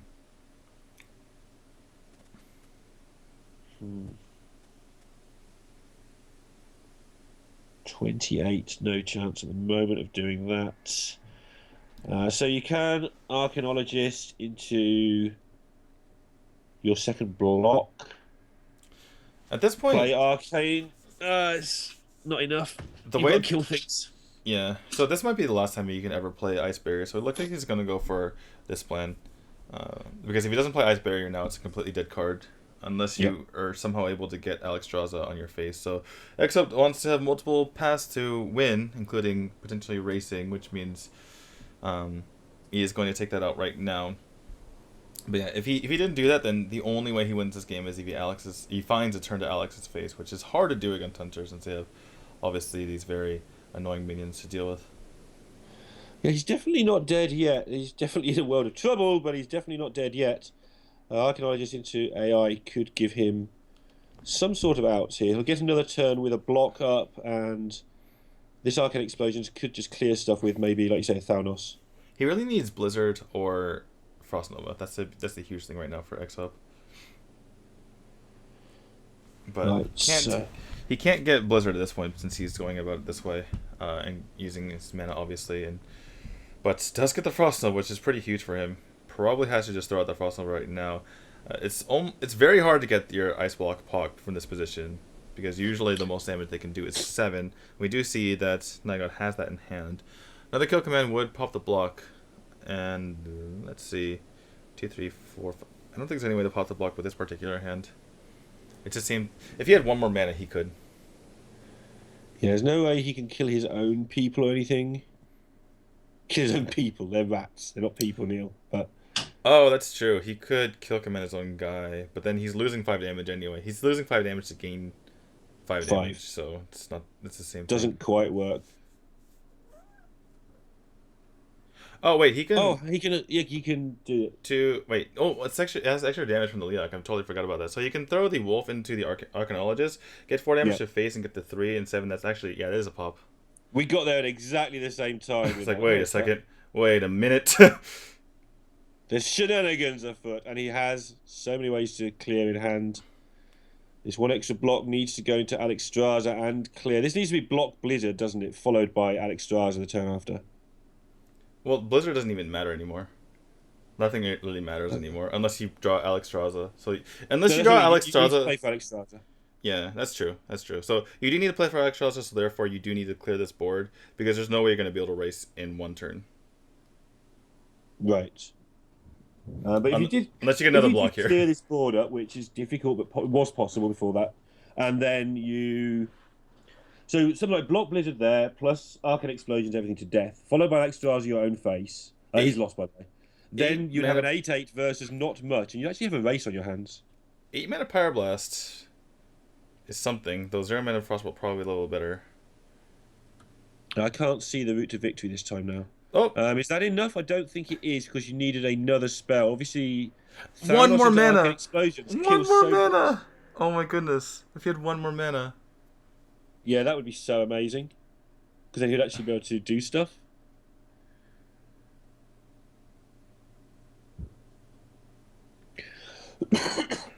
Wow. And it's going to be 2-1, I believe. Well, no, he's dead because he can't kill the Leok. If he gets, has he used both glyphs? Yeah, he has. Because the Arcane Explosion and the Frostbolt in hand, of course.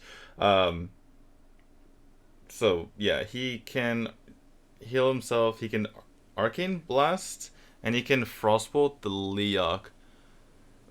He can't frostbolt the Tundra Rhino because that doesn't really help a whole lot. He needs to take out the Leok because that's 5 damage and potentially more coming from hand, but the Tundra Rhino means that he's dead. So I love how X-Hope plays. It really helps casters where he does the bit that he has to do first. Something that he does all the way through. Just makes it so easy to look at the board state rather than having to keep explaining at the start of every sentence, say, plays Alex Straza. It's there, we can see it. And then you work out the rest. Yeah, but sometimes that can be a mistake if you do it that way. Because it's like, I know I'm doing this, but then it's like, no, really? Are you? Yeah, no, sure, I understand that. I do agree. But it really helps from a caster point of view. It's really nice of him. I appreciate it. Oh, okay. Good guy. And that's the lethal that we've been waiting for a while. And now it goes to 2 games for 1. So instead of being 3-1, it is now 2-1. Well done numbers. I wanted the BM finish. I wanted the Hyman to run into the Alex Straza. We saw somebody do a BM finish earlier today against Freeze Mage, and it didn't end too well. I don't think that was a BM finish. I think he just didn't understand how Elder works. Okay. That's actually just fine. I'm fine with that. I think it was both. I think he should have just consecrated, and because that's the obvious way, but he wanted to do it the clever way. How is that more? How is that more clever than double consecration? I think double consecration is perfectly clever. Because it just weaves in the numbers more obvious. Anyway, either way, he didn't know what his card did. Friendly enemy minion. Enemy minion. Frenemy minion. The frenemy minion. 2-1, X-Hope looking pretty unflustered. Newbie, Nygaard. You can tell when you start getting off the screen rather than just remembering who people are. Looking as calm as he's looked for about a day and a half, actually. Yeah, well, I don't know. He's kind of had that same face, but you can tell he's dead inside. They're all dead inside. We all know this. You're just projecting at this point, D2. Okay, Nygaard going with the Paladin. X-Hope going with the Mage. We've seen this work out very poorly for X-Hope in the past. Even when he won the game, it was a struggle because both times the Alex Straza got dirty ratted. So probably has to make sure that doesn't happen again and hold on to some minions in hand to prevent that from happening. It's so tempting to, because everything else in the deck is useful for drawing out spells from your hand. Drawing cards and drawing these secrets from your deck and all that kind of stuff. So you do actually want to just play them as quickly as possible when you have the mana to do so, but you might want to hold on to that stuff when he gets Alex Straza. Blood Mage Downless is a nice thing to have in the hand. I mean, we're talking about this early because it's happened 2 games in a row. Normally Blood Mage isn't the best card, but Arcane Smith's very nice, but not Arcane Smith, Arcanologist. Yes! We're never going to get that card right after I called it Arcanosaur or whatever I called it yesterday. Arcanomancer. Arcanosmith's a 3-2, which makes an 0-5. And he's like, for Glorion, or something stupid. But yeah. You're such a role player, D2. It's kind of, it's corny, that's why I remembered. Making the 1-1 against Acolyte of Pain is something that used to happen. So, going to be taking those down. Oh, wait, just kidding. Wait, he's got no secret. Yes. I was like, what?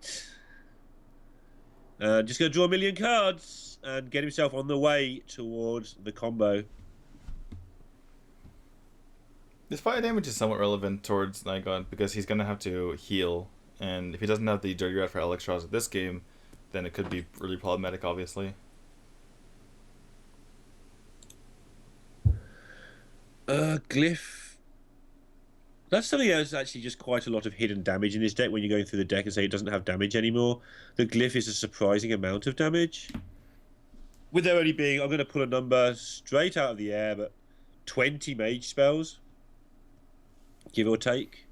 You've got a good chance of getting direct damage, you've got a good chance of getting another secret. So double Wickerframe Burn Bristle they're pretty big threats here if you're X-Hope in the future. X-Hope does play the Doomsayer now because later on it can be dealt with potentially equality, and if there's a big board that Nygaard wants to protect, then he's certainly going to do so. There's also Sunkeeper Tarim, all that kind of good stuff. So out comes potentially the Mediz Valet. He's wondering whether he should go face or not. He could also just continue to draw. Yeah, it's a tricky one because obviously you're giving up 3 damage, but the damage kind of doesn't matter at first because the first damage always gets healed anyway. And so you do get a surprising amount of face damage when playing this new Freeze Mage from minions on the board, like actual attacking your face. If you can pick up 6 damage somewhere along the route, it does help you a lot. Well, in the meantime, Nygod's gonna go ahead and discover one more taunt here for his purposes. He actually has a lot of heal in his hand, and it's nice for him to have things like Ivory Knight to heal a little bit to make sure he's not in range of the normal amounts of burst damage that Freeze Mage has now, rather than the crazy ones they had before. Yeah, and that's the end, by the way, of the dreams of X-Hope winning this by any other method than by comboing or by just smashing you in the face. He's never going to attack face ever again, especially with those Wicker Flames coming down in a moment. So he's now just going to be condemned to the Route A victory.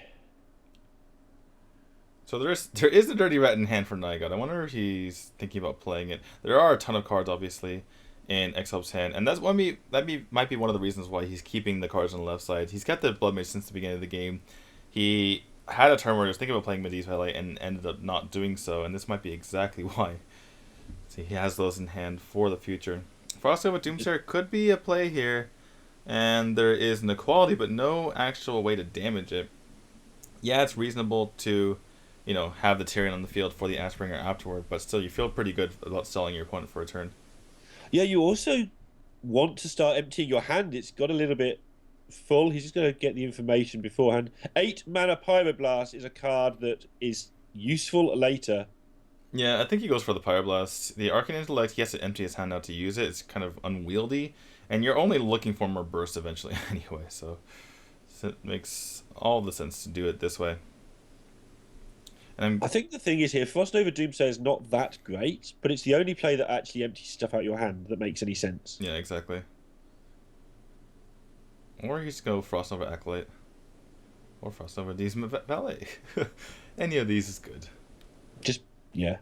Showing that he also agrees that he's not playing the Doomsayer here really to clear the board. He's playing the Doomsayer so the Doomsayer can be No Alexstrasza! Oh, whew. Whew.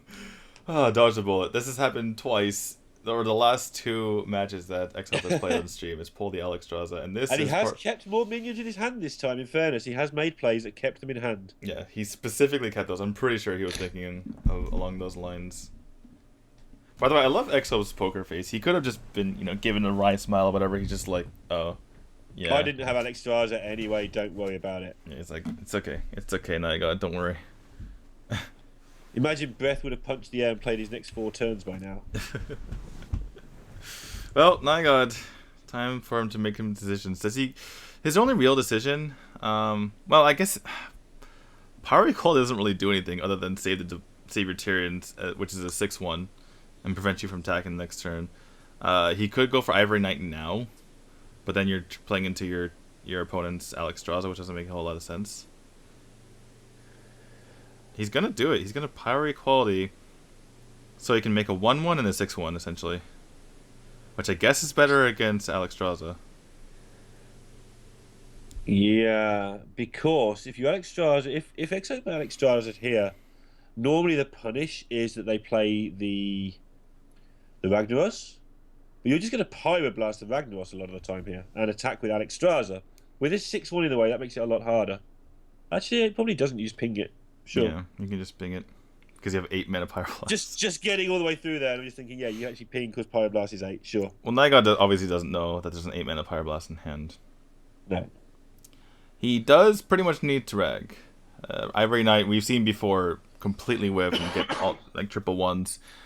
And the Wicker Flame Burn Bristle, he could just play very riskily, right? But the thing is, he might have to Ivory Knight Wicker Flame here. Because Rag is just punished by ping your Tyrion, hit you for 8 anyway. Right. So he might have to Ivory Knight Wicker Flame just to make sure that doesn't occur. Mm-hmm. Oh, yeah, he picks up 6 healing or Forbidden Healing. Yeah, that's true. I think he needs to go for the 6 because he might just die. Yeah. And goes for the Hydrologist instead. Doesn't even go for the Taunt, which is very risky. Does pick up. He has to go for a Get Down. Yeah. No Eye for an Eye available either there, just to note. And cashes in the Tyrion value while he can. Yeah, I think you probably have to trigger this and hope that Get Down wasn't offered. Is there a way you can mess around for a while? Maybe to try and force it through? Well, he can I guess you could develop your Valet, yeah. He can Medivh Valet. He can also Frostbolt face. And then you can't kill the Medivh Valet. Yep, and you just don't attack. And this is where I feel that we think that X-Hope's got better as a player. It's not that that play was remarkably difficult. It's that he never seems to ever make those mistakes that you can make there. Whereas every player in the world sometimes makes those mistakes. X-Hope seems to have just eradicated them from existence. So, Nygod, how dead does he think he is if he Eldors here? Because if he Eldors, then he could potentially just die to Fireball, Frostbolt, obviously. So we're going to go with Avenging Wrath and the Wicker Flame Burn Bristle and see if it can't get both of them. Doesn't really matter a whole lot because of the Get Down, and nothing is going to ever attack in the future except for maybe Antonidas. What do we have here? So he's got 21 over 2 turns if he wants it, which would be too short. Oh, this is awkward for X-Hope, right? Because he wants to kill the Burn Bristle. Wait, hang on. You can Pyro face because the heal leaves you with Valet and cheap Pyro for exact lethal. I hope I just added that though. I'm going to really Frostbolt. I think he should have tossed in his Valet because now this happens. Because now Burn Bristle gets the 2 health. No, because the Rag heals face guaranteed. Yeah, and also it's not lethal exact like I said it was because the 2 heal from the Burn Bristle. Right, but he really should have attacked in because of Rag. Because otherwise the only way to guarantee heal is to Equality Rag, which your opponent doesn't always have Equality. So it could have healed. It could have healed the Ivory Knight, and not only that, but you get the Get Down out of the way. I suppose if it wasn't Get Down, he allows his opponent to heal for 2. So there's some mind games there, right? Where if it wasn't Get Down, and Nygod was bluffing earlier, then he gets the extra 2 heal from the Wicker Flame Burn Bristle anyway, which obviously is pretty annoying. Yes, that was a mistake there. Having just said he doesn't make many mistakes, that was definitely a mistake. Well, it's not necessarily a mistake. He could have healed him more, but it's still like, yeah. So now he's got 50-50 kind of lethal, except Ivory Knight's going to be played. Or Lay on Hands. Or Lay on Hands. And this is not going well for X-Hope. It's going exactly how it usually goes. But with added infuriation, because he's actually got himself in a pretty good spot here with a second Pyro, but Nygod just drew all of his healing and timed it well. What if you play Redemption, or in the future, and the Rag redeemed itself, and then you don't have a way to ping off the remaining damage? Might be worth thinking about. Though if the same theory applies to Getaway Cutter, right? You just get another Rag. Yeah, the double Wicker Flame's a saviour here. Yeah, the just keep getting Rags. Yeah, and that's pretty much game over. There's been an Alex Strasser, there's been a Pyroblast. Here's an Antonidas. I'm not sure if that even does it, or if it even gets there. Gets his card from the Acolyte, but it doesn't look like it's going to help much. Thing is, he needs to kill the Wicker Flame Burn Bristle while killing the face, which is hard to do.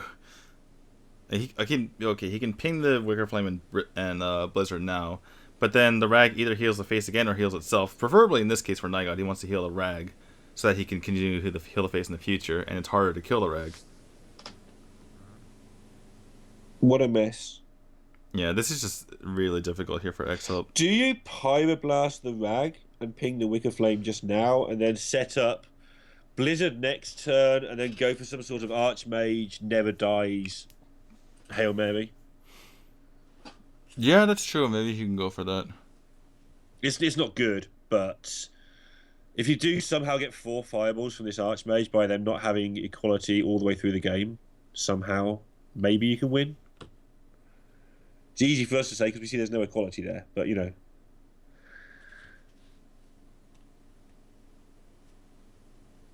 He's thinking about Antonidas right now, which is a bit strange to me. Feels like he never ever gets enough this way, but we'll see, I guess. How many fireballs does he have left? Have we seen any of them? Yeah, I don't think so. Or it seemed so like maybe he thinks he's got 2 fireballs left, or maybe he has got 2 fireballs left, and well, there's one of them.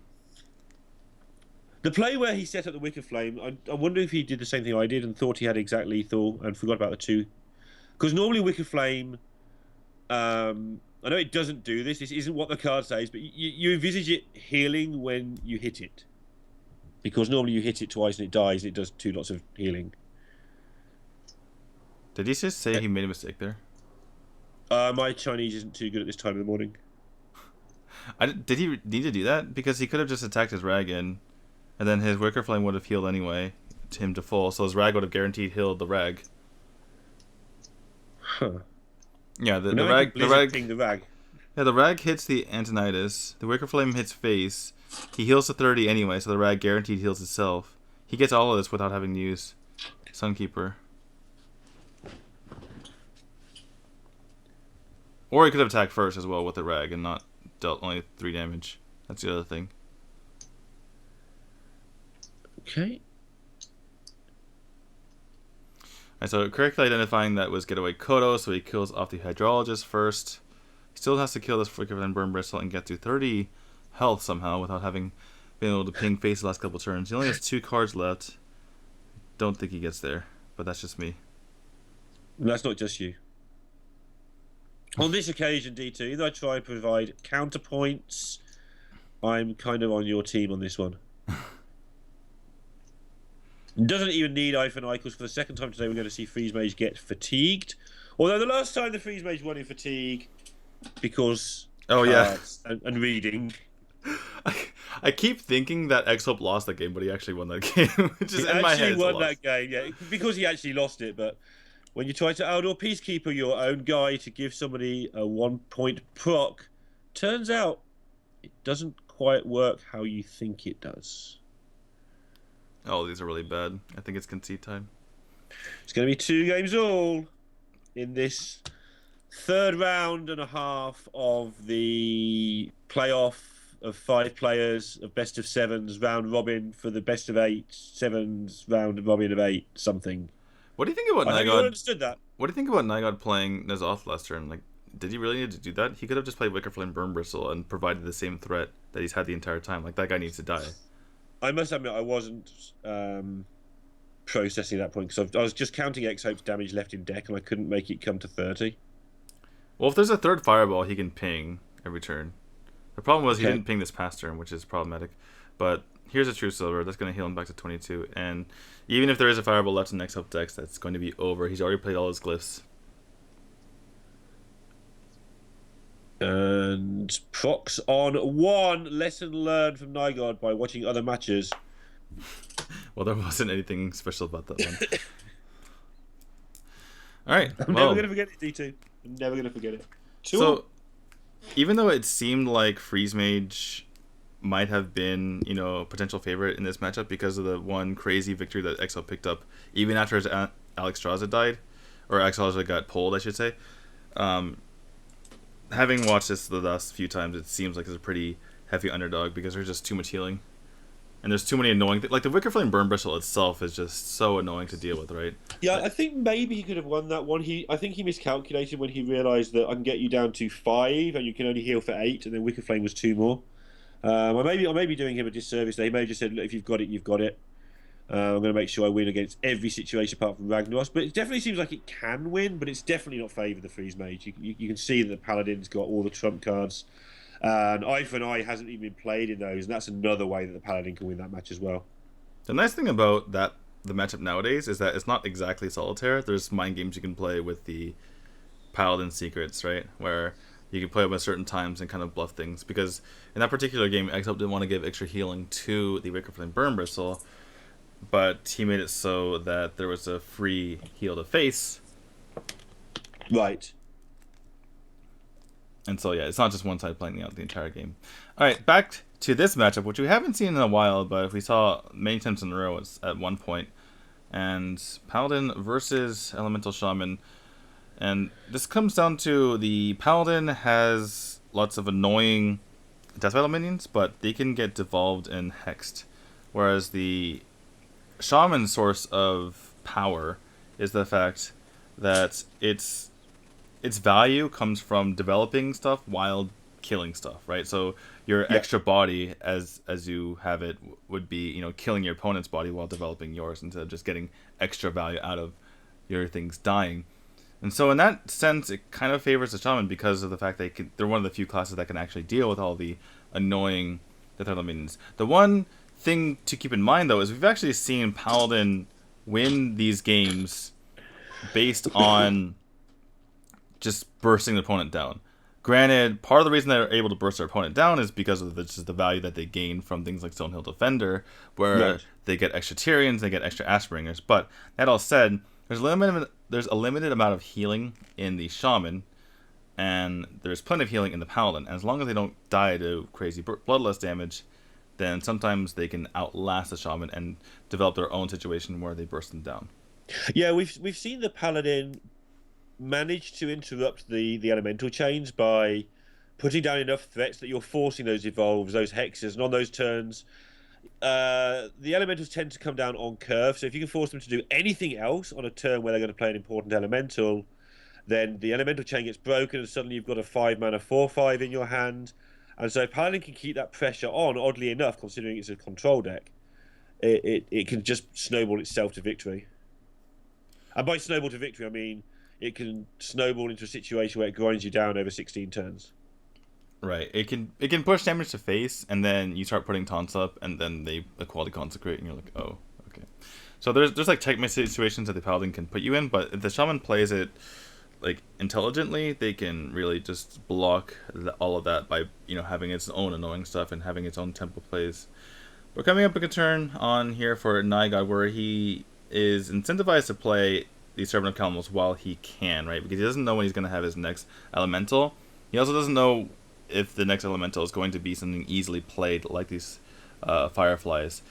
The options are pretty good. Usually you'll Kalamos in this situation, but there is merit to something like Stone Sentinel. Thinks about it for a couple seconds, and Big Daddy Kalamos it is.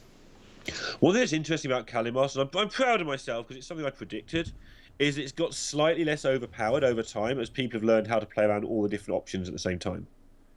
Like the first week, people go, oh, Kalamos, it's absolutely ridiculous. It always clears my board. And then people said, hey, let's not let it do that thing. Yeah. Let's put it boards that are awkward and put it in. We've seen a few times these guys have checkmated the opponent, as you called it, where the 12 healing doesn't stop you because I've still got my board.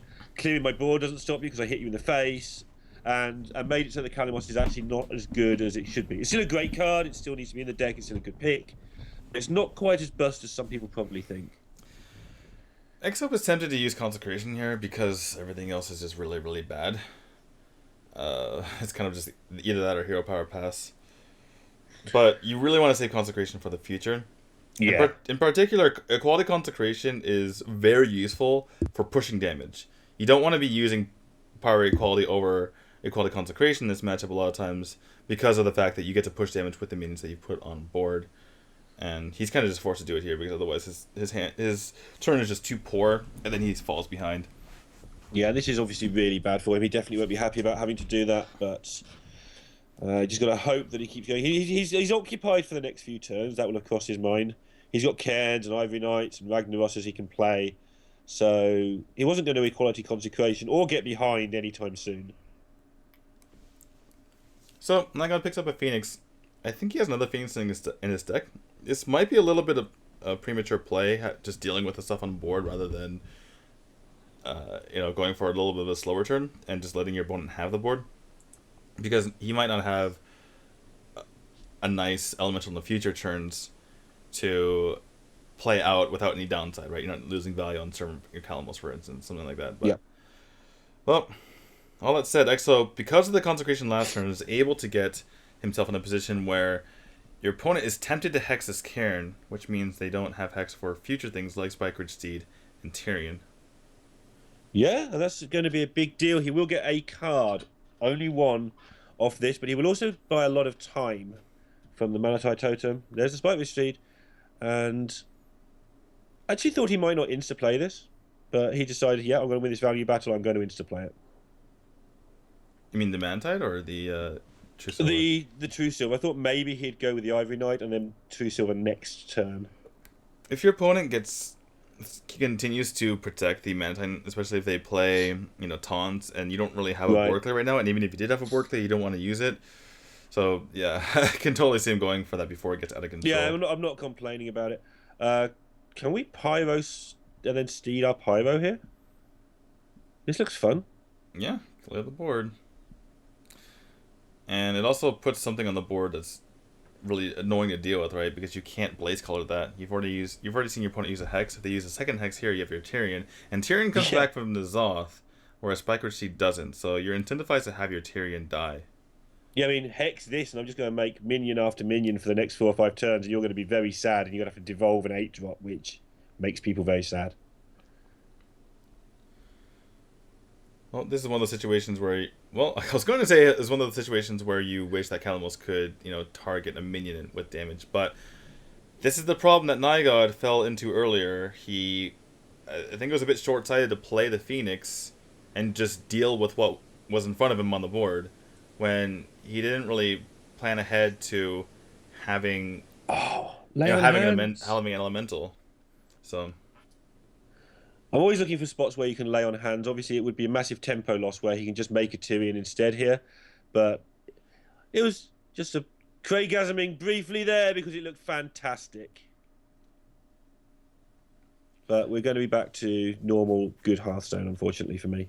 Exop was wondering if my opponent's holding back Hex, because he didn't do much. We know the answer is that Nygod didn't really plan ahead very well, and he can't really just play these elementals for no value. Unless it's Alakir, potentially.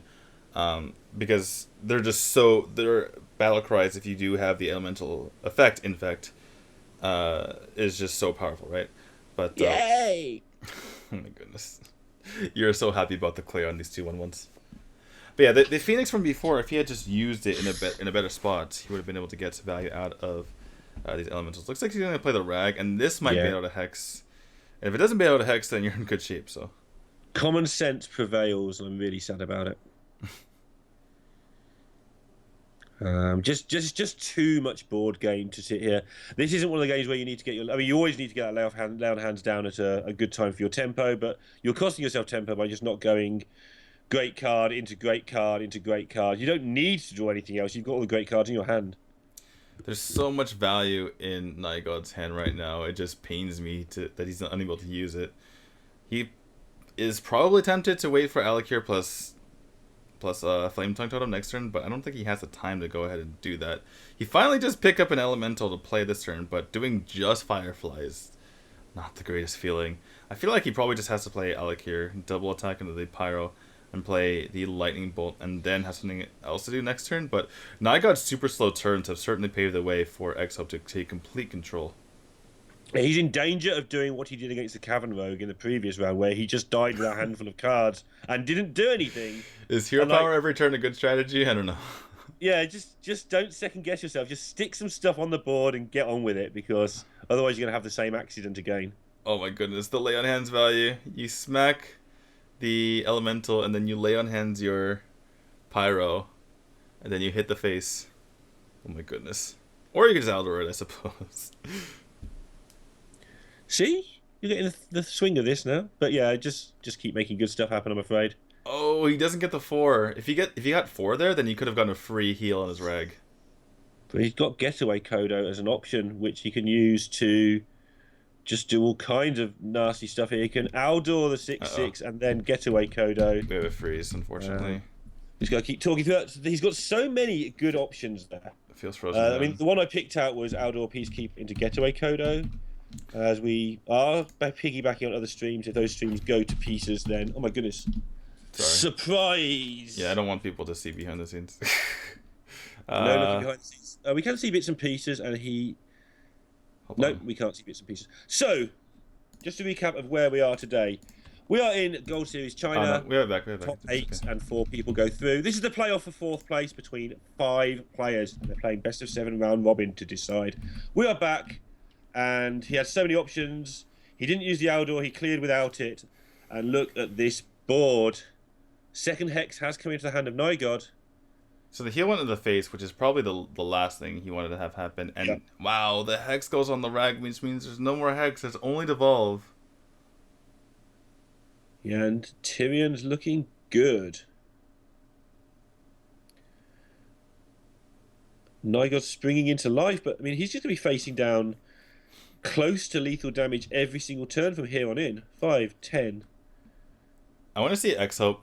Is this lethal on board? I want to see. I don't care if it's lethal. I want to see X-Hope play the Frog and Spiker seed it, just to spite Nygod. Be like, hey, shouldn't have given me that Frog.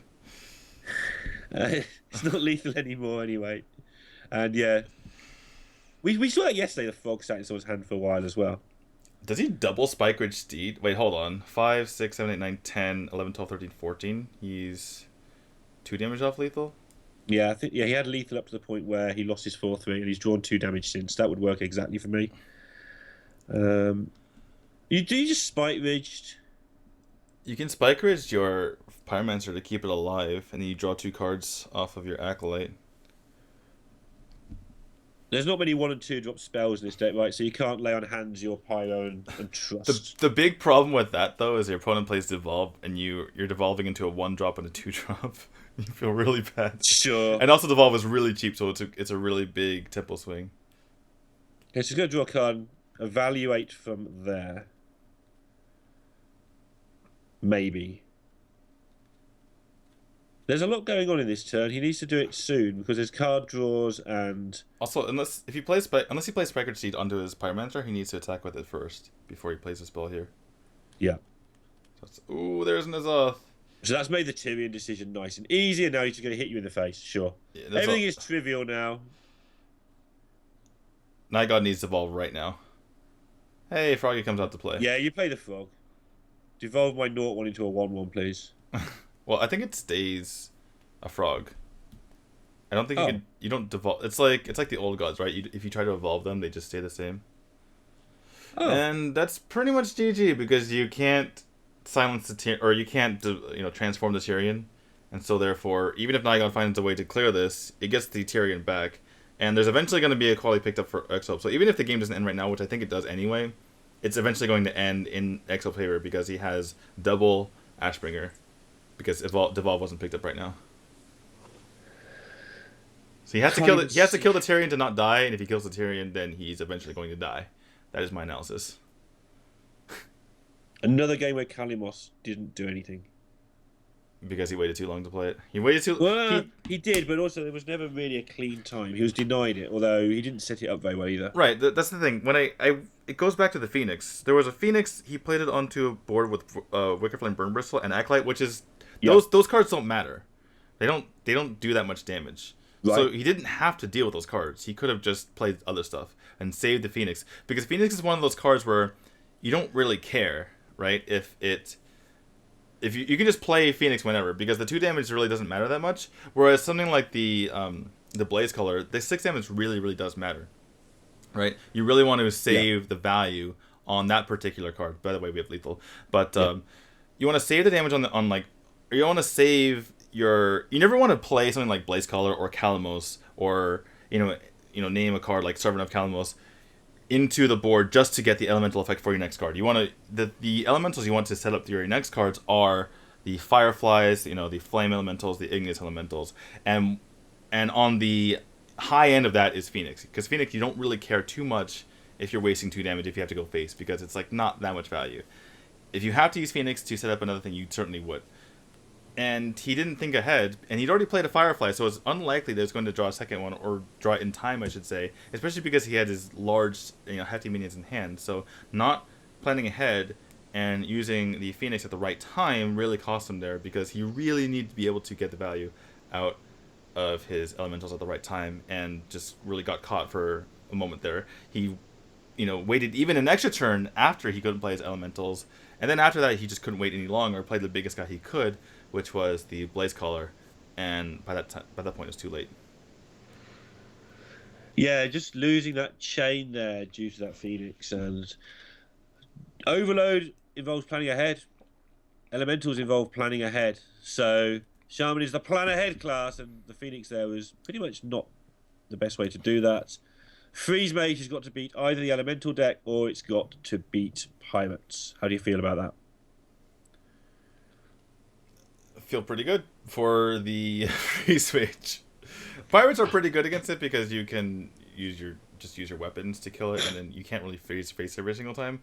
But this particular matchup is pretty good for the Freeze Mage. There's not as much healing. There's Kalamos, and there's the Hot Spring Guardians, and I believe he's not running 2. Let me go ahead. I don't think he's playing Water Speaker either. I don't think we've seen. So there's not much shenanigans going on here. Let's see. Night God. Where is your Shaman? And it also doesn't put much early pressure on, right? It just kind of lumbers along. Yeah, it's 2 Hot Spring Guardians. He has burst potential with the Alec here. He also has double Flame Tongue, and he has a Bloodlust. So he can just burst out of nowhere. That's the way the Night God, can potentially win this game. But the problem is, with Bloodlust is all your things are frozen. Right. Repeatedly. Well, that's the thing, right? X-Hope is going to be in a situation where he... Once you freeze something with Freeze Mage, you have to continually freeze it. And when you're done freezing, the game has to end, basically, once you're done freezing. Yeah. Or the board needs to be clear by the time you're done freezing. So you really need to choose when you freeze. And a lot of times you'll see, even commentators say, like, oh, he needs to freeze. But then they wait one more turn. They put an Ice Barrier up or just, let them develop for one other turn. Because now they're ready with the right amount of mana or the right cards in hand to start freezing at a later turn. But when you are facing Bloodlust, sometimes you might feel like, oh, there's like 5 damage on board. Why do we need the freezes? And all of a sudden they're popping your block. So that is the danger. And he has everything he could need apart from a couple of fireballs, but he can make those. So although it's not over yet by any stretch, this hand is really, really good in terms of what Exo would hope to be doing here. If he makes this trade, he will have to coin and play the Ice Block, I should think. He can play the barrier now. He can Doomsayer as well. Sure. Because this can be hexed, and do you really want to hex this to save your Phoenix? Maybe. Just to make sure you have that, but it also means that there's less likely to be a hex, and you don't really care if your Alexstrasza or your Antonizer are hex because they get value in the first place, right? Really, the hex is only saved for Doomsayer, and so to be able to get value out of it now and give yourself turns is really powerful. Yeah, he's going to save the coin to turn it into a fireball by the look of it. Oh, interesting. Okay, he's going to get the value now, kind of. And is actually going to go for the cheapest one, because if he goes for the Earth Elemental next turn, he will be too overloaded to play the Blaze Color the following turn. So he wants to get the Elemental Chain going starting next turn. That's certainly his plan here. Right, and everything's going well. So the barrier developed. The block will be developed next turn, most likely. And it's just about generating fireballs, and we can do that with Antonidas. This could be over very, very quickly. It's going to involve a Kalamos Hill on about turn 8, more than likely, or turn 9 possibly. Yeah, definitely. Well, Exo can start getting some chip damage in if he so chooses. Probably wants to kill this Manti Totem because, yeah, you're kind of playing Solitaire in a way, but if your opponent has enough heal, if the opponent has enough just burst out of nowhere, then you're kind of in a bit of trouble. Yeah, I don't think you mind. Don't think you mind putting the 3 onto the Mana Tide, hitting 2 for the face, pinging off the minion, and trying to win it without the Alexstrasza almost. You're going to get a lot of damage from Antonidas at some point here. I don't know if you need a ping per se onto the Elemental here, because you would just kill off your own minion. Kind of just let him do that himself. But yeah, otherwise it's kind of fine. And yeah, he didn't really... I suppose he didn't need to play the Medivh this turn. He can just save that for face. Yep. Must be tempted just to play Antonidas. I don't think we'll see that. I think we'll see him try and get Antonidas coin Frost Nova as one of his turns later on. But he needs to empty his hand if he's going to start doing that, because his hand is fantastic, but it's filling up of stuff. I think Nigod may have put himself all in here because of the way he structured his Elemental Chain. He might feel like he's forced to Kalamos for 6 damage to face rather than use it for heal later on, because if he waits to heal with Kalamos, then he's not getting the 7/7 out in time. Or I guess he could go for 1/1s, but going for board against Freeze Mage doesn't really feel too great. I wouldn't be surprised if X-Hope does a little tease here where he maybe Frostbolts face or the minion and then just kills the minion. Just get a couple of cards out of his hand. Get rid of the board. Yeah, this is fine. And he's threatening to have a little bit of chip damage. He needs to get some damage onto the Shaman to try and force some of the healing out so he can Alex Straza comfortably. He doesn't want to Alex only to have it all healed straight back up. This is nice from him as well, getting the Acolyte in a position where it's almost impossible that's going to be... it's going to overdraw you cards. Your opponent would have to have double Maelstrom Portal and then attack it anyway. So we're going to see a C and a Lightning Storm. These are actually pretty big, this result, even though it seems not consequential because it's a 1-2 and a... or 1-1 or sorry, 1-3 and a 2-3, but still. It ends up getting the extra card to the Acolyte. Wow. And now Nygod is... an issue here. Yeah, now Nygod is no board. Here comes Alex Straza, and oh my goodness. Yeah, the heal's not going to work here because, well, it would work, but you can't heal and get rid of... You can't play it this turn, but you couldn't heal and get rid of the Alex Straza anyway. So he's going to get... Yeah, he's going to get rid of the Alex Straza first, obviously, because he doesn't want to take the 5 damage afterward, or 8 damage, excuse me, afterward. And now, goodbye Bloodlust, goodbye Burst. Yeah, goodbye game. Goodbye Moon. Goodbye top 5, top 8, top 32 playoff. Most likely. Because it's just Antonidas and Freeze face. Yeah, he's just like, just give me a fireball. Just give me your fireball. And it's the same thing. You can't... Oh, actually, no, it's not the same thing. Because he can now, if he top decks X, gets a Devolve. Oh, Devolve's huge, because now he can actually Devolve and heal face. Except it's devolved into something good. What the heck is that card? I think that's the Warlock card that brings back cards that were discarded from hand this game. Right. I was like, what in the what? Like Dinosaurus. Dinosaurus Rex. That's the one. Just Dinosaurus. Oh my goodness. Alright, Fireball to the face here. Just cycle a bit more. That was one of the best cards he could have gotten. The second best would have, or the very best was just Hex because he had enough mana to do so with the Calamos being reduced. But I still don't know how Nygod gets there in time. That is a really good card though. That is a start. That is a Hot Spring Guardian. Don't forget, there's still 2 Glyphs and a Pyroblast in this deck. So whilst it's a good start, so far X-Hope's basically used 3 cards to get himself into this position. I think he played that really quickly, by the way.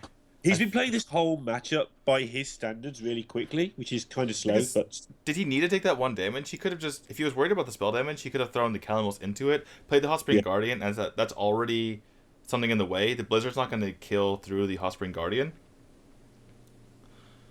So I don't... Wow. Yeah, he didn't need to take that 1 damage if he just sat and thought about it for a second, because there's no real punish there. Freeze Mage in this really odd luxury position that it can just sit here and ping you for 6 every now and again when it draws its damage and just ignore the rest of the game. Nygod's last 3 cards have been absolutely perfect, except maybe if the Hex came in place of the Devolve a couple turns ago, but still, it's been really nice for him.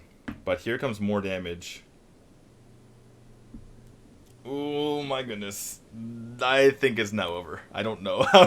I do not know how Nygod gets out of this. I think you ping face here. Just to get, every single point of damage matters at this point. There's only 1 Hot Spring Guardian left, and even if there is, this ping will matter in that case as well. And he can't kill fast enough. Got there in the end. Yeah, not to mention does set up lethal with just the Vidi's Valet and the Fireball and the ping.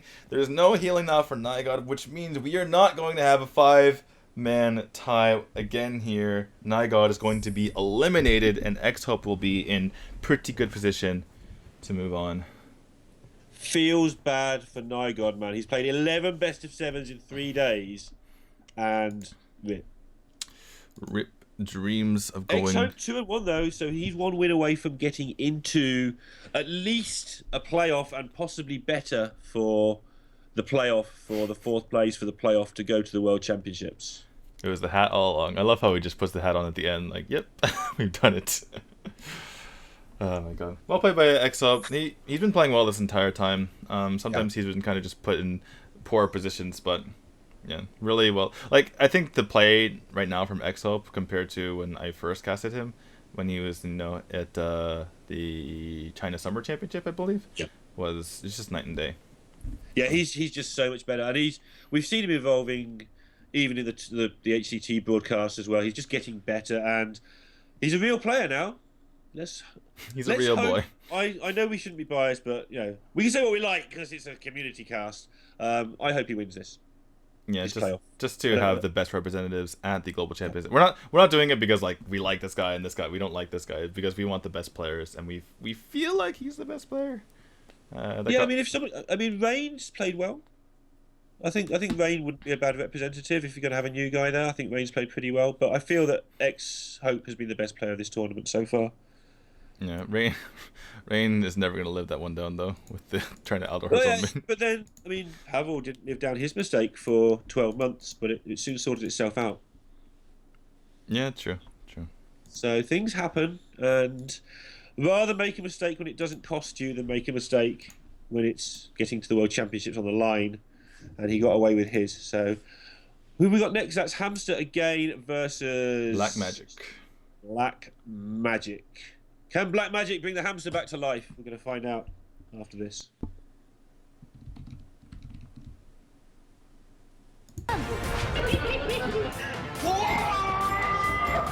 我们看到这是一条什么？是吧？不是百成。是中留下的。好神送！我觉得这波我赚了，真的。哎，来。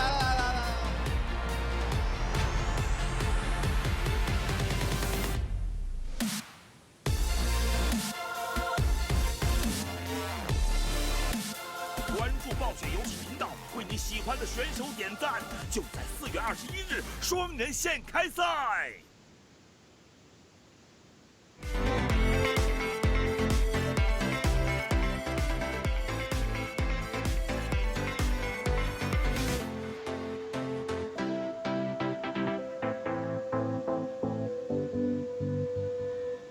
最难缠的选手，我觉得是驴哥吧，还有弱鸡。小弱鸡吧。弱鸡是我不想碰到的对手吧，他运气最好。反正每次碰到他的时候，他运气都特别好，我运气都特别差。这个人真的很强，反正我打不过他。在卡组的准备上以及他们的临场发挥上是做得非常优秀的。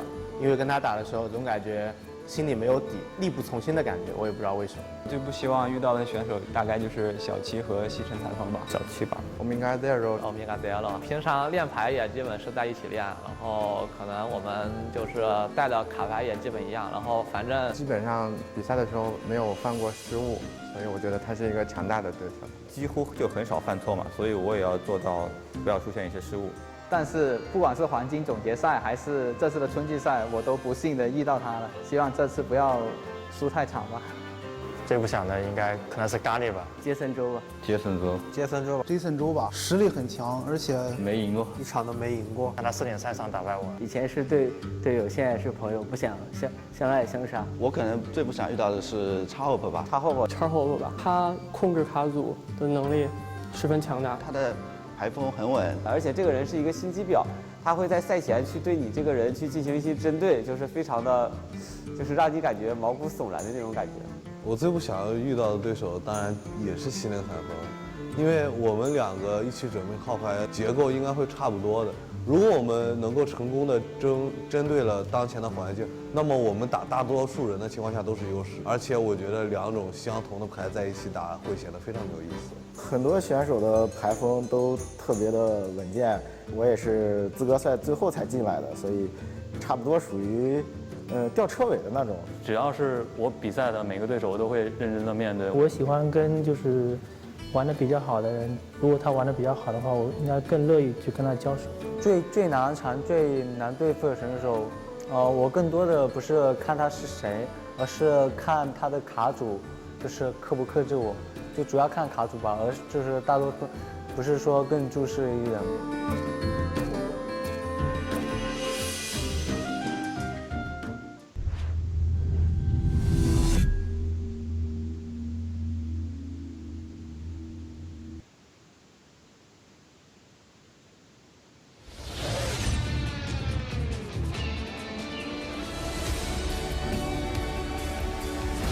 Welcome to Hanamura, a large 2-lane battleground set inside the sprawling grounds of Shimada Castle. Much like Towers of Doom, heroes will not be able to directly assault the core of the opposing team, but must find victory through use of the map's unique mercenaries and central objective. Woven across the center line of the battleground are payload pathways for both teams that cover the top and bottom of the map. These payloads are the key to victory on Hanamura. Escort a payload to its final destination, and damage will be dealt to the opposing team's core. A payload will only move if a friendly player is standing inside its proximity circle, with its movement speed dictated by the total number of friendly players standing inside the circle. The payload will hit max speed at 3 or more players. If even a single enemy player enters the region around the payload, the vehicle will stop. If no friendly players stand inside the proximity circle for a brief duration, the payload will begin to slowly move backwards.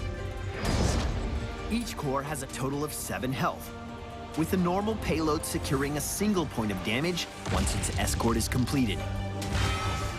If a team manages to destroy a fort or a keep, their payload becomes empowered and will deal an additional point of damage once captured. Every fortification you destroy adds a new point of damage. Push deep into the enemy's territory to make your payload volleys all the more devastating. The mercenaries on Hanamura offer unique mechanics and implications for gameplay yet to be seen in Heroes of the Storm. Across the board, capturing a merc camp, no matter the type, will generate a high value of experience for your team. A fortification camp is situated at the top and bottom of the battleground. If you can secure this camp, a turret will drop that can be added to your inventory. This turret can be placed anywhere on the battleground, including atop the payload, and will block pathing wherever you place it. A recon camp sits on each side of the map, just inside the top and bottom lane. Upon defeating the henchman, a dragon token is made available for pickup. When used, this item will send out 3 dragon spirits to seek the nearest 3 enemies to your location. Upon reaching their destination, the dragons will reveal their targets for 8 seconds. Just outside the blue and red base sits a support camp.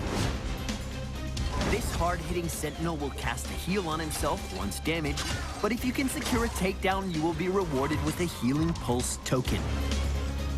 Upon activation, this item will release a pulse of restorative power that will apply a moderate heal to all nearby allies over a short duration. Lastly, in the center of the map sits a large Mega Enforcer. This formidable boss will require allies to take it down, as it will gorge a nearby hero while issuing a large ring of continuous pulsing damage to the area around it. Securing a takedown on the boss will deal a point of damage to the enemy's core. As a battleground, Hanamura will constantly challenge your team's ability to defend and attack at the same time. A payload respawn timer will trigger as soon as a payload has been successfully delivered to its destination, so teams are naturally rewarded for pushing their payloads faster than the enemy team. Capitalize on this with an aggressive pushing strategy, or by working to stall the enemy on theirs. The core only has 7 health, so capturing the center boss could have a major impact on the fate of the game. Don't underestimate the effectiveness of empowering your payloads by destroying enemy forts and keeps. This is a great way to get back into the game if your team is falling behind. Lastly, destroying enemy keeps will cause sappers to spawn with your minion waves. Take advantage of the extra pressure these powerful minions can provide as you continue to push for the win. Hanamura, home to the Shimada clan, has entered the Nexus, bringing new game mechanics to Heroes of the Storm. Harness the power of the dragon and empower your team to victory.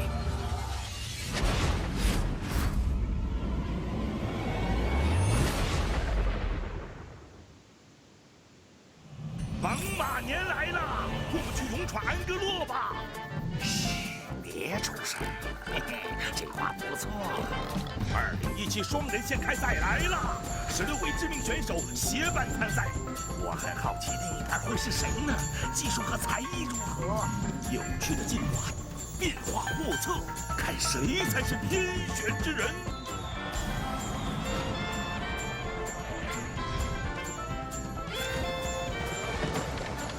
关注暴雪游戏频道，为你喜欢的选手点赞，就在4月21日双人线开赛。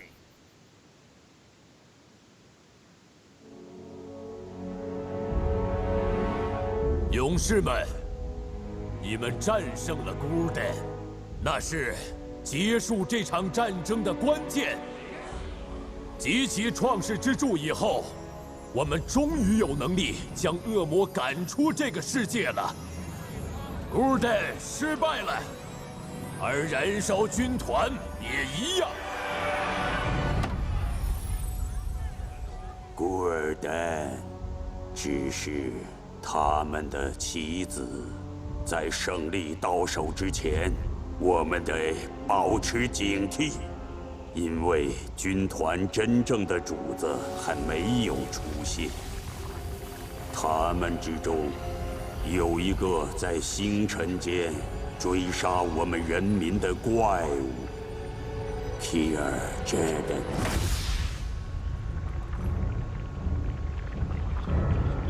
我在接受邪火的那一天，就已经看清了我注定的命运。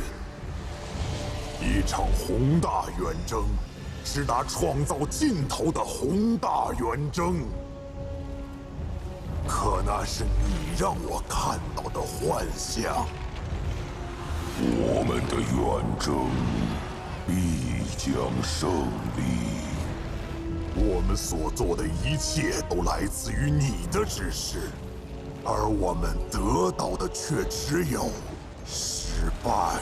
也许你看不清我们的命运，也许是我高估了你的决心。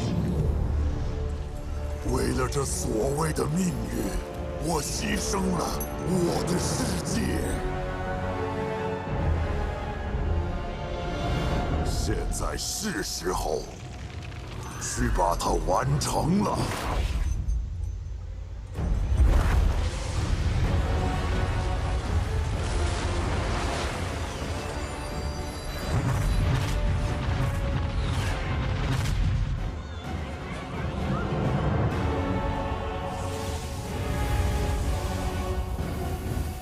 让它燃烧吧。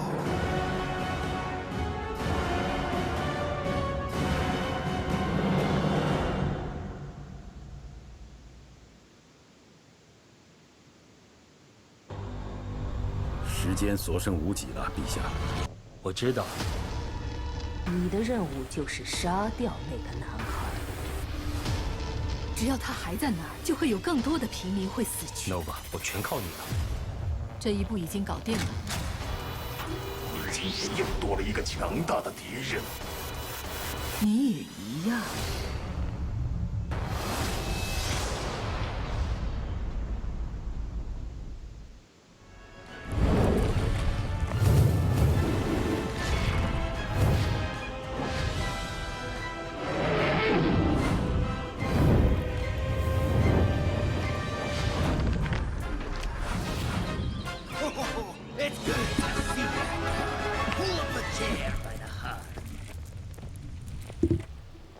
好，欢迎回来。接下来要进行的比赛是在。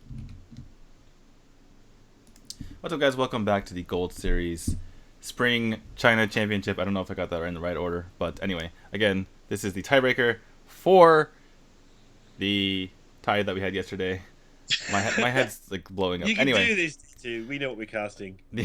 This is the qualifier for the HCT Global Championship that was supposed to be done by yesterday, but now we're having a tiebreaker, which will now not result in another tie, at least among all 5 players, because Nigod is out.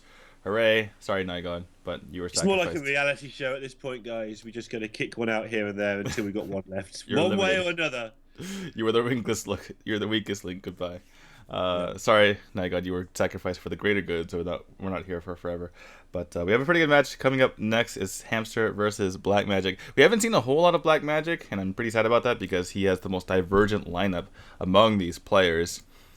Taking a look at his list, most players are playing, like Paladin, Shaman, Druid, Hunter, Rogue, some sort of mix of that. And Black Magic is playing something similar, but as we take a look at Hamster first here, Black Magic is playing, you know, your normal Quest Rogue, but after that, it switches up quite a bit here as he goes into an aggressive Jade Shaman with double Bloodlust. He has, his Hunter is a bit different as well with double Bittertide Hydra, as we take a look at our player here, Black Magic. And he has Pirate Warrior as well as an Elemental Mage, so completely different, as unfortunately he's stuck at rank 25.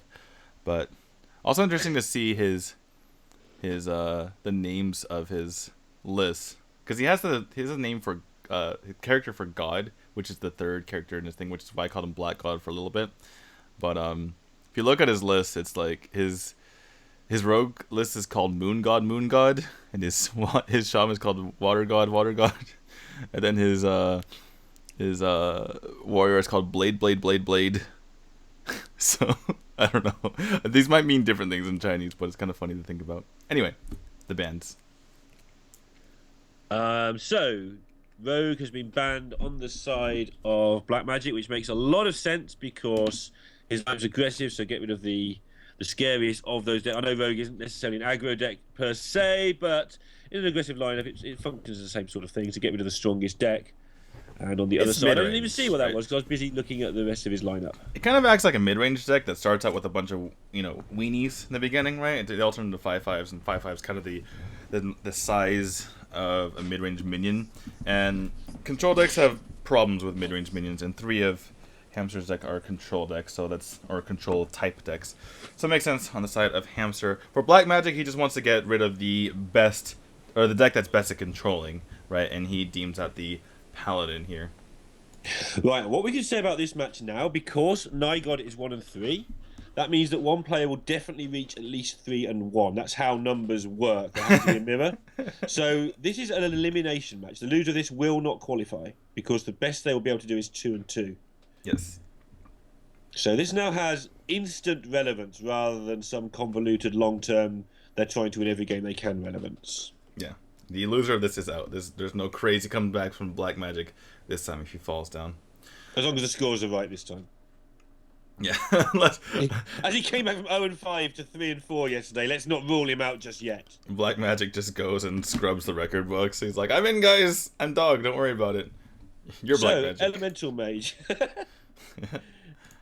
Just changes the names. Elemental Mage versus Elemental Shaman. Yeah, Black Magic. Do we know much about it? Black Magic just walks in there and he's like, you know, all Chinese people look alike, right? And he just like changes it.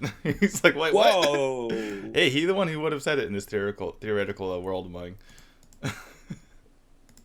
Anyway, I'm going quiet. It's on you. It's a joke. It's a joke. Hey, all white people look alike to Chinese people, okay? And all Asian people look alike to white people. So, Hamster's got to deal with this apprentice, or he's going to be in a world of trouble. He doesn't have an easy way of doing it.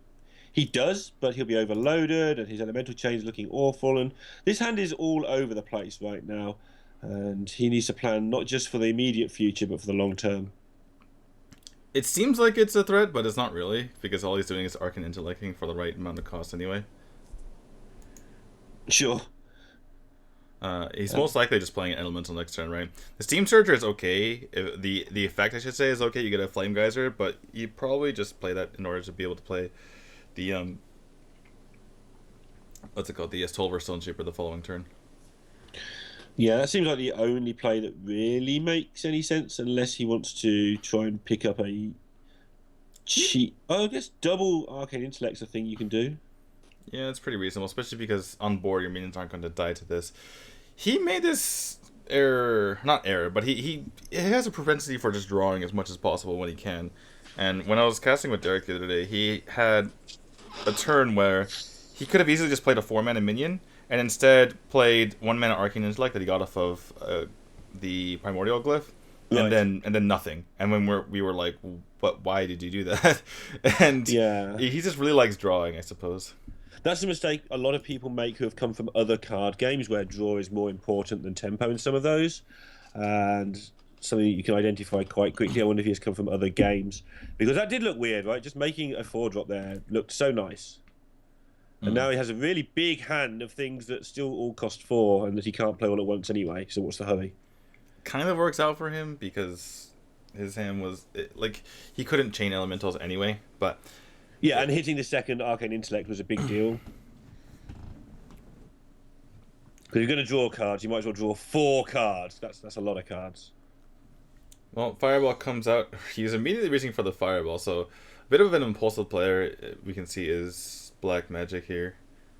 Kind of running into the problem of not having elementals to play out, right?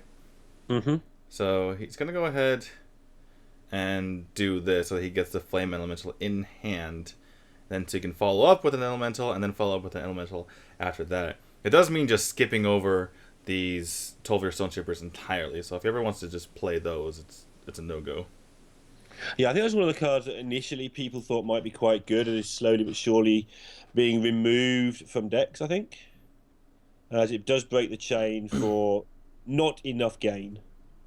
And Hamster finally decides to deal with this Sorcerer Apprentice and makes it seem like he didn't make a mistake because there's a Lightning Bolt on the left side of his hand as well. But here comes the Steam Surger. And gets another Flame Geyser, which gets another Flame Elemental. So the chain rolls along nicely, I suppose, when you have this Mr. Steam Surger. Yeah, it's going to go 7 and then maybe double Tolvir on turn 8 is a thing you can do. This card is so interesting, right, the Steam Surger, because when you think of it, you don't think of it getting that much value because the spell you get is kind of like underwhelming. But if you think about just keeping the chain going, it's like, oh, I have this elemental that is a reasonable size and also procs my next elemental. And if I manage to proc his elemental synergy, then I get 2 elemental synergies in the future, which is kind of cool. Right. Yeah, it didn't seem particularly spectacular, but it's doing good work. Well, getting Selfless Hero is actually pretty good off of that. One of the better 1-drops that you can get because unless you kill everything else first, which is typically hard. Typically, you're just like kind of instantly killing the 1-drop, but if you do it this time, it's problematic. Very nice Blaze Color here for Black Magic. He's just kind of looking over his hand to see if there's anything better. Yeah, because Mana Worm, Fireball, Ping is a consideration that works out quite well as well here. But obviously it breaks the chain and isn't particularly great. Yeah, it looks like he just wants to, if he's going to diverge from that, it looks like he just wants to make sure he plays his other Flame Elemental. Yeah, the Selfless Hero, I suppose, is pretty annoying, right? If your opponent just sauces away the 1/1 and plays a massive minion, suddenly if they have a massive minion that has Divine Shield. So. And if you're going to invest in all those early cards, the best way to get use out of them is go 1 for 1 from that point on. Yeah. But yeah, Steam Surger value gets another Flame Elemental.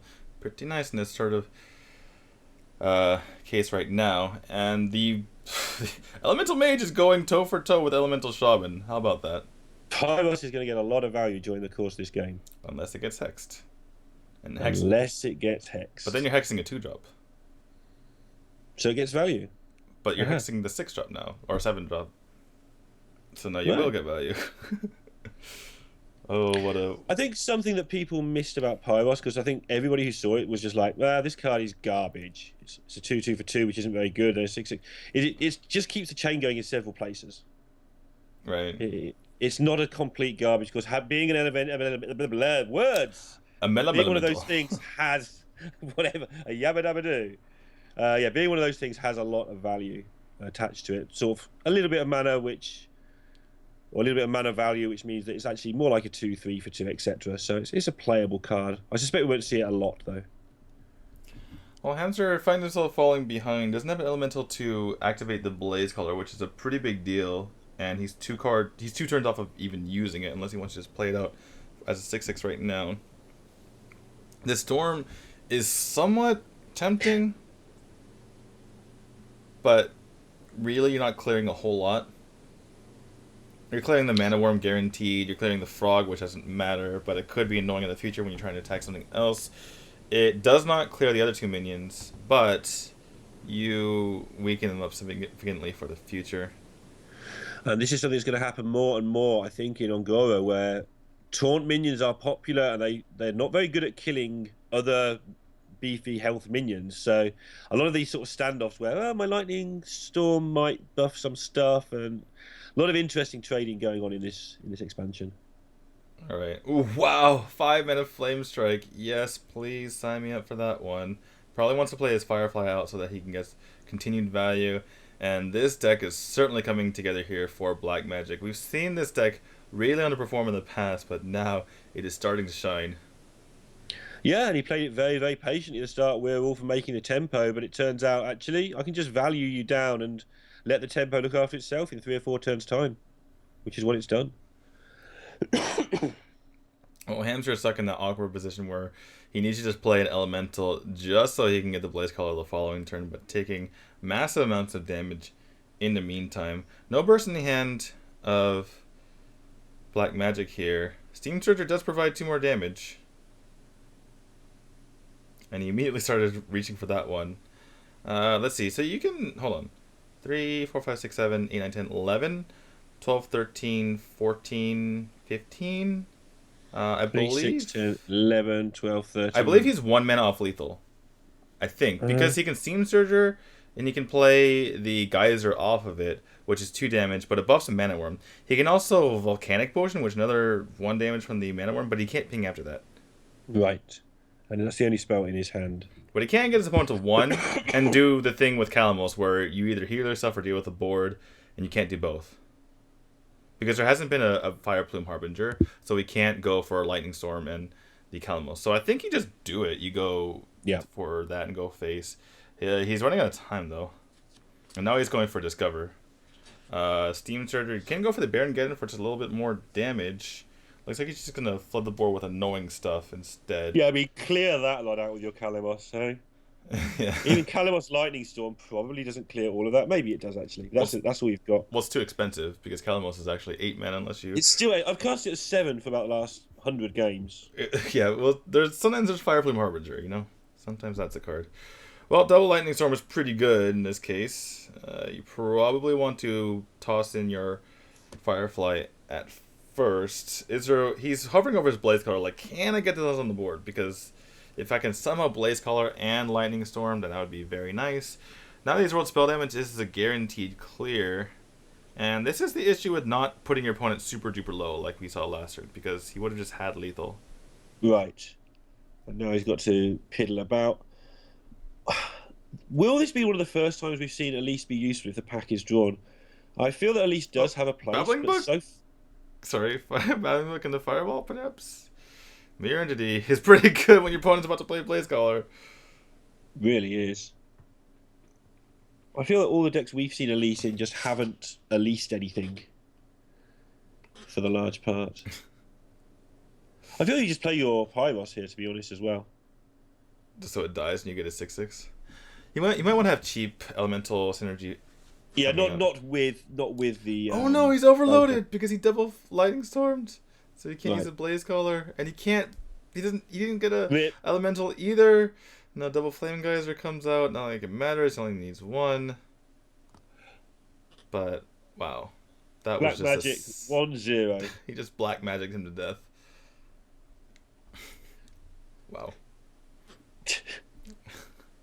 Hey. It's going to be disappointing when he qualifies for HCT and they say his name's actually just like Pete or something. Yeah, exactly. All this build about mysterious name. It's just like, oh, here's Bob from China. I hope they call him Black Magic, because that's what his name is in Google Translate. Right. Yeah, I mean, that's always the best way to start. It's not always correct, but yeah, it's a good name. All his decks are named after gods and stuff. They're even better. Yeah, I mean, I was calling him Black God because if you look at the character from a Japanese point of view, the first 3 just mean black color god. Right. And then the last one, I guess, if you put God and that character together in Chinese, I guess it means magic. But or at least according to Google Translate, you can never trust that. But yeah. Yeah. Then turns out the donkey pigeon's actually correct. LVGE. Just actually donkey pigeon. I was really happy that they explained that during the cast. It was great. Those little inserts have been actually really, really good on HCT, just telling us a lot more about the players. That's exactly why we do these casts, of course, but it is good to see them doing it on the main broadcast as well now. Yeah, and it's nice because they're doing it for the Chinese players as well, right? Because last year they did it for BlizzCon, but every single season it was like, okay, we have APAC, we have EU, we have, Americas, but... And here's 4 other guys that are playing this tournament. Yeah, exactly. It's like, who, what, where? But here we go. One more aggressive deck from Black Magic, because that's all he's been playing. And this has been a really bad matchup for the Shaman. Well, not really bad, but typically we've seen the Hunter win it. Yeah, overloading against Hunters not good for Shamans in general, and clearing boards involves overloading in general. So, in general, which is my favourite phrase to hate, he should be in trouble here. This is awkward because you want to save Blood Mage Thanos in case you pick up Maelstrom Portal, because that's a really nice way to not overload. Or, you know, you could Blood Mage Thanos and Lightning Storm on 5, but then you don't have stuff for the meantime. But he does have a turn 3 play, kind of, with that Manatite Totem, so... Wow. That's a thing that... Grievous Bite. It's very grievous. That's in his deck. Okay, cool. It's worked wonders. Let me just put it that way. It's been pretty good. I can imagine, actually, if you're playing that aggressively, then I can see how that would work, because if it gets to the point where it doesn't kill anything, you've probably already lost. So at the points where the game is relevant, then it's probably pretty good. That Magic playing very quickly here. He could have maybe tried to snipe that off with Crackling Razor Maw, but decided to just play on curve this time. Here comes the Maelstrom Portal, which makes your opponent have more attack power, but you can just take it out with Lightning Bolt and follow it up with a Firefly. But you don't really have anything. I think you keep the Firefly black, right? That's such a difficult decision. I suppose you can keep it, but you have the Flame Elemental coming out as well. He's going to play both, just to have stuff on the board. Okay. This is problematic for the future, though, if he doesn't pick up another way to activate the elementals. I feel that the Flame Elementals are actually made so you can get a one on the board and still have your Elemental chain. I feel the number of times we've seen people just put the Flame Elemental out there and it's turned out to be pretty horrible for them is really been large, even in a small sample size this tournament. By the way, Grievous Bite value. So we have, let's see, I think that's +3 attack, and then the Divine Shield, and then looks like he's just going to go for the attack now. Get that sucker in the face. So there is a clear here, but he does pick an elemental. So this is the issue, right? Now he feels like compelled to play this just to get the value out of it, because he might not have the time in the future. Though he could just play it on turn 7 for no value if he so chooses, and then play Calamos the following turn, as long as he doesn't overload, obviously. So this could be just a Thanos and Maelstrom Portal plus Lightning Bolt turn, just so he doesn't take a ton of damage the following turn. Or do you feel lucky? Just get a 6-drop or 7-drop from this, and off you go. Or a smaller drop. You probably want a 3 or 4, actually. But if you play this, you're taking 7 damage to the face on board. Yeah, that's what I mean. Do you feel lucky? And this is okay. You get to play something cheap. Fireflame Harbinger is really nice because you get to play Calamos on 7 instead. But you're taking a lot of damage in the meantime, and we're falling into that trap again where you can't clear the board and heal at the same time. Yeah. That seems to be the constant downside of Calamos. And wow, I'm surprised he traded there. I think because he has the rat pack and it can be 3 more rats, then yeah, I think trading's okay there. Well, this is a clear board hitting someone for 5, yeah. Okay. So Lightning Bolt, Lightning Storm, and Fireflame Harbinger. I guess you have to play the Galactic Crawler, because even if you Fireflame Harbinger, you're not going to be able to Calamos the following turn. So now you just Blood Mage and Maelstrom Portal instead, yeah. I think I might be tempted to just leave up the little bits there and just play those 2, not get overloaded. That was a really good clear. It's worked out nice. Really? Yeah, he wants to save the Night Dragon Unleash for more stuff. And for more stuff, because he's running out of stuff, sure. Yeah. Right. Well, could be just the Fireflame Harbinger plus the Galactic Crawler and a hero power here. But first he's going to go ahead and trade in. Unfortunately, the ping has to go face because of the Death Rattle order there. And he picks up a Fire Elemental, but I don't think he's going to play it, because he probably wants to play Calamos next turn. Oh, just kidding. Oh, never mind. He's at 7 mana. He's going to be 8 mana next turn. I got confused for a second. Yeah, you're so used to correcting me on the fact that it doesn't cost 7, that it actually costs 8. That this time it's actually correct. Coin Hero Power. Get him. Pew pew. It's pretty correct because his deck is very cheap, so you're probably not going to find any more value out of the coin at this point. And no Calamos. Color me a bit surprised here. Buying himself a bit more time just for kidding. information. Okay, I'm Yeah. Everything has been shut off. I'm sorry. My brain has turned off, guys, officially. It happens occasionally in the middle of a cast. We'll be fine for the next game, though. It looks like it's going to be 1-1. As Kalimos will just heal for 12 at some point, probably this point, and that'll be the end of that. It is active. It is indeed active. It's going to be 1-1. Just heal for 12. Don't press the wrong button. Don't try and make your own guy into a 1-5. He's like, I cleared his board. Oh, dang it. Yeah, Healing Rain or something. Yeah, and he has lethal the next turn. So 13, 17 on board with an Alakir in tow. Seems good to me. And Hamster's going to tie it up. 1 game all. 1 win each. 1 loss each. It's all the ones. I did that yesterday, just talking about ones for no reason. But this time there is a reason. It's all the ones. This is one of the problems with not going for the easiest way to put together, the decks that come straight out of an expansion. It looks like Black Magic has tried to go for a divergent path. Obviously, he has gone for a divergent path, but he's going for multiple aggro decks. And when you're bringing 5 aggro decks to a tournament, it's really hard to make sure that they're all streamlined. Right. Aggro is a little bit harder to build than Control because Control you can do generic things like this deals with stuff. Outdoor Peacekeeper deals with stuff. Right. You don't have to know what the stuff is, you just have to know it deals with stuff. So you can build a rough Control deck much more easily than you can build a rough aggro deck because you don't know what questions you need to ask, but you do know what types you need to answer. Right. And the thing is, the game is almost by design, it limits the amount of aggro decks. Except for the time when we had, Pirates in every single deck, and Small Time Buccaneer was ridiculous. And then that was too ubiquitous, so it required a nerf. So that the thing is, you can't just have every deck capable of being aggro. And so therefore, in a tournament like this, it's probably easier to go for a bit more of control variety and then ban 1 aggro deck. And all of a sudden, your opponent has limited aggro decks to work with if they brought that. So this is a little bit different to Control Warrior versus Hunter that we've seen before, because this Hunter has 2 Bittertide Hydras in it. Oh, wow.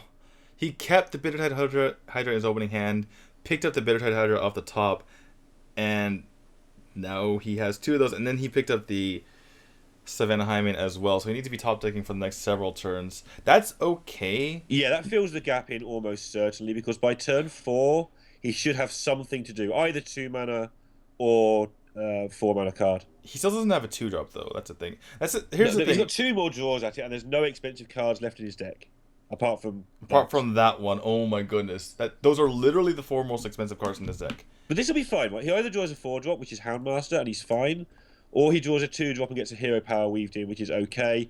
The worst pickup here is probably the other Rat Pack. Tundra Rhino. Oh, and Tundra Rhino would be really bad. Yep, okay. The thing is, by not having a 2-drop, he's allowing Hamster to do this and just clear his board, and you never want to lose board control in this matchup. That is true. Oh dear.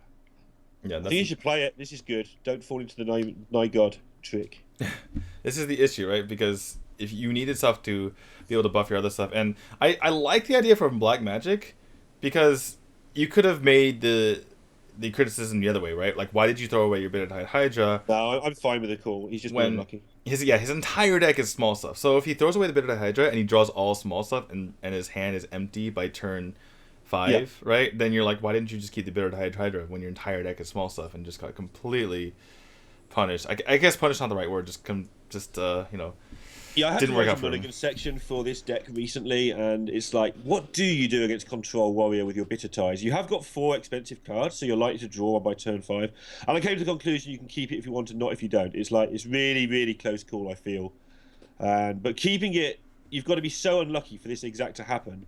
And to be fair, I mean, he's not like he's dead. He's got some stuff he can do for the next 2 or 3 turns against Control Warrior that Control Warrior does not like dealing with. Tempo Spellbreaker, because Hamster's like, well, I know your deck, and I don't know how you could possibly have nothing to do, so this is probably what you have. Maybe not exactly that hand, maybe one of those cards is like a Grievous Bite. Chill Command or Grievous Bite, yeah. Yeah, so... But he knows the texture of the hand, as it were. Hamster, if he's just feeling frisky, can deal 12 damage to his opponents. You're gonna do that line. So just run everything into the bitter tides. He could also just play Ali Armorsmith and go face, and then set it for more damage to that, because that's actually a legit way to win the game, right? Sure. But it looks like he's just going to go ahead and take this out while he can, and get more value out of the Ali Armorsmith. Interesting, though, because the pickup of the Direwolf in conjunction with the Savannah Highmane is going to be really good against the Ali Armorsmith. Because he'll be able to play Direwolf and the Hydra on the same turn. Yeah. We'll see if Hamster does go for that. He can go for... Well, he can potentially go for double taunt, because there's a decent chance he gets a 4-drop out of the Stonehill Defender. Doesn't go for coin into Curator for the reasons you mentioned. That's, that it doesn't fit naturally, but we have exactly, like you also mentioned, that it just fits up perfectly with the Direwolf Alpha. And let's see. Oh. Okay. No, he's just a little bit scared of his health total playing this Bitter Tide, I think. I think he also just feels like he doesn't want anything to trade into the Highmane, because he's pretty sure there's no execute, otherwise that would have probably come down last turn. And then there's like Brawl would have been an issue as well. I like this a lot. Or a value traded Direwolf Alpha, right? That's another thing. Yeah. Yeah, it works out nicely and protects his face as well, because he's down to 15 himself against a deck that is not bad at pinging. He's managed to ask all the important questions here. Well, Hamster's in that position again where he just plays a bunch of taunts, and the low attack totals eventually whittle the opponent down. Yeah, Rhino would be a big pickup here. Of course, you can proc the Highmane on the 3/5 and just do a load of stuff. Kill Command not too bad either. You can play that with the Hydra now with nothing on board. There's no real way to get through this board anyway. And kill commanding phase doesn't really matter, so this is one of the better clean ways to deal with the Tar Creeper. So it seems like a pretty simple kill command, Bitter-Tide Hydra, get along with your day. Yeah. He doesn't have to kill the Tar Creeper per se. He can play a Firefly and Hero Power if he wants to weave that in, but making sure that your minions are unlikely to die, in particular your Bitter-Tide Hydra doesn't take any damage from just, the minions on the field, is pretty important here. Right, and you get the 2 back from your Direwolf as well, so that's the Hero Power bit cancelled out, so it's just the 5 damage, which needed to be dealt sometime. And you've set up lethal. And although it's fairly easy lethal to dodge, it's not an easy lethal to dodge over the next 2 or 3 turns. Hamster can play the Primordial Drake, but it gets taken out on board. You do deal damage to your opponent. The question is, can he somehow find a lethal via his opponent's Bitter-Tide Hydra? It's certainly possible with that Whirlwind. Yeah, I think actually the Whirlwind might be a thing he could do here, because I don't think it's going to be useful at anything else, so might as well get 3 damage out of it. Eventually, but perhaps not now. If he does pick up a second Whirlwind, it's amazing, because it clears most of the damage on this board while dealing damage to your opponent. But he might just die to the Highmane, regardless. He's on 9, which is a factor of 3. 3 pings. So, if you brawl here, you're really hoping that a Hyena lives, or the Highmane, because either way it's 6 damage. Brawl, coin, Ali Armorsmith. Doesn't seem too bad. Yeah, that is true. Kind of what he has to go for here. It's not ideal, but yeah, it's probably what he has to do just to not die. And a Hyena lives, so he gets what he wants. That's the best option here, and can put the Ali Armorsmith in front, like you just mentioned. It's a pretty big deal. And he knows there's nothing left. He's seen all the Hydras, he's seen all the Highmanes.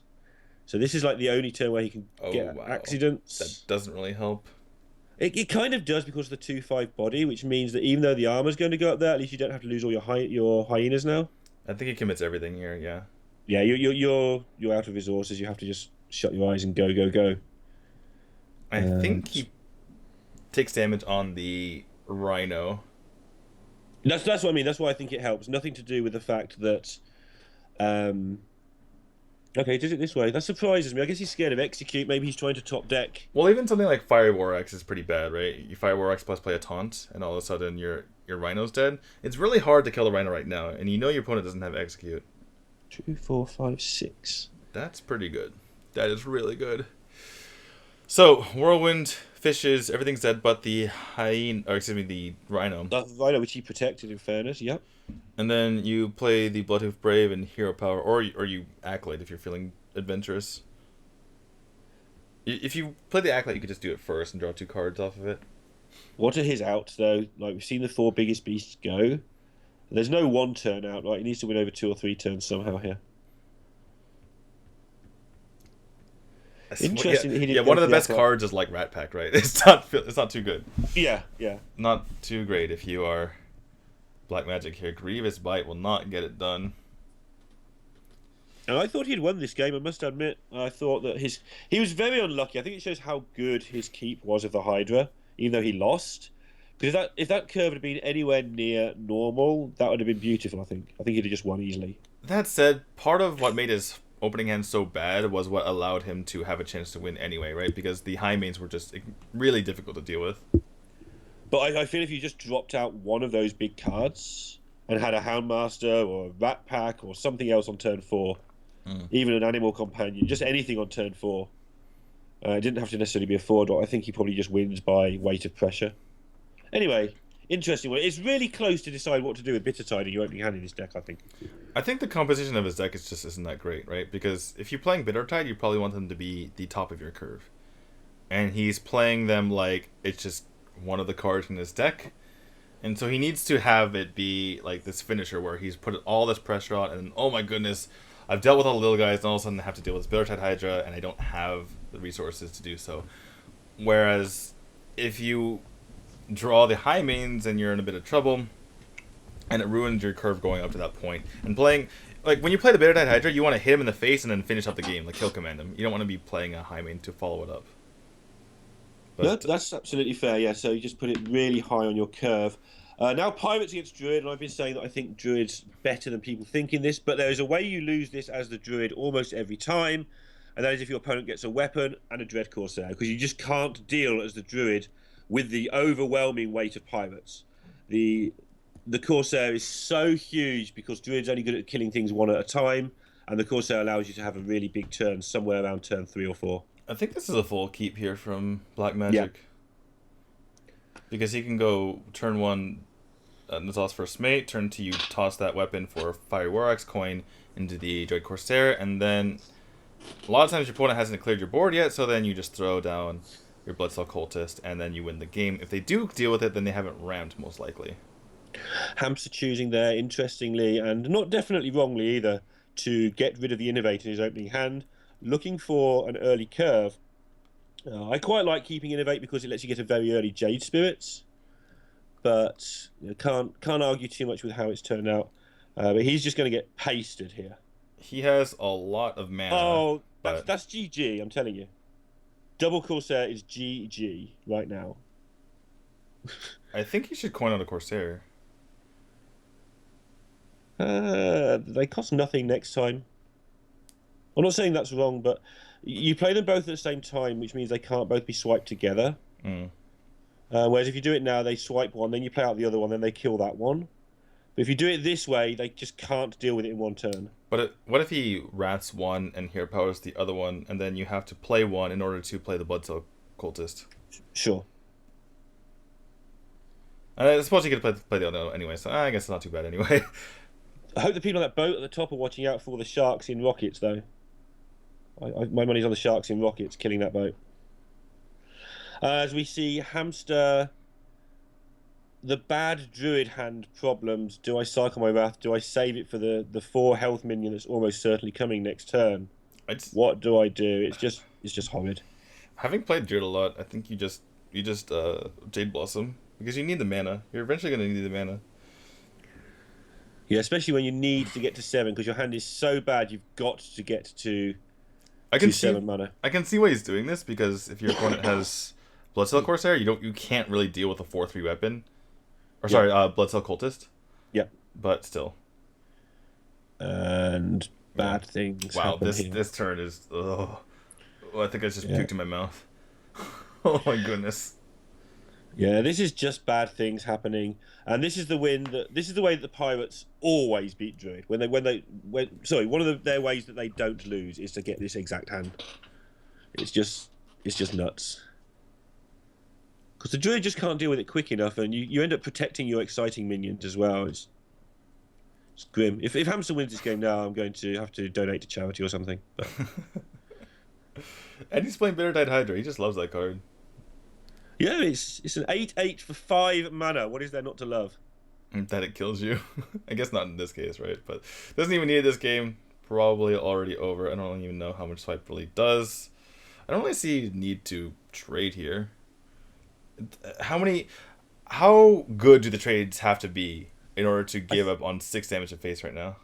I think you put the 3/3 to face, but you might put the 3/4 into the 2/2 to defend your 3/3. That's the only consideration there for me. But 3 damage to face. No, sure. I mean, I'm absolutely fine. I think I go face, but that's why you stop and pause. Is you consider killing the 2/2 to defend everything else for next turn. Pirate warriors don't consider. You know this. They just pirate you and go for 2/2. Yeah. That was a quick game of Hearthstone with a lot of cunning analysis. I think it's one of the shortest games of the weekend, or not the weekend. It feels like a weekend because it's been 3 days of this tournament. But all right, yeah, I'm saying weekend as well. If it makes you feel any better, it just feels like a weekend event. Well, 2-2 and nothing to say about that one really, apart from Pirates. Lol. So he's got his mid hunter left and his Jade Shaman. Yeah. And his Jade Shaman is very aggressive. Well, it's not. It's like build a board and then Bloodlust you aggressive. Hamster needs to win with Rogue somehow. And I think his opponent might actually play cards this time as Hunter. That is true. Hero power, turns out just pressing the hero power button every single turn doesn't really 15 turns and I've won. What can go wrong? This is interesting, right? Because this is not your typical shaman. The shaman can raise the... It's possible that the shaman just bloodlust the rogue to death before the rogue can complete the quest.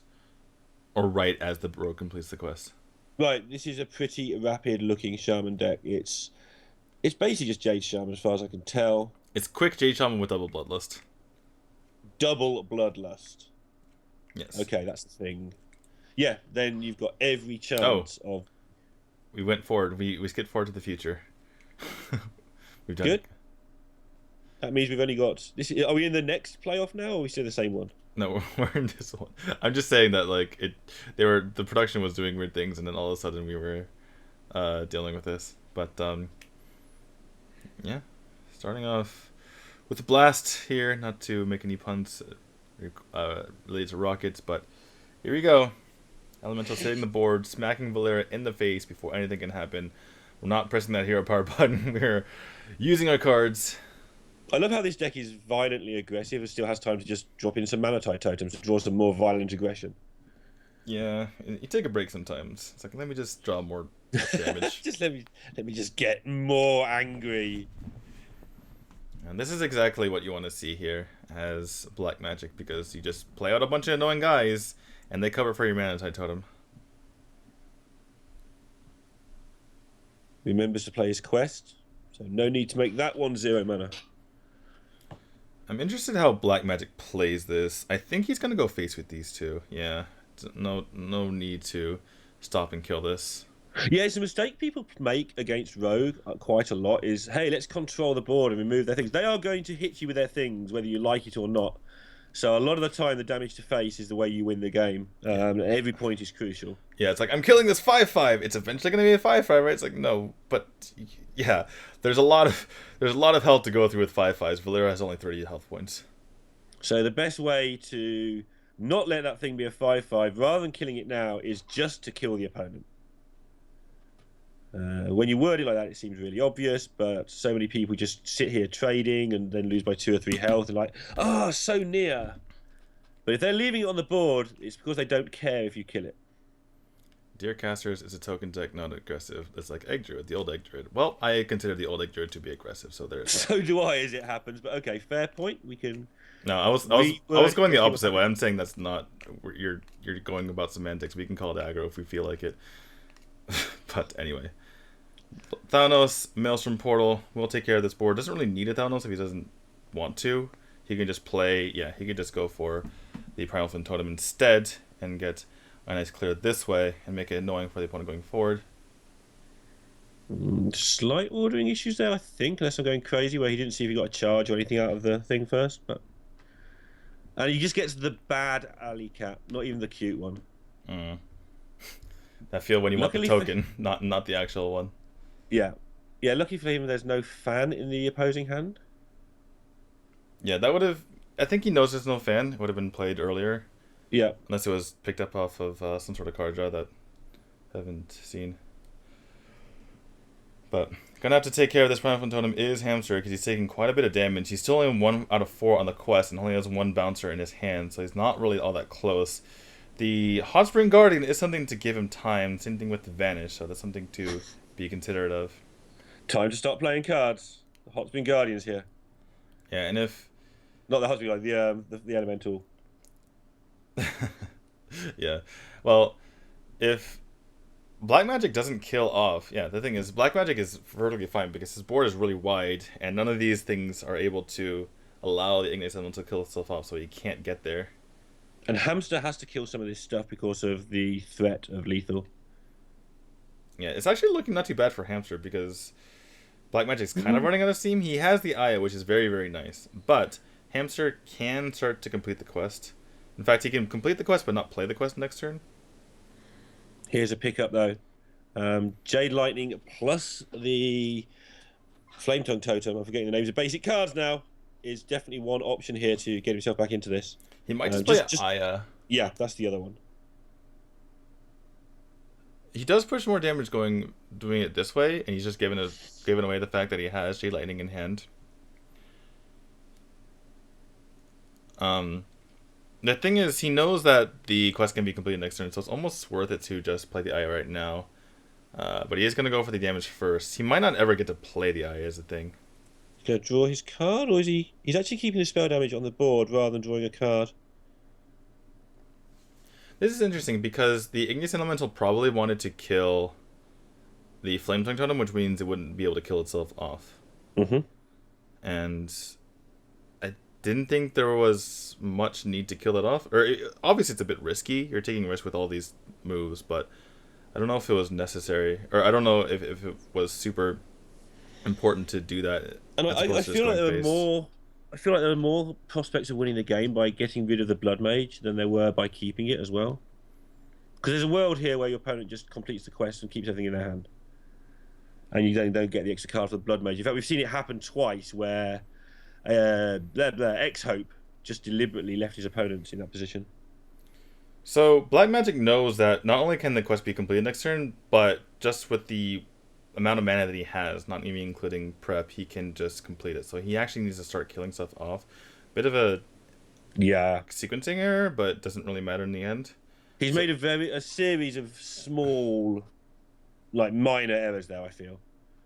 Just the pressure of the situation and the tiredness. Again, this is their 3rd plus 7. This is their 10th best of 7 in 3 days, and it's an unexpected best of 7. So they're not even probably prepared for it.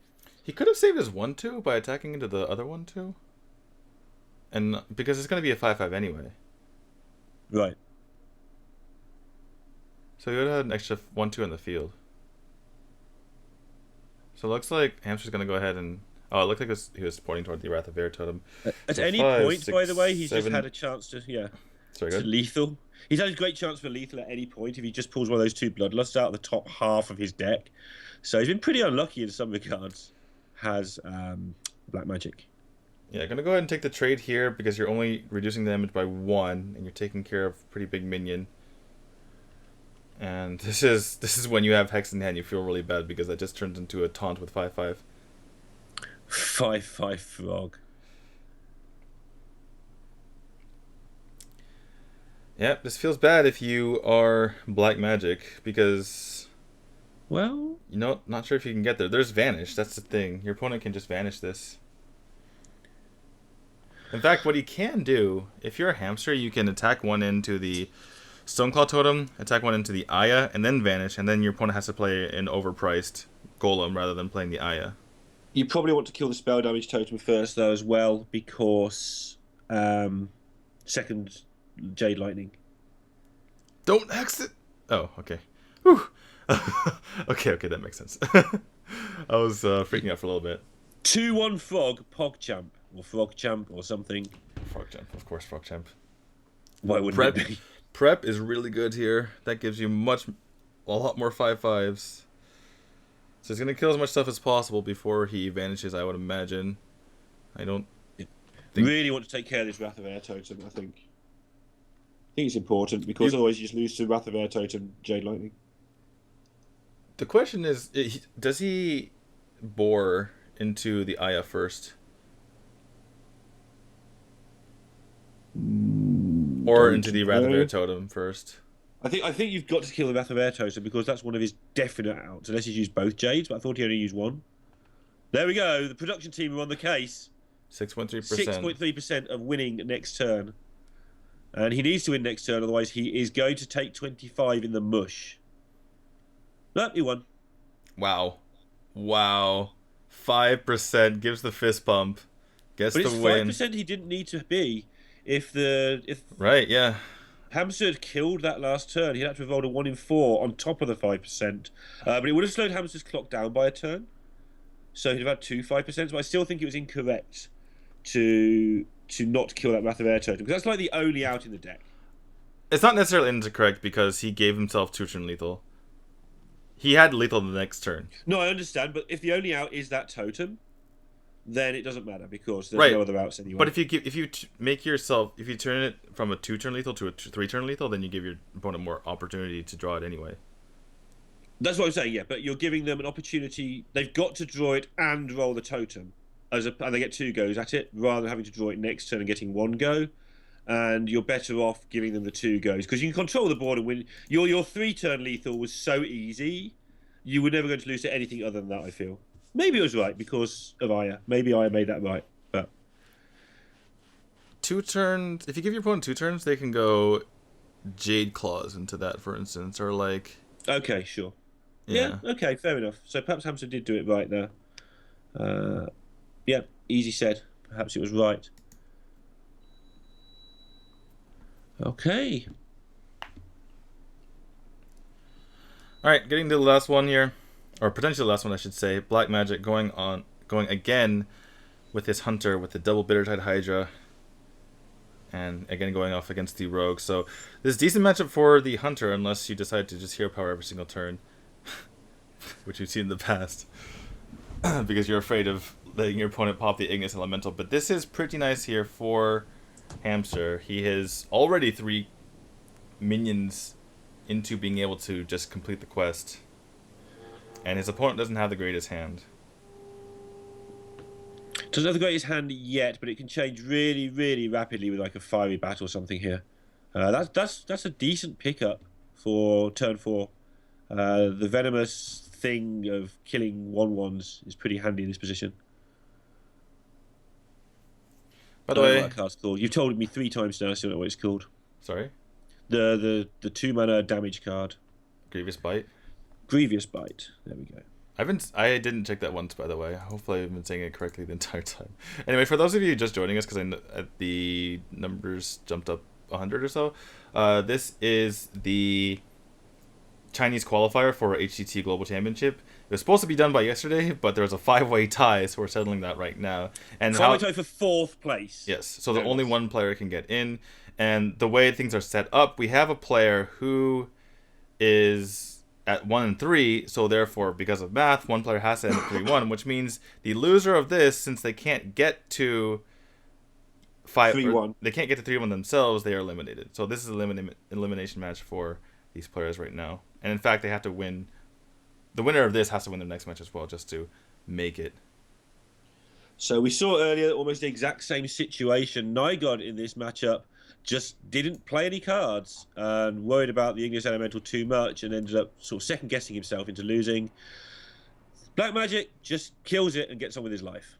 Yeah. He's like, you know what? Probably won't have to deal with that, or don't have to think about that, and just think about killing my opponent as quickly as possible. But here comes a pretty nice turn here for Hamster. Gonna go ahead and take out the Wolf on the other side. Get his own patches that remains, and that means that that's a playoff curve here if you are Black Magic. Just hits the face and saves the bow as well. And that is a completed quest. Or actually, it already was, huh? It already was with the Firefly. My mistake. So much hurry, Rogue. Slow down. Stop completing quests on turn 4. Yeah. That is just completed quest. With preparation, how shall I step? So no preparation at least, but does it really matter? Does Unleash the Hounds do anything here? No, not really. Yeah, turns out 1/2s are difficult to deal with. I'm just trying to find anything that makes any sense here, other than head in hands. The Black Magic. Wow. That's 20 damage next turn. And we might see a concede. Well, I mean, how? You can Tundra Rhino into one of them, and then the others come back for vengeance. I'm just staring at this board state like Black Magic is thinking the same things he is, but he's allowed to think them, but I dare not broadcast them. It's time to hero power pass. So how do you construct a situation where you can cheat? That's it.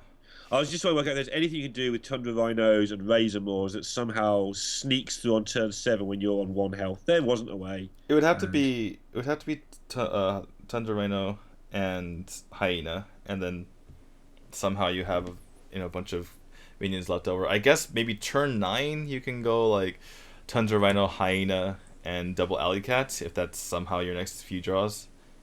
But yeah. Okay, so Druid versus Hunter, and if the Hunter doesn't draw all of its 1 health minions, it probably is a fairly good spot here. There's no mulch to get rid of those Bitter Tides and to get rid of those Savannah High Mains, so could be pretty good for Black Magic here unless Hamster gets a flying start. Yeah, this is the thought process for bringing a lineup like this from Black Magic, right? Because even if it fails once, there's going to be multiple decks potentially that it's good against, and you figure that's going to be the case with Druid as well.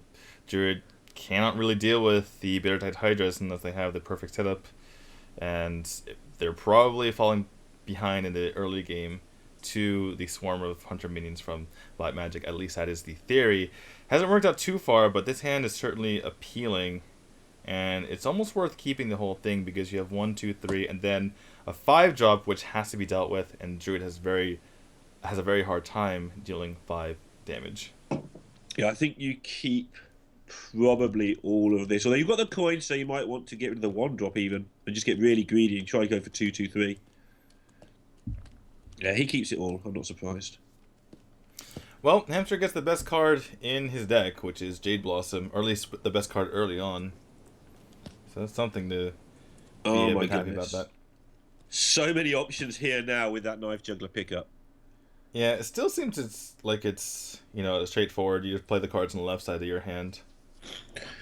I think so. I mean, he's got to pay lip service to the fact that if he goes Kind Knife Juggler and your opponent wraths, then you're fine. And if he doesn't wrath, then you just shoot a lot of stuff next turn. Yeah, I suppose you're playing around Wild Growth by doing this. Yeah, exactly. I didn't think he would do it, but I can see why he did. I didn't think you were serious. I was just saying some words because I'm a caster. I'm not playing for a chance at HCT Spring Championships that aren't in the Bahamas, but it sounds so wrong without saying in the Bahamas at the end of it. I've got to say something. And decision time for Hamster. He does have the ramp, so he might want to wait for turn 6 or turn 5 with the extra mana to Thanos swipe. It's something to keep in mind. He could, if he is patient, he takes a lot of damage in the meantime, but he could have a massive blowout later. What's this turn 5 of what you speak? I'm not sure that exists with this hand against him at the moment. Well, it's not Pirate Warrior, right? You're dealing with a lot of annoying little things, but you could still be at 15 health or so by that time. I think you might be right, in fairness. Partially memeing, but also this hand's pretty aggressive here. With a Leok roll, things could get really ugly here. Oops. There's a thing to do on turn 4. So he, even though he picked up the Houndmaster, he immediately went for this play. It's pretty risky because if your if your animal companion is taken care of, you have no beasts in the field. So right, but what's a bad animal companion here? I can't think of one. Huffer, because it gets taken out pretty easily.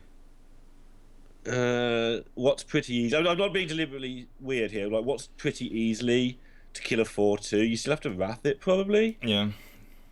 And that leaves the rest of this board up. And then you just play the Houndmaster as a 4/3 and smash him in the face for 4 more damage. This is going to be a sad Jersey Club bear. Bear on bear action. Don't do it. And this is the humanity. Oh my goodness, the humanity. Knife goes to the right place as well. Okay, so he does get that clear that he saved. He gets the clear, and he's at 18. That's even higher than 15, like I mentioned. And he does have Feral Rage. Yeah, so there is a chance. He's got 2 taunts in hand as well. Look at Black Magic's reaction. He thought he had this game. All of a sudden, things are reset. And they need to reset again, though, because with the Tundra Rhino, this turn is actually surprisingly powerful. He's running out of stuff to do, though, speaking of Black Magic. He has burst, but not enough burst to finish out the game. He probably wishes he had a Bittertide Hydra or a Savannah Highmane. And keep in mind, Earthen Scales is a big deal. Yeah, he can kill this Ancient, but it costs him his entire board. 4, 5, 6, 7, 8. Yeah, he has thrown his Tundra Rhino as well, huh? Well, that helps. You can just do 8 with the bow and the kill seems command. Much nicer. Much more elegant solution and keeps back the Rhino, which you want to do because remember he hasn't drawn any of his big stuff yet, and the Jades are still at 0 or 1, probably 1, I think. All right, takes out the Thanos because the potential to take up more stuff. He's already used 1 swipe, so unlikely to be able to deal with this board as piddling as it is. But here comes the nonsense potentially from. Yeah, the stuff is on the way. Yeah, I think I think it's better to innovate out this Jade's Spirit because now he has massive board control, and wow, the patience from Hamster holding onto that Thanos swipe has really helped him out. This is a nice draw though, fills out his curve and can get a poisonous here. Really wants to get that. He also just tossed in the 3/2 as well. Does he get it? Gets a +1/+1. That's as good as he can hope for right now. Or I mean, it's not as good as he can hope for. It's the best that he gets, I should say. And this doesn't. Probably as he uses his face. Yeah, it doesn't square up very well. But Hamster, other than his 8 health gain, which is actually very important, and the other health gain in hand, is out of stuff as well. This is going to be who draws something good first. Hamster gets first go. How much do you push face here? Because Druid doesn't have the greatest. You've already seen your opponent use a swipe. Even if they have Wrath, it's not that great. They already have a good Wrath, no matter how you trade here, right? I think maybe you put the 1/1 and the 2/2 into their 3/3 and stick the rest into the face, or maybe you stick it all into the face. All face seems tempting here because you don't have much remaining. You'd like your Rhino to at least either live or have to eat hero power. Needs to do something. Yeah, don't not attack at all. That's definitely a mistake. If in doubt, smash them in the face and hope it goes right. Yeah. The only reason he would have considered trying to protect the Rhino is because he's got 2 Bitter Tides and 2 Savannah Highmanes still to come from those 19 cards. That Wrath is pretty huge. Earthen Scales, do you use it right now? That is the question. Oh, he actually Wraths for 1. Okay. Oh, that makes sense. Yeah, it's worked out nicely for him because now he can just Feral Rage things down as well. Yeah, I guess the removal and gets the armor at the same time. And you see the look on Black Magic's face. I think even Black Magic is going to struggle to get out of this one. He's got out of his worst scrapes this weekend. He's got out of being 0-5 and finished 3-4. I think this one's over. Bittertide Hydra. This is starting to look over now. There's going to be Cycle as well and more armor gain. Worst case scenario for Hamster. But the likelihood is he's going to just get something that happens here. Either he gets a minion, or he gets a Nourish, or he gets a Jade. That's kind of how this deck works. And the Druid hero power is pretty underrated because it can do, it can mitigate the 100 hero power, so it's only doing 1 damage per turn. Curious to see if he kills this spell, keeps this spell back. It doesn't matter. He's found an obvious answer now. Yeah, now he gets to put the Earthen Scales on something bigger, even facing the Fire Bat. He is that confident. I'm not sure he needed to do that, but sure. Black Magic's run is over, but he may still have a say in proceedings. He will have one more game to play, and it is round robin. That's our second player to go to 1 and 2. Sorry, no, one was 1 and 3. Okay, but he is definitely eliminated by virtue of the fact that somebody else is 1 and 3, and so there will be a player on 3. Hamster, though, will have a chance to get it into at least a playoff because 3 wins cannot be beaten because everybody's lost at least once. That is true. Yeah. That's a really big deal, the fact that no one is going to be at that 4-0. So it looks like our candidates for advancing are X-Hope and Hamster. I think we have one more. X-Hope, Hamster, and the other player. Black Magic is out. Black Magic and Nigod are out, and our last player is Rain. Thank you. And he was on 2 wins. He was 2 and 0, but then lost 1, so he's definitely 2 and 1. Okay, so it's a 3-way race now. 2 players are gone, and 3 players are still in it. But it's impossible for all those 3 players, I believe, because the other players have 1 win as well, right? There's no one with 0 and 2. There's no player like 0 and 2 or 0 and 3. It depends on the matchups remaining. So we can't have 3 3-1s. Is the thing. We can't have 3 3-1s. Just mathematically speaking. So you therefore, can, because one of the other guys can go. Oh no, you can't. Yes, you're right. So it can only be a 2-way tie. Yeah. So either one person makes it out, or two people make it out with the same record. We will find out what happens coming up. I'm actually curious to see what we have next here. We have Hamster versus Rain, and that could be the decider. That's actually so. Hamster versus Rain is a qualifying match, and then Black Magic, if he loses to, oh my god, my brain, X-Hope. We'll put X-Hope in there with the winner of this or the 2. And then we don't know if they have another playoff or if it goes head-to-head, but we'll try and find out for you.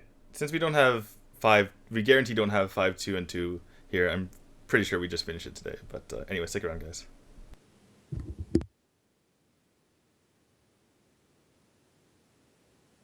法师的可能性变得更大。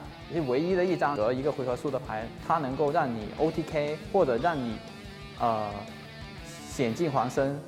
逆转等等。安格洛这个版本，我最喜欢的一张牌可能就是战士的那个任务城。战士的任务卡，火雨之心，因为它可以让战士具有反攻能力，就跟之前玩的那种豪战一只苟活的思路不太一样了。感觉这张卡改变了防战很多劣势对决。现在的战士虽然他前期需要防守，但是他后期有进攻，这样就决策点会更多一点，能攻能守嘛。 所以我就特别喜欢这张牌。勇闯安格洛版本，我最喜欢就是盗贼的任务城卡吧。盗贼的任务卡，探索地下洞穴，它所有的随从都能变成5/5，而且还有配合各种暗影步之类的，非常有意思。它带活了一整个卡组，所以说我喜欢这张卡。任务贼这套牌就是特别的灵活，然后也很需要大局观。我觉得就是这种卡组很考验操作吧。 安格洛里面我最喜欢的一张卡是远古雕纹，远古雕纹法师那个雕纹，我觉得这张卡就特别有意思，而且我觉得这张卡很强，帮助法师快速的做完任务，而且他发现那张法术可以减2费，可以非常低费的打出来，能让法师后面的费用变得更加灵活，然后也能让一些非常厉害的法术在更低费的时候就可以起到它的效果。 勇闯安格洛里，我最喜欢的卡牌可能是开拓者伊利斯。开拓者伊利斯，因为它的特效。现在我们不光在游戏外可以给自己卡牌收藏，每盘游戏之中我们还可以开新的卡包给自己带来惊喜。我觉得这张卡非常棒。新版本我最喜欢的话应该是王爵德吧。暴龙王爵德出场效果很酷炫，然后他的技能效果也很酷炫。 就属于一个打你一群的那种，就感觉看起来很爽。勇闯安格洛里边非常喜欢的卡牌应该是杀手蟹了，海盗杀手蟹，因为我之前觉得海盗卡组确实，对我来说不是那么的让我喜欢。上个版本的毒瘤海盗战被一张杀手蟹几乎打的是天崩地裂的，然后这次确实出了海盗杀手蟹，我觉得我挺喜欢它的。我最喜欢安哥洛的一张牌叫凶恶的雏龙，因为这张牌的话，在打脸的时候，它如果能触发一个风怒，能形成一个2次进化。这张卡到一个中期3费4费的时候，可能是形成一个战场，战场以后它是一个滚雪球的效应，会无限变大。勇闯安格洛，我最喜欢的单卡应该是萨满的5费 AOE 这个熔岩喷发。因为这张卡感觉大家都低估了它的那个质量，就是在我使用这张单卡的时候，发现这张卡作为 AOE 就要比闪电风暴以及元素毁灭更强力一些，而且它是以随从的血量为基数单位的，所以说感觉更容易达到清场效果。安格洛里我可能最喜欢的就是那张5费8-8的多头蛇了，因为那张卡在速攻体系里非常的强大。哦，我印象最深的一张卡就是那个蜗牛，因为我记得我在开包的时候开到了很多小蜗牛，然后我看它的卡牌描述是好像是什么我要一步一步往上爬那样的，就印象很深刻。在现在安格洛的版本里，我最喜欢的一张卡牌是一个中立的野兽547的一个双头的大雕，因为我刚刚看完了新版的《射雕英雄传》，我觉得这个大雕能够勾起我在这个电视剧里的回忆，让我感觉到很开心。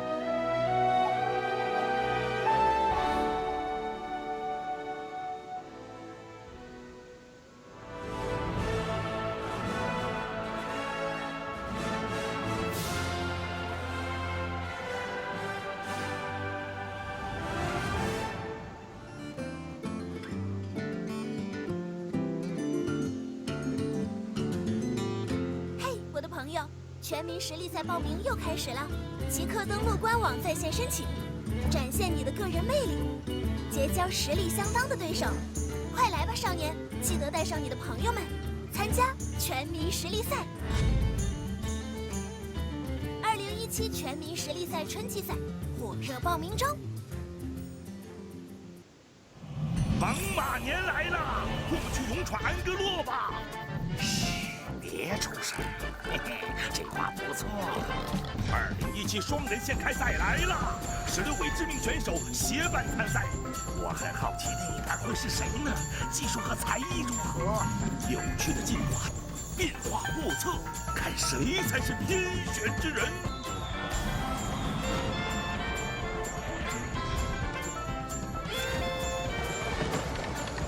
关注暴雪游戏频道，为你喜欢的选手点赞。就在4月21日，双人线开赛。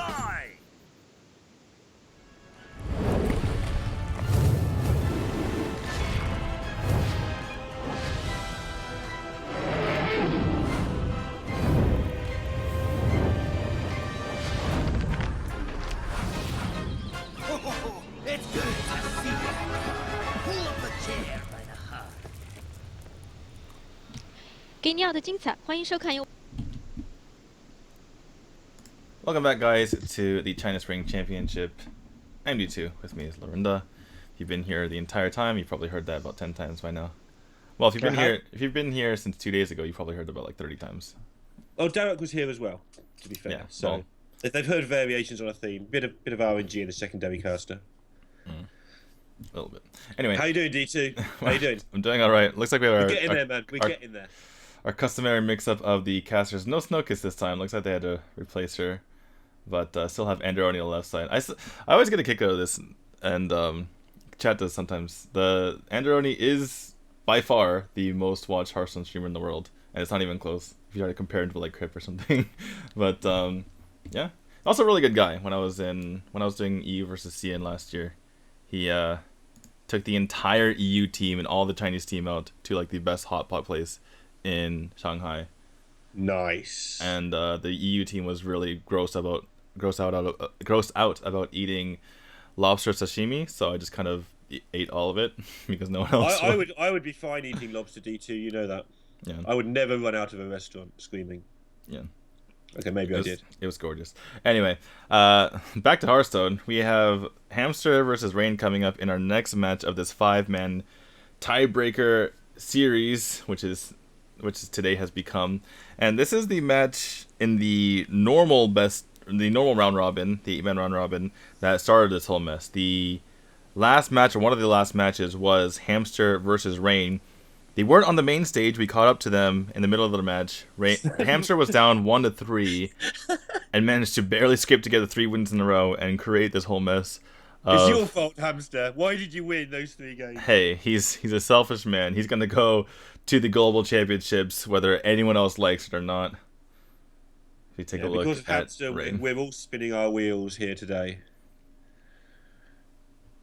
Yes. Sorry. Please sell. I have a little bit of lag in my brain, like, oh, okay, processing. This is Rain. We've been calling him Rain. He's on Team Whirlwind.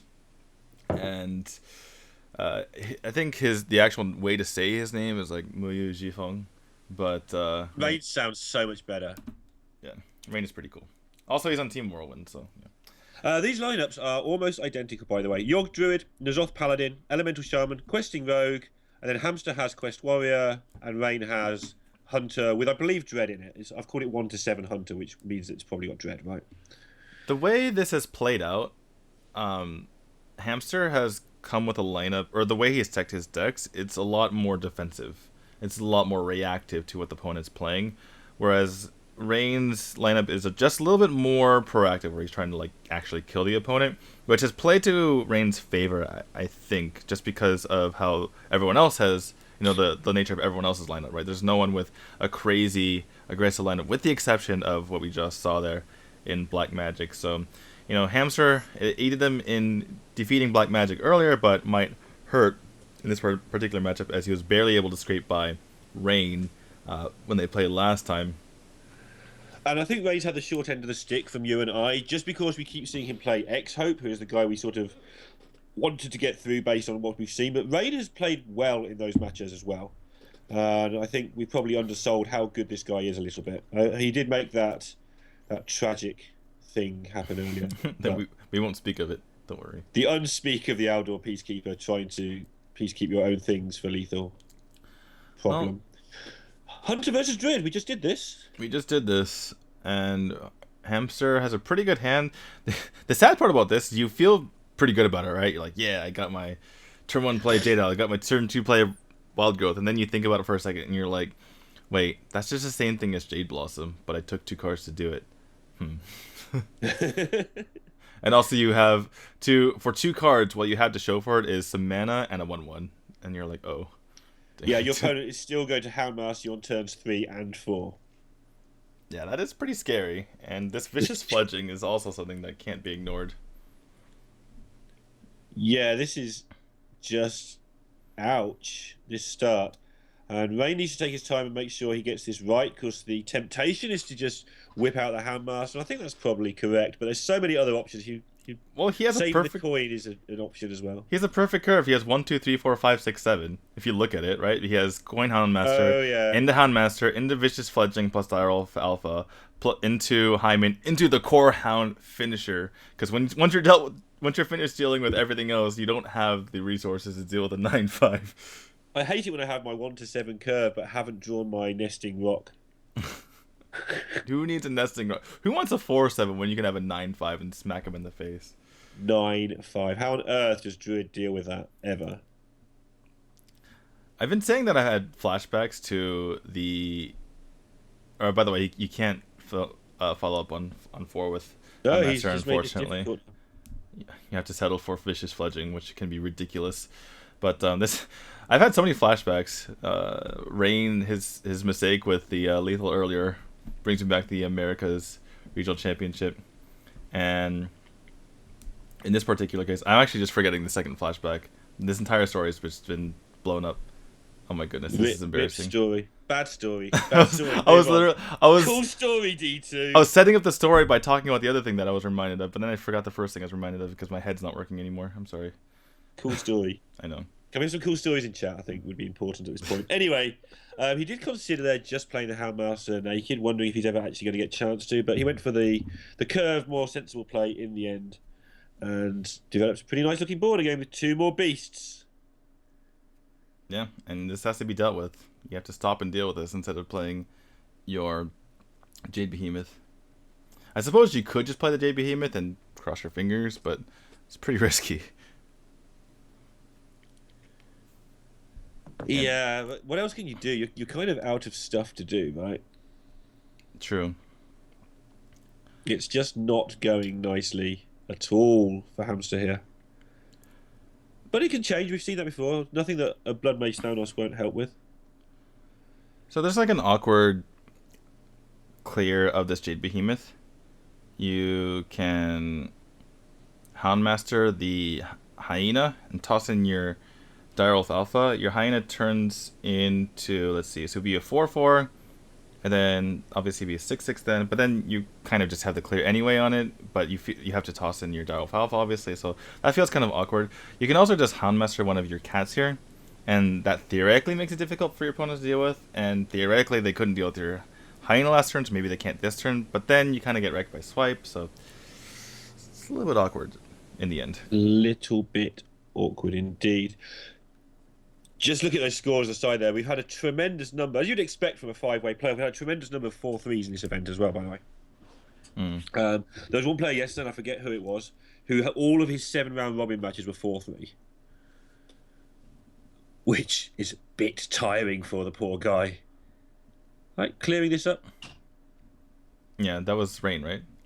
I think that was Rain, but he's been 4-2, 4-3, 4-3 again today. They've just shown. Yeah, so he's played one game off the maximum number of games through the 7-man or the 8-man best of 7 marathon and this tiebreaker series. Yeah, he has played, and chat's going to love it, he's played 69 games of Hearthstone in the last 3 days. Apart from that being like an awesome number, that's also just absurd. What? He's played 10 matches, and 9 of them have gone 7, and 1 of them's gone 6. 69... So it's 70 minus 1, if I've done the numbers right there. 69 high-profile, top life 8 on the line games of Hearthstone. Oh my goodness. In 3 days. So it's no wonder he looks like he's about to just pull the trigger on that finger. Wow. I'm actually surprised that Hamster's managed to stay in this. I suppose having 1.5 more mana than your opponent helps, but still. It was a pretty disgusting start. But he's got through the easy part. That's the easy part, surviving, though it looks like the hard part, because now the big stuff's going to start coming down. Yeah, the Tundra Rhino's pretty nice too. Yeah, it means that it just means everything's bad for Hamster. But he does have this Nourish, which means he's not over yet by any stretch. He can draw into cards. Obviously, he's got the Jade Blossom to make a 4/4 Jade, which is becoming a relevant size. And also the 10 mana might be relevant, given that he's nourishing now. He'll have more stuff. 1 mana off Spellbreaker. Oh, just kidding. Just kidding. Just kidding. We have the mana now. I think we do it. He might want to save the gadgets, save it for the Gadgetzin, because you're at 28 and you'd be leaving behind a couple of 2/2s, which is like not that bad. Yeah. I know you got a 4/3 against nothing against a Hunter deck. Is Hamster going to find a way to win this one as well? Might do, you know. That's the thing. Like, Hamster, he was looking actually in really good position considering his health total, which is when you're as a druid, as long as you're high life total, you're kind of okay, because if you have a high enough Jade counter, then you can just play those guys and then just, compete with the board. And by the way, this is really annoying if you're Rain, which prevents him from playing the Core Hound, but now he can just play this Nesting Rock. So potentially a small mistake here from Hamster, because it makes it so that he doesn't get an amazing trade on the Core Hound, which could have been the case. And possibly cost him an Auctioneer card as well. And See how this works out for him. Yeah, I assume he was thinking of playing the Blossom and the Auctioneer anyway, so didn't really consider saving the 1-drop. Yeah, this is the issue, right, that I had with that, because he nourished, which was amazing, but then he got more tempo cards, which is good in a sense, but he does need more fuel. Right. Vicious Fledgling attack phase, immediately adapt. Oh my goodness, the dream. Oh, here we go with the Razormaw. Lots of things could go well here. Well, he doesn't want to raise. This is the sad part about Razormaw, right? Because the Vicious Fledgling can just adapt itself by attacking face. Right, I see. Yeah, sure. I was thinking he might want to give the Wind Fury to the Rock. Right. So he doesn't get Wind Fury. He gets, what is the middle one? Looks like he's gonna go for Stealth, so he can get that next turn. Unfortunately, his Tundra Run's gonna die, but he has a reasonable situation. Let's see what the Gadgetzan can pick up as far as cards. But I guess the Nurse first, which is really good, apart from the fact that you already get a Gadgetzan. And it gets a lot more annoying things. Even gets the Wild Growth, which is potentially another Nourish when you work it with the Gadgetzan here. Gonna go ahead and double the Hunter's trade. becoming the Hunted here with the size of these minions, I think. Is he gonna triple adapt this Vicious Fledgling? I think it's time to just hit the face and see what you can do.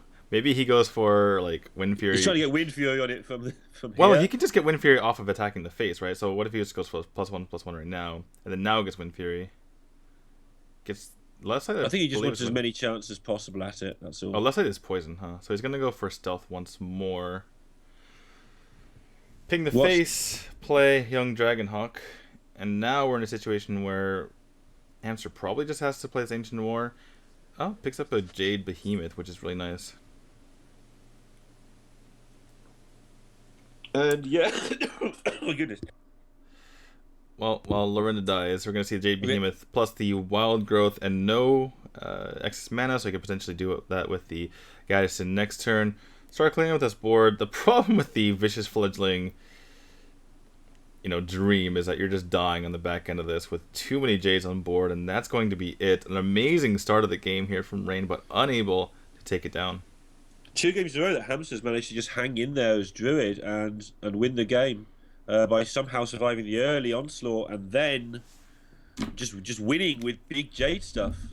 That's how Druid does it, right? You get your nice ramp in the beginning, you hold on, and then when both players are struggling for things to do, you just draw all your cards.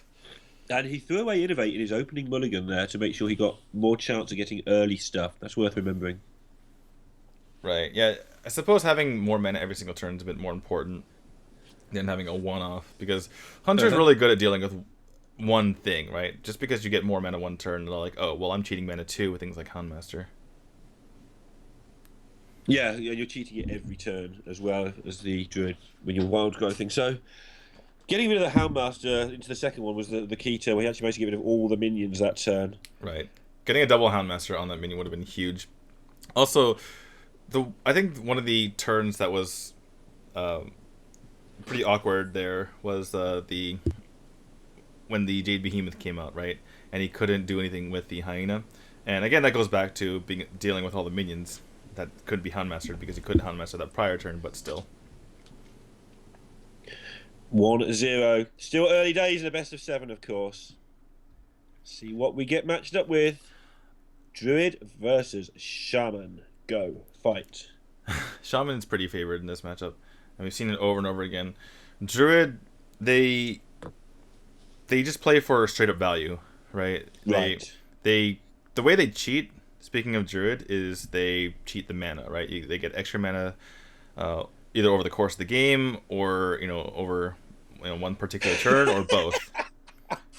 There's no cheating happening here. That's Naturalize, Feral Rage, Innovate, and Yogg-Saron. Hey, you can innovate that Yogg on turn 8, right? But the thing is, the way that Shaman plays out, the way that Shaman kind of cheats its way, to victories, just for using the same terminology, is that it, or the way that it either tempos or either gets its value, however you want to think about it, is they kill a minion while developing a minion at the same time, whether it's the Jade mechanics with the Jade Lightning, Jade Claws, or is things like Blaze Color and Fire Elemental or Calamos, right? So you're doing two things at once as Shaman, which typically outvalues what Druid is capable of doing, unless Druid is so far ahead on mana that their normal things on higher mana costs are just outdoing you. Yeah. And already he's starting to just get this board together, obviously.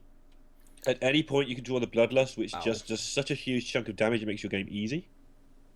But, although Rain is having a bit of a slow start, that slow start's going to rapidly increase with all this ramp.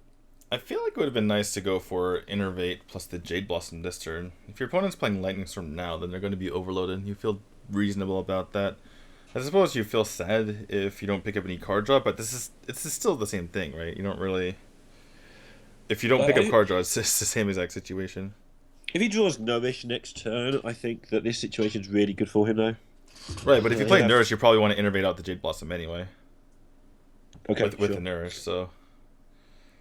I think it would have been better. He would have been better off just playing the Jade Blossom. But Shaman's getting on the board, and that's bad news for Druid, despite all of the extra mana that it has. Oh dear, Wild Growth. Now, it must be tempting with a Yogg in hand to just keep this Wild Growth back for the extra 2 spells for your Yogg. Because when you're not getting anywhere fast, one way to get somewhere fast is to play Yogg Saron with 6 or 7 spells.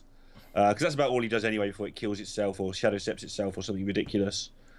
And just hope. Oh, okay. Naturalize comes out. Rain is already on 7 mana, so yeah, I think you almost certainly wait until 10 because at this point, how are you going to get? I mean, how is the extra mana ever going to help you? Right? You've already played double Jade Blossom. You're going to be fine as far as mana is concerned. I do like the Naturalize because there's not that many big things in Shaman. There's a double Blaze Colors. I mean, now that I say there are big things, but they're not many as annoying as that guy, and particularly in a more, annoying spot to deal with than that turn. Because in the future, Rain's going to have larger minions, and the way that he's able to utilize his larger minions is if he can just get there in the first place, obviously. Yeah, Bloodlust there. It's supposed to be hard to read your opponent's hand when they've just done nothing like this. You tend to put them on swipes and things, but the swipes haven't been forthcoming. Hamster's just being careful, really. Developing enough of a board to be a threat without putting anything of any note on the board. This is an interesting play, just playing on a naked 12-year Stone Shaper. The Maelstrom Portal didn't do a whole lot here, so... And also, in addition, the Lightning Bolt would have overloaded him, so he can't go coin into Blaze Collar, so... Certainly makes sense to a certain degree. The only problem is that there's nothing for Rain to play. And so the battle cry of the Blaze Collar is a little bit wasted. Yeah, just on Rain's side, 1 mana 4/4 is starting to become a relevant minion. I suppose this is something that you can kill with Blaze Collar. So unwittingly, Rain, he wanted to go for the tempo, but he's playing into exactly what Hamster wanted to see here. I think there was something that you could, have predicted, that this Blaze Collar would be coming out this turn, especially the way that Hamster played it out, but I suppose you can't be sure. Interesting. Okay, he's not going to go for a Coin Blaze Collar. Seems like a good turn to go for a Coin Blaze Collar. At least from my vantage point. He's just being very greedy, and I think that's fine, but you've got to be a little bit careful, because if your opponent suddenly starts playing Jade Behemoths and stuff, you're going to be in a world of trouble very soon. I suppose the last Jade was 4. That is a horrible draw. I suppose what Hamster is thinking is that I want to play my large minions when Druid has a hard time dealing with it. It seems like my opponent doesn't really have much Jade stuff because he hasn't touched anything on the left side of his hand. So I'm gonna wait until I can Blaze Collar onto a more open board where Hero Power just doesn't take it out. And this is a it's a very sad turn, but probably going to be a better turn next turn when Rain goes Wild Growth into excess mana and the Innervate Yogg, and hopefully sprints or something along those lines. He may leave it one more turn. There's every chance he picks up a Jade to play next turn, which is kind of why I said ooh, because I thought if you're going to play Yogg, then I think you might have wanted to swipe last turn. Okay, so you just play the Panda here. Ooh, wow. Well, that would have been very nice last turn, but I think it's time for the Yogg, because you're not going to get that much better Yogg. You don't want to be in a spot where you need Yogg to win the game for you. But he's going to go for the... Oh, yeah, okay, sure. Yogg's pretty bad against 2-minion boards these days, because it targets itself so often. Right. I feel that you create this board tension, and if your opponent doesn't get rid of the board tension, you Yogg into a wide board, and if they do get into the board tension, you Yogg and hope to draw some cards. It's kind of multifaceted Yogg attempt. Well, Blazecaller is reasonable here. It's the question whether or not he wants to kill the 5/5 or kill the Aya and then get the value trade with his Fire Elemental into the 6/6. Looks like he's gone for the other way, and he can push his damage to face, which, you know, puts threat onto the Druid, but as long as Rain clears this out, he isn't under that much threat of dying, because Bloodlust is really the only thing you're worried about. Yeah, and plenty of ways to go about this. Again, if another minion hits the board, he may be well tempted to Yogg now, and then he's got to decide whether he wants to attack with Aya first or not. Pros and cons to each. Well, Stonehill Defender is the pickup here, and the swipe isn't great because you're face tanking. You can take out both the Blazecaller and the Fire Elemental by attacking with the Aya into the left side and swiping the right side, but then you're face tanking the 6, which doesn't feel great. So it looks like he's going to lead off with the Stonehill Defender. He can potentially facing the 6 if he puts this taunt in front, because you're not going to die to Bloodlust. Your opponent's running out of cards. And it looks like he's just not going to face tank it, just going to put some stuff in front. And... oh, no, he's going to charge it. Okay, sure. Worry about Bloodlust certainly makes sense here. And just denying that value. But this does make it a lot more vulnerable to Lightning Storm. Actually surprised there he hit the face rather than the Healing Totem. With a 1/4 on the board, just making sure there's no way that it ever trades into your 1/4, even though it would be very difficult to do so anyway, I guess. Yeah, it's probably fine. Yeah. I just habitually hit Healing Totems when I've got a 1 attack minion on the board, but it's probably fine. Especially when your opponent's at 29. I suppose when you're with your Jade, it's getting so big that you are getting close to potentially getting lethal. But it certainly makes sense, because if your opponent has something like Lightning Storm plus Flame Tongue Totem, then yes, it would die. So. But it's a habitual thing, and the 1 is probably absolutely fine, to be honest. Well, let's see what this makes of it, and this could well come down to Yogg Saron, but it's no way in the league of last summer's Yoggs. It's more of a... By the way, Rolling High was really huge there. Sorry to cut you off, but Rolling High was massive because he was able to take out both minions without using his Blazecaller into it, and on top of that he gets to attack Blazecaller, or yeah, the guy in the face. You ever say a minion so many times that you start doubting yourself whether you're saying it right? I don't even know which tournament I'm commentating on anymore. D2. It is Blazecaller. Here we go. Get excited, guys. It's time for Yogg Saron, ex-Hope's End, when he played against Freeze Mage the other day. He's 8 spells. looking around. Swipe is really good, though. Let's see where the Divine Shield lands. Oh, wow, that's really bad. Massive Spell, though, gets rid of that Divine Shield right away. Looking okay so far. And that takes off one of the minions. Lightning Storm only can go on the opponent's side. Slowly but surely getting there. Firelight Portal! Goes to his own face. But he gets the mirror images. Okay. Lightning Storm is lethal. No, he doesn't have enough mana. Oh no, he's overloaded. He's overloaded. The stuff is not active. He can play the Hot Spring Guardian. He can play the Hot Spring Guardian, which is probably better because you do need the value out of the Servant of Kalamos. Heal up your Blazecaller, make that a bit more difficult to deal with. But that was certainly a pretty good Yogg. He will take that. And now he gets the Earthen Scales. He can play that with the Gadsden. Does he even need the Gadsden? Actually, he can't. Well, he can do that with the Gadsden, but he doesn't do a whole lot else if he is doing that. Because the Druid is overloaded, remember? Yeah. I've always wondered about that. Why does it overload when the other spells cost 0? If you think about it, the other spells cost 0, so why do Shaman spells cost more? They did it on the nerf. Right, but why? Because the card was insane. I don't know what the law reason is, but the actual reason is the card was stupid. Sorry for a non-law answer there, but card was dumb, so they did things to make it less dumb. I think Dark Arakoa is the play here. You're pretty safe. Swipe isn't the greatest. You're doing really awkward turns if you're doing this. Is he gonna face sync it? Looks like it. And he's going to face Nick. I don't think this was necessary. You can kind of toss away the Dark Arakoa just because... That's what I was thinking. You don't need the value, right? If you're thinking... If it was like Dark Arakoa and nothing else in your hand, like you just had no value, then I can understand not wanting to toss that minion away. But your health total is really important, and you're going to be gadgeting next turn, and you have so many Jade Golems that really, if he's just stay alive, I think that this is Rain's game. I agree. And the punish is on here. This is 5 to face, and there's more to face on the way. I feel that... Yeah, I feel the same way as you about it, in that he just didn't need to do that. The 5/7 could well be in his hand when he dies if this goes wrong. Yeah. Well, we'll see if Hamster can finish up the game, or if Rain can find a way to finish this off. Gets the Innervate. Wait, he already hero powered. He's shaking his head. He didn't realize that there was another card coming. He played so quickly that he didn't think about the card from Gadgetzin, from the excess mana. Wow. And look at this. He's going to need a miracle here. And it's his own fault.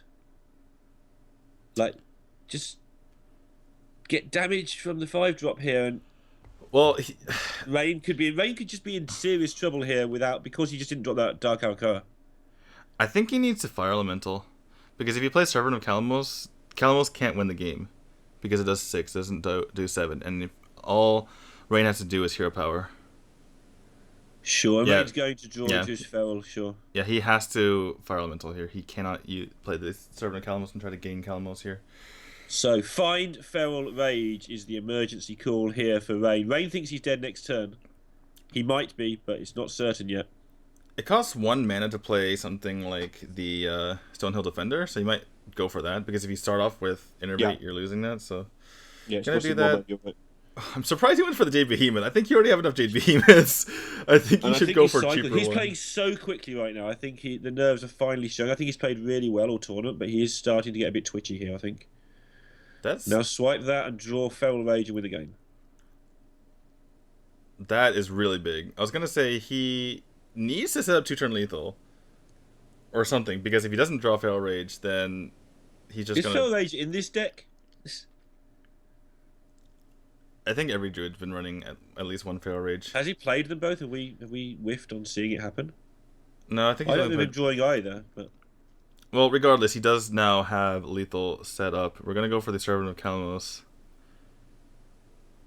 and see. Oh my goodness, so close but so far. Gonna play the Tarlord. Tarlord's gonna get quite a bit in the way, and Calamos can win the game. Tarlord's actually a really big pickup here. So's Fandral, I think. Because it gives you the extra point of damage on your Wrath. But then you can't play your charge. Oh my goodness. He can Wrath for 3, use the 3 attack minion, and he hero power. Then that's lethal, I'm pretty sure. No, but he went for 1. But he went for 1. But he gets the Feral Rage. Feral Rage. Yeah, he gets to down to that many cards. Yeah, he gets to heal anyway. Yeah. He might. I think it's over. We just got to be careful of fatigue, and then it's done. Yeah. I think he might have had lethal here. If he had gone for 3, even if he went for 1, actually, because he goes for the Druid's Claw charging in, so he has 4, 5, 6, 7, 8, or so he has 10, 14, 15. I'm pretty sure he missed lethal. I feel like he did, but I've got to admit I'm not as confident as I would have been 6 hours ago. He never loses this game anyway, because there's no way 12 damage can hit your face, but I'm pretty sure he had lethal here. Anyway. It's not miss lethal, it's just 6 in the BM, right? Yeah. Just like Outdoor Peacekeepers. 1-1! You will never let it go. Actually, I will never let it go. I've never let anything go, D2. I still remember the guy dropping the trophy. If it were up to Lorinda, he'd still be living with Jack. 1-1. Okay. Rain has Hunter, Paladin, Shaman, and Hamster has, let's see, Paladin, Shaman, Warrior. Who do you fancy to win this? Hamster has shown more consistently good play. Yeah, I think you're right. That game, he still played to his outs. Hamster, I think there was a couple of decisions that, had they gone differently, he might have had a better chance to win. Like if he played a little more aggressively. But it's hard to say. The weird thing is, I think if I was playing a team game, I'd rather have Rain on my team. Because I think he makes higher level plays, but his consistency is all over the place. Like, he makes plays that I don't think Hamster would always see. But Hamster doesn't mess anything up, and he's been very solid. Rain outthinks himself sometimes by being clever. That's my sort of pop psychology opinion of the two players. After 2 days of very, very intense, careful analysis. I think that Rain, he just gets excited sometimes, right? Like, yeah, that's the actual answer. When he feels like he's in the groove is the actual worst time for him, because he'll just like skip over basic things. Like in the last game when he forgot to innervate, or in that one game when he screwed up the math, or I think there was another game too where he just kind of rushed. And when Rain was in the zone, when he won that series 4-3 yesterday against X-Hope, he played really, really slowly all match. And then today, like you say, he's rushing and not paying due care and attention. A bit like Breath used to, when we used to see Breath play a lot of these. But he would often punt games, just not because he didn't know what to do, but because he was just too excitable. The worst feeling is when you make a mistake midway through your turn because you're going too quickly, and you're like, oh. You're like, oh. Well, Doomsayer coming out here for Rain, which is reasonable for him. Not that Hamster could really do a whole lot, but it's pretty annoying to not have the board anymore when you've secured it early. Yeah, and the board is definitely going to go, and... You saw Hamster hovering over his lightning bolt. He was considering killing that if he got the spell damage on him, but not going to commit anything like a Hex, obviously. Talking about this matchup, we talked about this before. It seems to eventually go slightly in the Paladin's favor, just because Paladin has a better way of clearing the board, more guaranteed, right? And there's just the value you get out of the Stonehill defenders is just a little bit more than the value you get out of certain of Calamos, right? Because Calamos is good, but he doesn't stand up to like 3 Tyrions, and there's only so many hexes that you can have. That's actually really accurate description. I'm just amused by Calamos is good, but doesn't stand up to 3 Tyrions. But that's kind of how it ends up going. Yeah, because Calamos can like fireball you in the face, and like if he makes a bunch of 1/1s, it's, you know, Paladin can clear it. If he heals his face, then, you know, there's still more burst in the Paladin deck if you have multiple Ashbringers. If he fireballs the face, there's healing. And if he clears the board, then, I mean, you're used to that as Paladin, right? You're not really, you just make dudes, so. And I think the other thing at the end as well, when you both start running out of resources, which takes ages, by the way, because both players have plenty of resources, is the elemental stuff does start to punish you a little bit by the very, very end. Where if you're both top decking or close to it, then you do still have to plan your elementals. Whereas a Paladin, you just go plop his Tyrion on the table, plop his Ragnaros on the table. He doesn't have to worry about, did I play a Tyrion last turn? He just plays it.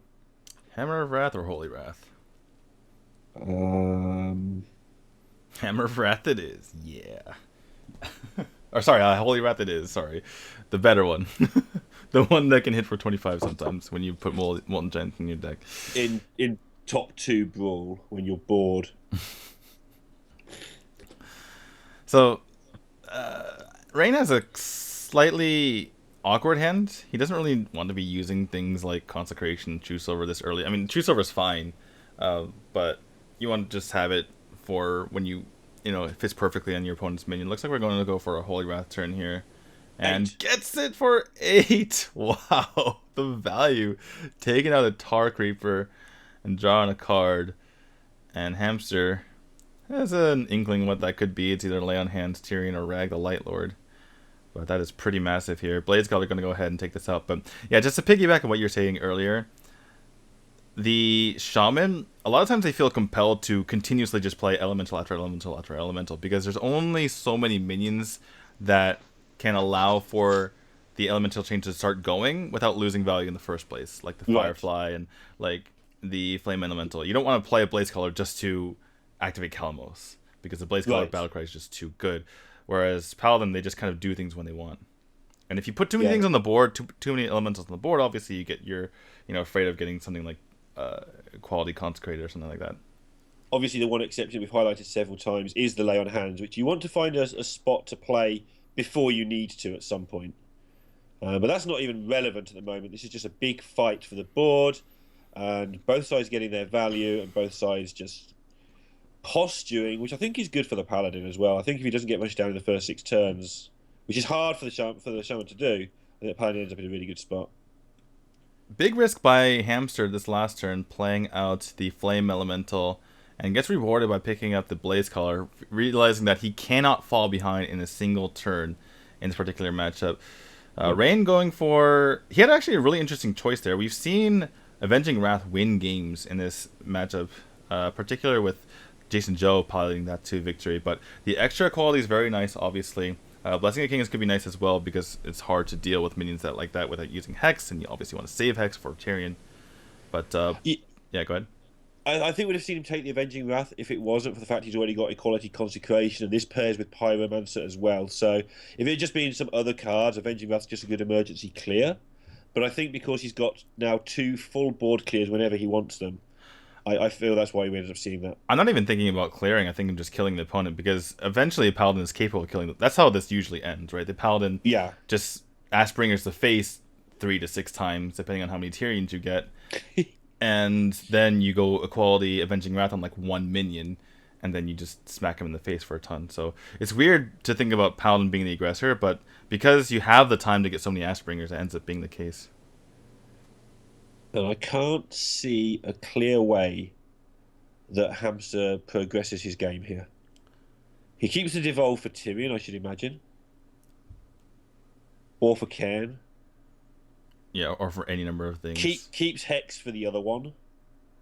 So N'Zoth gets kind of useless.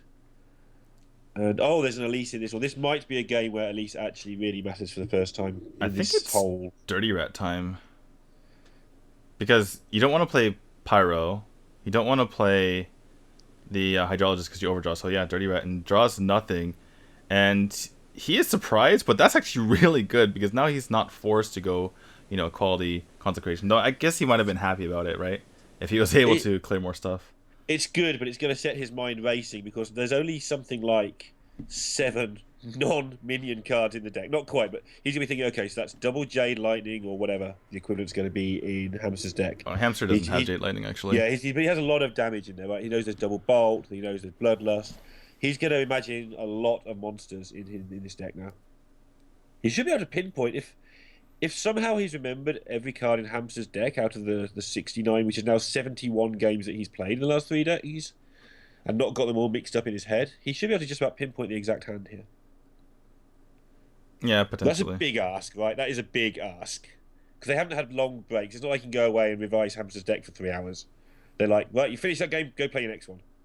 Yeah, exactly. There's so many players to keep track of, especially even when you go to the tiebreakers, right? You're dealing with 5 more people. These guys are good, but they're not magicians. This is pretty annoying if you are Rain here. You do have triple equality, so you don't feel too bad about it. But, okay, it looks like he's just going to play with a bit of fire here and get value onto the board. And so he knows there's Bloodlust, and there's 10 damage on the board, plus 9 is 19. 22 potentially. And I wonder if he just takes this opportunity, because Hamster has seen lay on hands. It's really interesting, and Rain knows it's full of spells, so he's supremely confident that he can come back from a Bloodlust in the face here. Because you've got to think that one of those cards is Bloodlust when you know that the hand was all spells last turn. Yeah, he's also...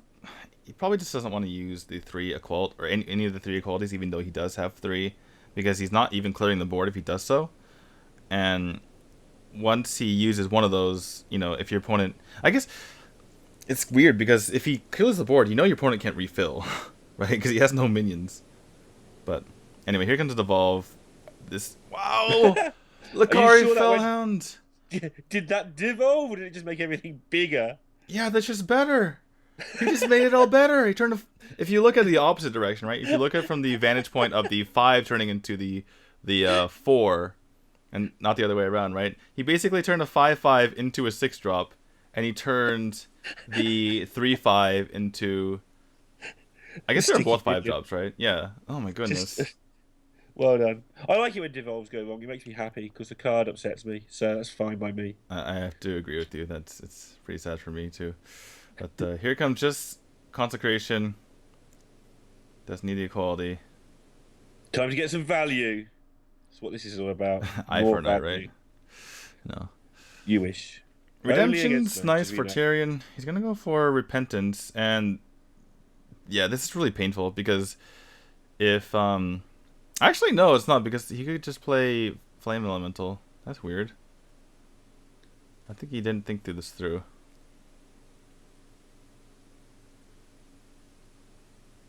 Huh. I mean, Rain does know there's hardly any minions in hand for Hamster, so Right. repentance is kind of good. Right, but he's thinking like, oh, if he draws a big guy off the top, then I'm fine, right? He just plays it, and looks like he falls into the trap here.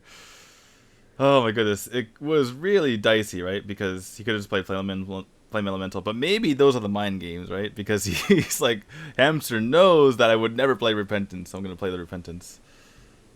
Or maybe he's about to just die from too much Hearthstone. Yeah, maybe that. 71 games. There's another equality activator.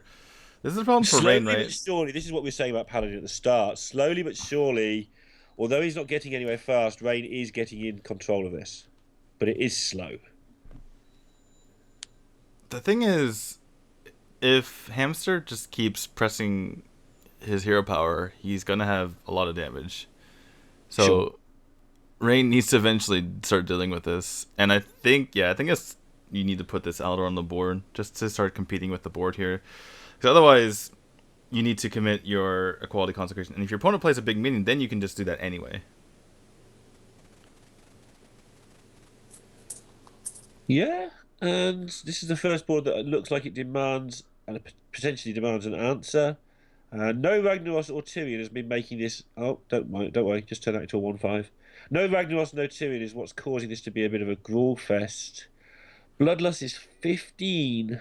Right, and with +4, if you assume that this gets Yeah. Aldor, because at the very least, he'll Aldor this, right? He's not gonna do nothing here. So that's 19, and then 23 from the lightning bolt. It's a shame from Rain's perspective that he couldn't find a spell of kind of any sort, because that would clear most of this board up just with the Pyromancer. You wouldn't have to waste one of those equalities, but that will happen later. By the way, 9 cards left. Hasn't drawn Tyrion, hasn't drawn Cairn, and hasn't even drawn drawn the Ragnaros. Twilight Summoner. That's another card he has in this deck that's a really, greedy card in a sense. So his next few draws should be impossibly good. Yeah, every single draw from now on is amazing. Except for maybe we're forgetting something, but yeah, for There'll the be most like a part. Stonehill Defender or something like that lying around in there, and one or two other bits and pieces. But the cards should be good almost every turn from now on. Yeah.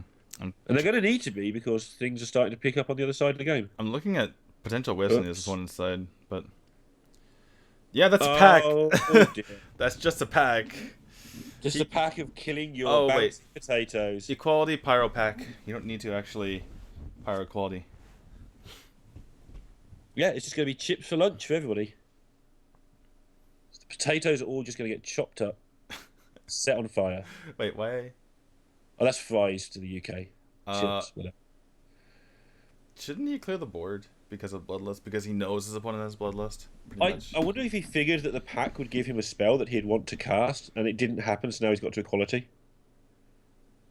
Like, the pack just opened 5 minions, which is kind of unfortunate. Right, but then you guaranteed clear the board with just playing the pack, and you have the 3-1 remaining. Wait, he got another release out of the pack? Wow. The infinite value. The infinite train. Infinite packs. Wow. Just like Tavern Brawl, but quicker. It actually is infinite value because you refill your deck. It's not like, like other things like Cobalt Courier, because eventually you're going to run out of cards in your deck and you're going to fatigue to death. This is the real infinite value. This is the real infinite value because you put the cards back into your deck so you never fatigue. Pog champ. Solved it. We did it, Reddit. Oh my goodness. The Cabal Couriers, the Dragon Operatives, they think they're infinite value. They wish they could be They're this all much dead infinite value. to us now. Slight ordering mistake here. No, it's not. It's fine. I'm cracking up now completely. Yeah, they just wish they could be Elise. Go to Ungoro, and she's an infinite value creator. Anyway. Yeah, this is a prime example of why this matchup is favored for the Paladin, because Rain had a pretty reasonable hand as far as like not dying was concerned, but he had nothing going on for him for the longest time, and Hamster just couldn't kill him. Yeah, Hamster's hand wasn't great either, but still. Yeah, he's still got this Bloodlust threat every single turn though. Oh, that's true. He's all his equality activators. I forgot about that. Yeah. Yeah, not getting his spell out of the pack was pretty unfortunate. He was trying to be a bit clever with it, and I think it was the right play, but yeah, this threat's still not going away. It's 15 basically at the moment, plus whatever the attack values of the cards are. And he's forced to use his final equality on just getting rid of stuff. Wow. That equality did 2 damage to a 2/3 if you don't include the rest of it. Yeah. That felt like a hasty play. Is he so far ahead as far as value is concerned that he can just play Get Down? Because he really is that far ahead where he just needs to not die. What he needs to do is draw Tyrion, Ragnaros, or the other thing that I'm losing track of, Cairn. Yeah, one of those. One of those would be nice. Or Stonehill Defender. Where are the Stonehill Defenders? His last, I think he's played one. His last cards are Elise, the pack, Ragnaros, Tyrion, Cairn, possibly a Stonehill Defender, maybe a Wicker Flame if that's in the deck. And the other card, which is one he'll draw, is probably rubbish. The funny thing is, because we're kind of, forced to play... Wow, that's an interesting hex. Just want to push damage. We're forced to kind of play from... also, get away Coda value. Play from Rain's perspective, because he's on the bottom a little bit, right? Yeah, and it feels like he's the one who should win, so therefore we're thinking of it that way. Another pack, almost didn't want to put that pack in his deck for this reason, right? Just wants the Tyrion. But there is the hex there. But... The funny thing is, like, Hamster has been just chugging along, dealing with every single thing that's come his way, and trying to find a way to win, which is just admirable. Yeah, I mean, I think the other thing... Oh my god, Hamster's now got a pack as well. I think the other thing that, with Hamster's perspective, in fairness, the reason we're ignoring him slightly is X-Hope has gone to 3-1. He has got a chance of going through. We'll do the... Well, we don't know the tiebreakers. It'll either be a head-to-head with the winner of this, or it'll matter on how that head-to-head already went, and we don't know. We're not even going to try and guess for you. But he's gone 3-1, and 3-1 is as big as you can get, so X-Hope has a chance. I think that Hamster is eliminated, because I think X-Hope beat Hamster. But does it go head-to-head, or does it go for an extra tiebreaker? It goes head-to-head first. They don't count games, but they count head-to-head. So I think Hamster might have just gotten eliminated, unfortunately. But Rain still has a chance. So because he beat X-Hope twice in this tournament. Right. Only the most recent one will count, but he has beaten him twice, just to point out that if he did win on head-to-head, there could be sort of no complaints in a way. So it's either going to be Rain or Hamster, it looks like. Or, sorry, Rain or Hex-Up, it looks like. Assuming it does go on head-to-head, and the only reason I'm even slightly doubting it is because it didn't yesterday. Right, because they can't all have been level against each other. Perhaps they were. Yeah, because there's 5 people. There's no possible way that anyone could be ahead. Right. Yeah, because they didn't count wins, losses. Okay, that makes sense. So we'll go head-to-head most likely then. So I am going to guess. And if they go head-to-head, that means that Rain would qualify if he goes through, and X-Hope will qualify if he doesn't. And they're two of the players who have brought us the most fun in this. And Hamster, unfortunately, has as well, but looking like he's out either way. I doubt he will get a way of finding out, though. Anyone making hand signals is probably going to get disqualified at this point. So I doubt there's any way these two will actually know the result until after they finish. No one goes to the bathroom either. Right. That's a funny thing, though, because Hamster just plays so deliberately that I wouldn't be surprised if they started the match at the same time. And because Black Magic, his decks are so quick, he just finished super quickly. But... yeah, Rain. By the way, while we're talking about all that nonsense, he somehow got a full board of N'Zoth stuff without having even gotten Tyrion, right? Or even, multiple Stonehill Defender stuff. Right. Because of Infested Wolf, because of the unstable elemental, I believe that's called, and a bunch of other nonsense. Yeah, I'm feeling pretty unstable elemental myself. So, cards in hand, Volcano, not very good. None of this stuff's that great. Are you talking about Hamster? Because it's Hamster's turn right now. I'm just everybody. No, I was talking about Rain because we were talking about him. But yeah, Hamster's hand is a bit better. Dread might be a way of getting rid of Tyrion, Divine Shield. Well, second Hex is out now. Osric is playable. Tyrion's playable. This is pretty much over. Yes, this is Tarantis, but I don't know. I don't think it's going to make much of a difference. I mean, it can't get targeted by spells or hero powers, but it can get targeted by Mr. Follow the Rules. Aldor Peacekeeper. Follow the rules. He could try to... Yeah, no. Hamster's finally given up the ghost after a whole game where he was behind for about all of it, but never quite out of it because of that Bloodlust in hand. And Rain navigated that really well as well. There were a couple of turns. There's a turn early on in particular where he knew that Hamster's hand was all spells and was willing to eat the Bloodlust if it came to it. Yeah. That said, though, if he just cleared the board with equality there, I think it would have been still fine. Yeah, I think you're right, but he did end up running out of equalities in the end, although he used one of them a little bit liberally right at the very end there. He had to use them in order to just not die, essentially, because the one extra minion on board would have been problematic, obviously, for him. But, yeah, that means 2-1 Rain, and again, we might have messed this up again, but we do believe that if Rain wins, he's in, and if Hamster wins, then X-Hope is in. We think that Black Magic is out again. Black Magic's super out. He's like 1-3. Yeah, he can't be wrong twice in one day. He can't Black Magic his way out of this one. Yeah. They found the equivalent of Black Magic Kryptonite, whatever that is. Losing in Hearthstone. That's just sad to everybody, though. Nobody ever likes to lose in Hearthstone. Alright, well, Shaman versus Shaman. This comes down to whoever is able to chain their elementals together better. But there is a interesting twist in that Hamster isn't running very much Jade stuff, and Rain is running almost all the Jade stuff. Yeah, that makes a big difference. Well, I think maybe the Jade stuff helps with the value in the mirror here. Yeah, absolutely. Whereas Hamster's stuck with a bunch of things like the crab and so on that don't really... Yeah. They're all very nice in their right moments, but they're not particularly useful in the mirror. Yeah, crab not as good as Tempo 5/5 later in the game, just out of nowhere, fortunately. Also, Spirit Echo, pretty nice as well. For Rain, don't believe that Hamster is running that card.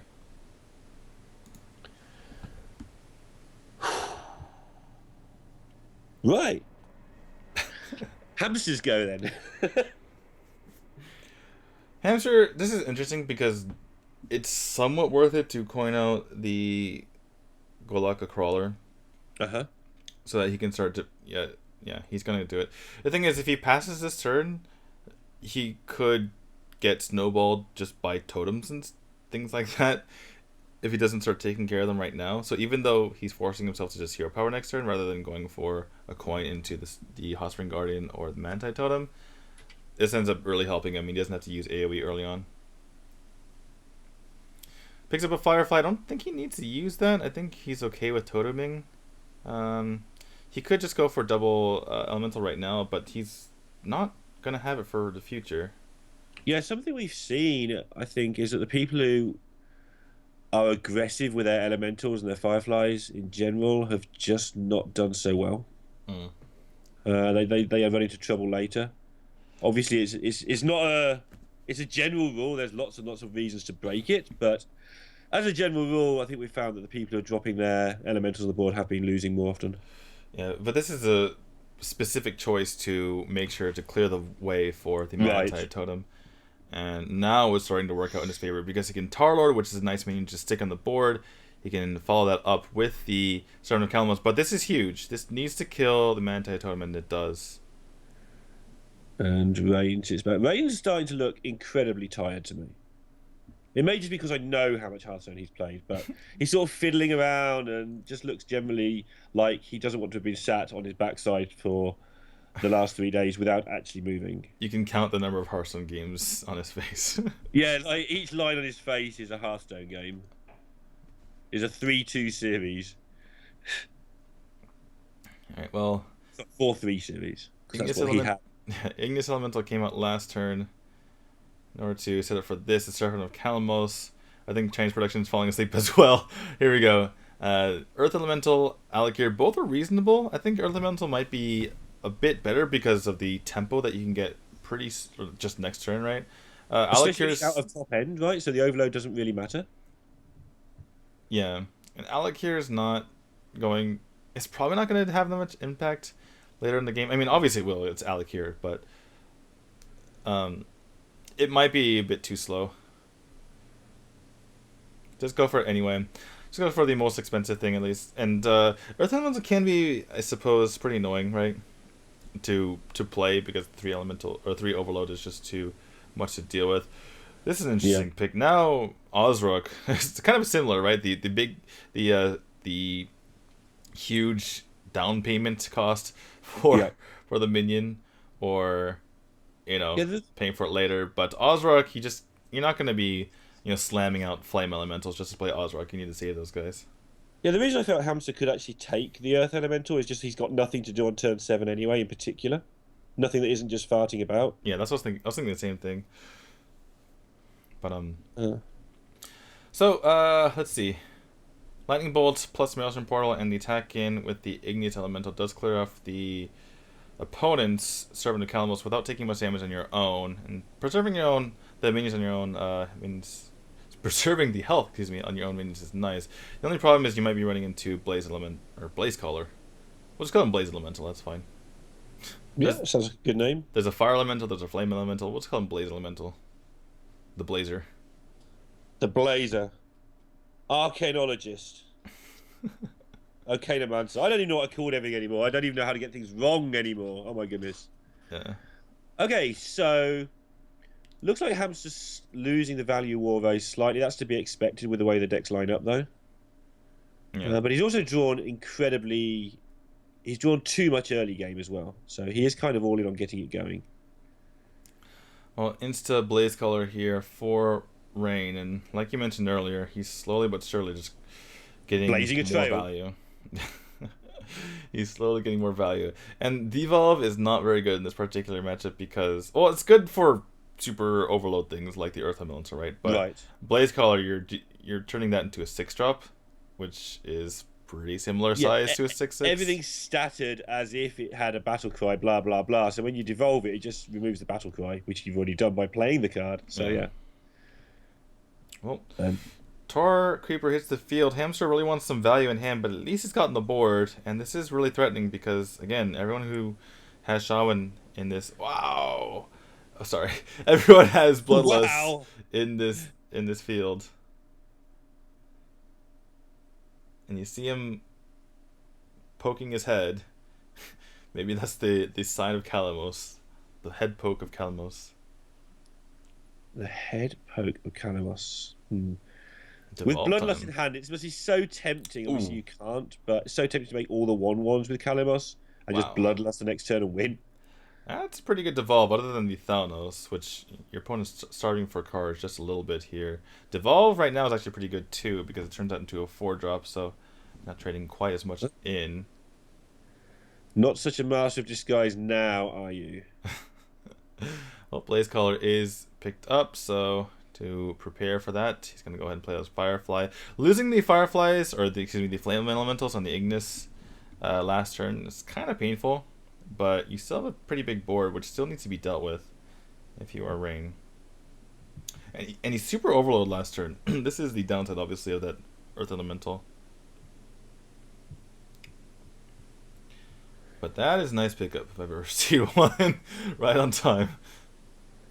Everything else was really awkward. It was like Stonehill Defender plus Totem. No, what you really want to be doing. Just look at this value war. The Hex on the side of Rain will take care of the Alakir. When you factor that in, then there is a lot of trouble here ahead for Hamster. But Hamster is making these boards that pretend that he has Bloodlust in hand. And so every turn Rain's having to clear it, but he is going to clear it. You're pretty nicely at that. Yeah, everything. So now this Blaze Caller has to go into the Kalamos unless there's a Hex picked up. Oh, wow. Well, he can still use the Alakir here. Or the Lightning Storm. Or the Maelstrom Portal, potentially, if he gets a spell damage. I suppose you roll a totem first. If you get spell damage, you could potentially just use the Maelstrom Portal. If you don't roll spell damage, then you play the Alakir. Or the Lightning Storm, whichever. Does get spell damage, so now does he change his plan? It looks like he's going to. Yeah, it seems decent, doesn't it? And the fact he rolled it first meant he intended to change his plan, most likely, if he rolled it as well. So the Hive Queen could come up, but that doesn't really change much with the Tar Lord, or Tar Creeper, excuse me. So you could just play it first if you so desire. Yeah, seems good. See what he rolls. Got to remember that Hive Queen every time. Angry Chicken. I think he's just trying to taunt Rain. He's like, that's you. You're an angry chicken. Rank 25 for those who don't realise, because it's his first Gold Series. He might go and face our leader here. is Omega Zero is ranked 21. That's how hard it is to rank up at this place. He might go face. Decides against it. Feels like he has enough stuff on the board anyway to finish out the game if he does get the Bloodlust. Or at least he's I think threatening that's what enough. he's playing for. Yeah, I think that's all he's doing is playing for the top deck Bloodlust the whole game. White Eyes. Pretty nice. I didn't know White Eyes was an elemental. Oh no, it's a taunt. What am I saying? It's not an elemental, it's a taunt. I'm getting my Discovers mixed up. My mistake, guys. I got confused because the left side and the right side are elementals. And somebody asked yesterday why he doesn't have white eyes, but he does, right? I can't tell. He looks like a frog. Wow. Doesn't he? Looks like a frog. I mean, there's a frog. I guess he does, actually, now you mention it. Well, he didn't get picked. Well, you can Spirit Echo this. He could have Spirit Echoed White Eyes, right? No? 3, 5... No, he's one off. Spirit Echoing this does look convenient, it must be said.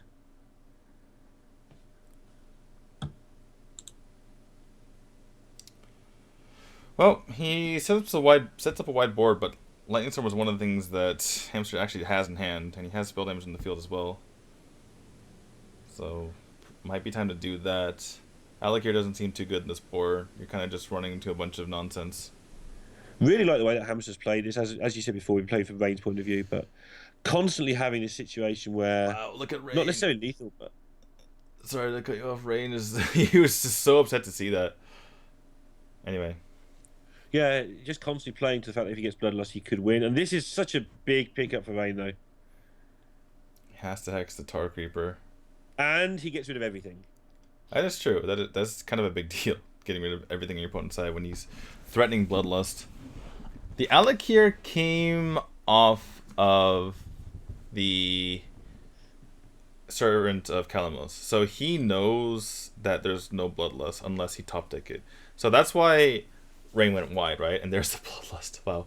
So that's why Rain went wide, because the card that was sitting in Hamster's hand the entire time was the Lightning Storm. So when it came out as Lightning Storm, that's probably why he reacted that way. He's like, I thought that was Bloodlust the entire time. What happened? But finally gets some Spirit Echo Valley. Feels like this is the only time you can actually do that. And this is nice, right? Because it's hard to get rid of this. And once you do, you can just play it all again. And then get your Bloodlust value. But both players are pretty much running out of stuff. Yeah, and the Jades aren't any size to speak of, I don't think, on this side, on Rain's side. And Alakir might just come in a few times for some damage. Obviously, the Spirit Echo's made a bit of a mess of the life, though. Saved this hex for a long time. Yeah. Gonna go face with it. He doesn't want to even hit the Flame Tongue Totem because he just needs to finish this game out as quickly as possible. Hamster had to think about that for a long time because playing Elementals right now is really risky if you don't pick up one off the top. For sure, yes. And I'm no body language expert by any means, but I am absolutely sure that Rain is dead on his feet in terms of tiredness right now. He's like tapping his head and fiddling about. He's been pretty still for the whole tournament. And it's like he's just trying to just not collapse. The amount of pressure they've been under these 2 days, these 3 days. Well, this has been really difficult for Hamster in this particular game because he has nothing to... His hand is just really dead. But there's a Kalamos. And it's active because last turn played Alakia. What do you do? I think he goes for 1/1s. I think he goes for 1/1s. Does he hero power first is the question. And Rain's worked out what it is because of how long Hamster's taking, by the way. He just suddenly raised his eyes to the heavens. Because there's not many situations here where you have to think, as those other two cards obviously do nothing. Rain's... Oh my goodness. I'm not sure if rolling a totem was good here. Because if it's a 1/1, it's the same thing as a 1/1 from the Kalamos. And if it's an O2, then the totems get to kill it without dying. Or taking damage. What else you do? You can't keep Kalamos in your hand, right? You've got to play it because you don't know when it's going to be active next. I think he's deciding what to do. I think you go for the 1/1s for the bloodless value, and he does do so. So this is a really big card here for Rain. Does not pick up anything, so he needs to start dealing with these piecemeal. And he really wants to roll a taunt totem. He has a 50-50 chance of doing so. He has his own bloodlust, I suppose. I don't think he has lethal, does he? It's not lethal. It's definitely not lethal. I checked that last turn. It's definitely not lethal. But he can take care of a lot of the stuff. Really awkward trades. Chopping up those potatoes. Taunt's huge here. 50-50. Doesn't get it. Missed. And so he's going to take out the left side, play the Manti Totem. That is exactly 12. A great play there from Hamster. Spent the whole game just hanging there, and Rain knows. I don't know how he won that game. Oh my goodness. 2 games all. And other than these two people, X-Hope somewhere in whatever observer room they've got probably just screamed incredibly loudly. I don't know. X-Hope probably has a poker face. We've seen him play before. He just kind of just doesn't react, which is really cool because just crazy stuff happens during the duration. Just wait for him of a to Hearthstone run game. in and give his hat to Hamster. He's mid-game. Listen to Talk him. To the hat. Listen to the hat. Trust him. The hat knows all. Trust the hat. All right, what do By we the have way, here? no problem, Hamster. Good luck. Yeah, exactly. So we have Warrior and Paladin versus Shaman and Hunter. We saw Paladin beat Shaman earlier, and we've seen Paladin consistently beat Shaman in this tournament. We've also seen Paladin not do that badly, or not as badly as we thought against Hunter, though it's probably still not a great matchup. Meanwhile, Warrior we've seen a couple times go against the Shaman, and I think the Warrior does better against the Shaman than it does against the Paladin, though Shaman can kind of tempo it out, but it certainly does well against the Hunter.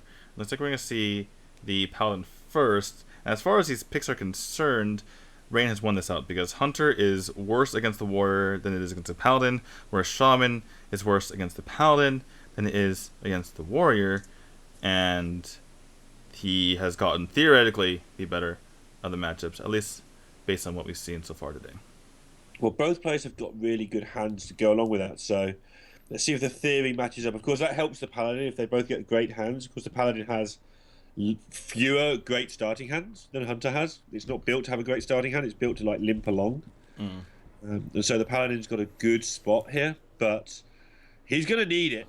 This start from Rain's going to be pretty good. And Dynamancy isn't the greatest against Paladin. It can give you value, but Paladin's probably going to outvalue regardless, particularly with things like Spike Witch Steed. And this seems like a Doomsayer. You can't really wait. If you wait on the Doomsayer, and your opponent plays some sort of minion, then it can easily get taken out later. The only problem with Doomsayer against Hunter is it's really hard to time because of precisely what we can see in hand is the Kindly Grandmother. But he usually doesn't go for it anyway. But he's getting initiative on a 3-2, and that's always going to be annoying in the future. But he's going to go for the Dynamancy instead. Okay. Yeah, and this is probably the best chance to do it, right? You don't want to be wasting time in the future. And that makes a lot of sense. Yeah, I was theorycrafting Dynamancy earlier, and my conclusion was it wasn't that good. But if there is a time to play it, it's exactly right now, right? Because you're setting up for all of your little dudes to gain a ton of value here. So, pretty big animal companion here. Huffer's actually really good. That'll do. Yeah. It's okay, but there's a True Silver. And the True Silver also gets maximum value because it gets to heal first before it attacks. So we're only taking 2 damage from the Misha. Like, suppose now you just start Dynamancying everything. Yeah, seems pretty good. Dynamancy your grandmother. Sounds like some sort of insult somewhere in the world. Who would do such a thing? What a big Dynamancy you have. Is it time to Doomsayer? Because you can set up for future turns. You might want to Doomsayer right before Tyrion. But what you could do is go for Hydrologist, Doomsayer, and play the Secret. And then next turn you can go for either the Tauren or the Ivory Knight. If you go for the Ivory Knight, you can then go for Tauren Acolyte into Tyrion. And this is just ignoring what your opponent does, but at least you're kind of just getting stuff on the board. Just Getaway casually looking at Getaway Kodo. Yeah, it was clicked instantly, and now he's just staring at it to pretend there's a choice. I hope. Yeah, the rest are kind of garbage. I suppose you could go for Redemption and protect your Doomsayer if you're planning on doing that this turn. Repentance is okay, but it's going to turn into 3 health anyway because of Dynamancy, so I don't think Repentance is ever the play. And Getaway Kodo can get you another Tyrion if you get your... or Sunkeeper Tarm if you get it on your guy. So it is going to be a Doomsayer turn, just to prevent anything nonsense, anything crazy from happening. Yep. And letting it go off doesn't work. You can't suicide it either, which would be ideal if you could suicide it and then buff the... That wouldn't work. That's not how it works. You can't buff it after it's been blown up in the same turn. It's just not how numbers work, Neil. So just have to let it go, I think, here. And you can't even steady shot the face. But next turn's got prospects for rain. As soon as you get to Tundra Rhino with coin range and you've got plenty of cheap beats in hands, good stuff can happen. Was that worth it to give him the Stonehill Defender? I think so, because you're expecting to play something pretty big on turn 6. After everything else has been cleared. And then he plays a Knight or a Tauren. You don't really want them getting those back, I think. Right, but you're not going to kill the Tauren. He's going to kill himself. You're not going to spend time killing a Cairn. Or a Tauren. I mean, the Tauren in Terra is fine. Like, you'd rather give him a Tauren than a Stonehill Defender. I suppose it's bad against N'Zoth. But you don't want to get there to the N'Zoth point in the first place. This is a very fast turn by Rain. I feel like he has a lot of stuff in his hand. Where he didn't need to go for so quickly. I suppose that he didn't want the Ivory Knight trading into his thing, and he can turn this into a 5/5 next turn. He did think a long time last turn, which could well have been planning this turn, though, to be fair. Yeah, true. And this is now the power of Dynamancy. We've seen it fail all tournament, but this is exactly why you play it. You now have turned your 1/1 into a 5/5, whereas otherwise you'd just be hitting the face, and now this is a legitimate threat that you can't really deal with unless you immediately choose silver. If this were a 1/1 and you're at 24 health as Hamster, you would just play a 3 and a 4 here, which he still might do. But yeah, he's going to go for the Chill Silver instead of playing the Infested Tauren, because now this Jeweled Macaw is a threat. So this is exactly the reason why they've been putting this card in the deck. And this next turn, so many choices. I'm expecting this one to take a long time. That is a really good pickup. Wow. Now he is a 5/7 that killed off an Acolyte. This is the crazy part about Dynamancy, right? Because you can turn... You basically just turn your smaller minions into larger versions of themselves, which I know that's exactly what it says on the Dynamancy, I know. But in other words, you're turning your 5-mana kill a guy Kodo into a 7-mana kill a guy Kodo, like the bigger version of it, like the Cyclotron of the Noitrons, for instance. You know, you're just adding that extra stat line to it. So this is the poster game for Dynamancy, if you ever need a reason to do so, or to put it in your deck. Yeah, the joy is, I've found that for what we've seen over the last few days where we've seen it played, is it's cost some people for some games, but it's only helped them win some games they were probably going to win anyway, for the large part. That's a sweeping statement. It's definitely been good in some games, but yeah, overall, I feel the negatives haven't worked as much as the positives. This is a game where I do not think that Rain would have been nearly in this position if he didn't have Dynamancy. Right.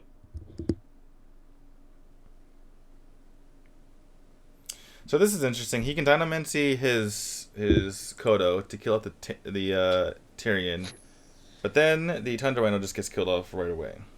He can also just play the Direwolf Alpha, which allows him to get 5 damage to face right now, and that seems like the better option. Because now you're getting that extra damage in. And you've got to get that damage in, otherwise you just don't win this guy. I know that sounds obvious, but at some point you've got to suck it up and just start hitting them, because you haven't got your hero power anymore. Ooh, Tyrion Redemption is really good. Oops. Yeah, Tyrion Redemption is really good. And without the steady shot, so we've seen the good part of Dynamancy so far. Now we're seeing the bad part, because now you don't have... Oh! That's really good. Don't worry about it. Well, there's still redemption up, so you kind of have to worry about it a little bit. Well, maybe a little bit. But this is the thing, right? Like, you don't have the clock on your opponent anymore. You don't have the steady shot on your opponent, so... Yeah. What can you get here that's useful? I don't know, because you have to get through these the Divine Shield anyway, right? I suppose you can get your own Divine Shield. Yeah, he wants exactly a Divine Shield, I think. You need to get Tunneling, which allows you to go under your opponent's minions, and +10/+2. I don't know. Sure. Tunneling, thing of the future, guys. Alright, so what do you do now if you are Rain? I think you play the Hyena and buff the Hyena. Yeah, I think you have to. You've just got to do what you can with the stuff on the board. I don't know. Nothing is nice, right? Actually, no. Tyrion Redemption Nightmare has... Actually, you buff if you were to play the Hyena, I think you buff the Razor Maw, because then you put 2 different threats on the board. Anyway. Just... Wicker Flame plus all this silliness. More Wicker Flame. More Wicker Flame actions. If you even want them. Tarim's good as well. Tarim's reasonable right now, because you can play the Tarim. Looks like he's not going to go for this turn, because this is more mana efficient. But this turtle is pretty annoying to deal with, and in particular the Dynamancy is super annoying to deal with as well. And you can buff your Wicker Flame with him next turn to get even more health gain. Yeah, exactly. That's a pretty big deal. Every point matters, especially when you're not having to deal with steady shot. Yeah, the steady shot. This is where I think that Dynamancy is just not that good. It got him into a good position, but still can't convert, and we've seen this more than once. Yeah, it doesn't have the finishing ability that steady shot does. You're sort of taking away your good ability. I'm not saying it'll never have a use, by the way. I'm just saying it doesn't seem to have a use here. Wow. GG, I think. Rag Lightlord is pretty good. So how do you go about this? You can just Wicker Flame into the 2/1. You can go everything else, or you can kill off the Thunder Lizard, go everything else face, and then Rag. There's a few ways to go about it. You don't kill any minions here. You just play Rag and go all face. You can kill a minion with your face if you want.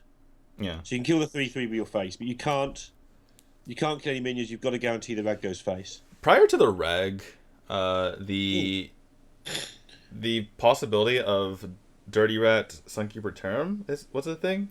It still could be a thing here, right? He could still go for Dirty Rat Sunkeeper Term, which is a strange combo to think about because you're making the Dirty Rat smaller, but you are making whatever comes out your opponent's hand like impotent, right? So yeah, I mean, I can't complain about this play at all, but I just preferred getting the 8 health there, and it looked like that was a lock. It looks like a lock either way, to be fair, though. Yeah, this looks very much like a lock. Yeah. X-Hope. And nearer, thanks to Hamster taking the lead. Dynamancy looked so good there, but then he wasn't able to finish off the game. Partly to the fact that there were 2 Tyrions, but that's kind of the reason why you like steady shot, right? Not even Tyrion can stop that steady shot. And I've just realised, even though we should have realised all along, and you probably already have, that Rain knew all along that if he wins his match, he's through. Because the only person who could catch him was X-Hope, who he beat. That is true. So as far as Rain's concerned, whatever he knows about the other, whether they know or whether they don't, he knows this is a qualifier match for him. So that extra pressure is there for him all the way. Yeah, if he had done the math. Maybe he just rushed through all his matches. They've played, 4 best of 7s today, so perhaps they haven't had time to think about it, but maybe. It's only 4 though. I mean, they played 7 the 2 days before. All right, Quest Warrior versus whatever comes up. Probably the Shaman or Hunter. Probably Shaman. Yeah, you do have to win in order to get through. Like, you don't. It doesn't really matter the order in a way, but if you can, you'd either just put your pressure on your opponent and make so they maybe make a mistake if you can bring it to the 7th game. Yeah, I definitely agree. In this exact situation, with making it as hard as you can for your opponent under the pressure. Absolutely agree. If it's game 1 of the day, it's a little bit different because you want to keep yourself fresh for your future matches. And so you want to get the hard one out of the way first. But this is it. This is the last match of the tournament, potentially. You make it as hard for them as possible. Yeah, and we do think that it's the last match of the tournament because they're going to go by head-to-head for the last part. And Hamster and Rain and Exop have played each other. And there's not a 3-way tie, and it's only a 2-way tie, so it should be decided. So, getting into this one, looking at the hands, it is definitely favoring Hamster at the moment, at least as far as what they're trying to do early on. Yeah, and I mean, the way we've seen Warrior losing games is by people rushing it down, and this is the definition of not rushing it down, is playing a 1-1 into a 1-4. Yeah, and that's how Shaman wins against Warrior, by the way, right? It's not like the Paladin where they can mess around and play death rattles that are annoying to brawl. They just kill the Warrior before they have time to do anything. Yeah, we saw Rain do that earlier against Exope. I believe that was that match anyway. It may have been the other way around. I can't even remember anymore. But we saw it earlier for sure. Check the VODs. Find out what I'm talking about. Lord of the Arena. Let's do it. I'm just going to go for Stonehill Defender rather than going for the Tar Creeper. Slightly surprised by that. What do you take here? Is the Bog Creeper early enough? Is it just about okay the way your curve goes into it with the coin still in hand? Yeah, it could be reasonable. He could also actually go for the Dirty Rat. I wouldn't be surprised to just get something out of the hand. Like, if you can Dirty Rat a key elemental and then just brawl it. Because the elementals are really keen on, or they're really big for their battle cries, not for their actual, straight up value. Like, if you Dirty Rat Tyrion, you're like, oh no, what have I done, right? If you Dirty Rat the Blaze Caller, it's like annoying because now there's a 6/6, but you don't have the, it's not going to hit you in the face. Same thing with Calamo. So, yeah, I'm not surprised at the Dirty Rat here. Yeah. Very well explained that the rat. I just find rat really difficult to play. And when we're watching it, it seems difficult to play even when you can see the hands sometimes, and then when you can't. But Hamster confident in his ability to play it correctly and picking it up there. And if you think about it, if he would have, he probably would have picked the Bog Creeper if that was a card that normally goes in the deck anyway. Like, rat's already a thing you put in there. But yeah, exactly. Yeah, it does help. That used to be the rule of thumb, didn't it, for things like Babbling Brook? If something comes off it that was already in your deck, it was a good result, and if it wasn't already in your deck, it was probably a bad result. Yeah. Obviously, there's exceptions where you're playing a specific matchups and you want different cards for different situations, but yeah, you'd rather just get your hero power out because your opponent has Hex and Devolve and stuff like that. Well, Ornery Diehorn seems pretty good. Goes for that one. That's a card that sometimes you put in there. Tied itself up nicely now and just doing Taunt Warrior things. And so at some point, this Volcano is going to matter, clear up the way. But that 4/8 is going to be a real nuisance when dealing with this stuff with the Volcano. Because it doesn't do anything on the board. It's not going anywhere ever. It's just sat there being a stupid plant. It can win the brawl. It eats half of a volcano and it can win brawls. Yeah, it's there to just kind of be extra percentage points. The sharks are attacking. Oh my goodness, the sharks. Never seen 6 sharks before. It's so beautiful. 6 sharks. Wow, the memes are real today. Okay. Interesting that he just didn't go for the Ornery Diehorn. Just wanted to take that out as quickly as possible. I suppose this allows him to start clearing off the totems, which can be a big deal. Does he Dirty Rat? He's playing with fire, almost literally here, so I'm going to go ahead and armor up instead. Yep. Just no hurry here. He's got things stodged up fairly well, especially considering he has double Drake in his hand. Yeah, there is a lot of burst potential here for Rain though, so Hamster has to be a bit careful. So he wants to complete the quest as quickly as possible, but he wants to be in a safe spot when he does so. Or when he plays the Sulfurous, at least. Yeah. For a while I thought the quests completed upon you just appeared when you complete them. You didn't have to play the other thing. Like the reward. I did it! 5 5s for everyone! Oh. Yeah! Have to play the caverns. Have to play the crystal core. Oh no, I've got to prep caverns, not just have them appear. 2 mana? What? That'll never work. What is this? This is a terrible card. Right. Yeah, definitely no future in that thing. Acolyte and the Ghoul seem okay. He could also just play the biggest guy, the Ornery Direhorn. And, he takes out the 2-on-1s on the right side anyway. So, yeah, let's just go for a big guy. Gets 1 Adept. 1 single Adept. Gets +3 health. Seems good. Take out some stuff. And 5/8 taunt on... Oh, this is... Volcano doesn't even look very Volcano threatening anymore. It just looks like... Blaze Collar's okay. You can Blaze Collar and toss in your Igneous Elemental in your face. And you have a 6/6, which is bigger than what your opponents have. Whoever the biggest boy wins. Sometimes. Sometimes.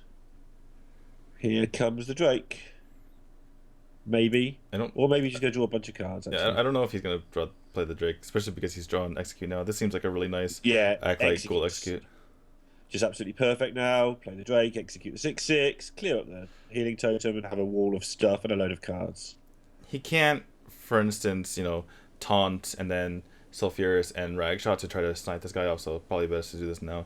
And you don't really need to execute in the future when you have things like Brawl, when you have things like your hero power, so probably best to just do this now while you can. It's going to be difficult casting other events now after this beautiful little tag that tells you how many bits of the quest have gone. You have no idea. I was watching the global games. I was like, where is it? Where's the quest counter? Yeah, the announcers are like the casters who are doing a really good job, but they were like, I think the quest is on 5. That's exactly how I'm going to. I know. I was looking at like, where's the quest counter? I feel so naked. It's impossible. How did they do it? How did they cast that event with no quest counter? Oh my gosh. I'm pretty sure that'll get fixed as soon as they see this, though. Maybe. It took a while to go for the card count on the right side, which they finally did, and which was amazing, by the way. Yeah. Yeah, lots of advances made in all Hearthstone coverage this year. It's been really good to see. It's helped us out no end. Hopefully it's helped out the viewers as much as it's helped out the casters. Alright, so this is interesting because Hamster has kind of a better way to go about drawing cards if he goes for the Ghoul, but he kind of wants to be hurrying up with the quest, which is why you see him hovering over the Dirty Rat like, I really want to be playing these taunts right now. Yeah. Grabbing the Stone Sentinel would be huge here.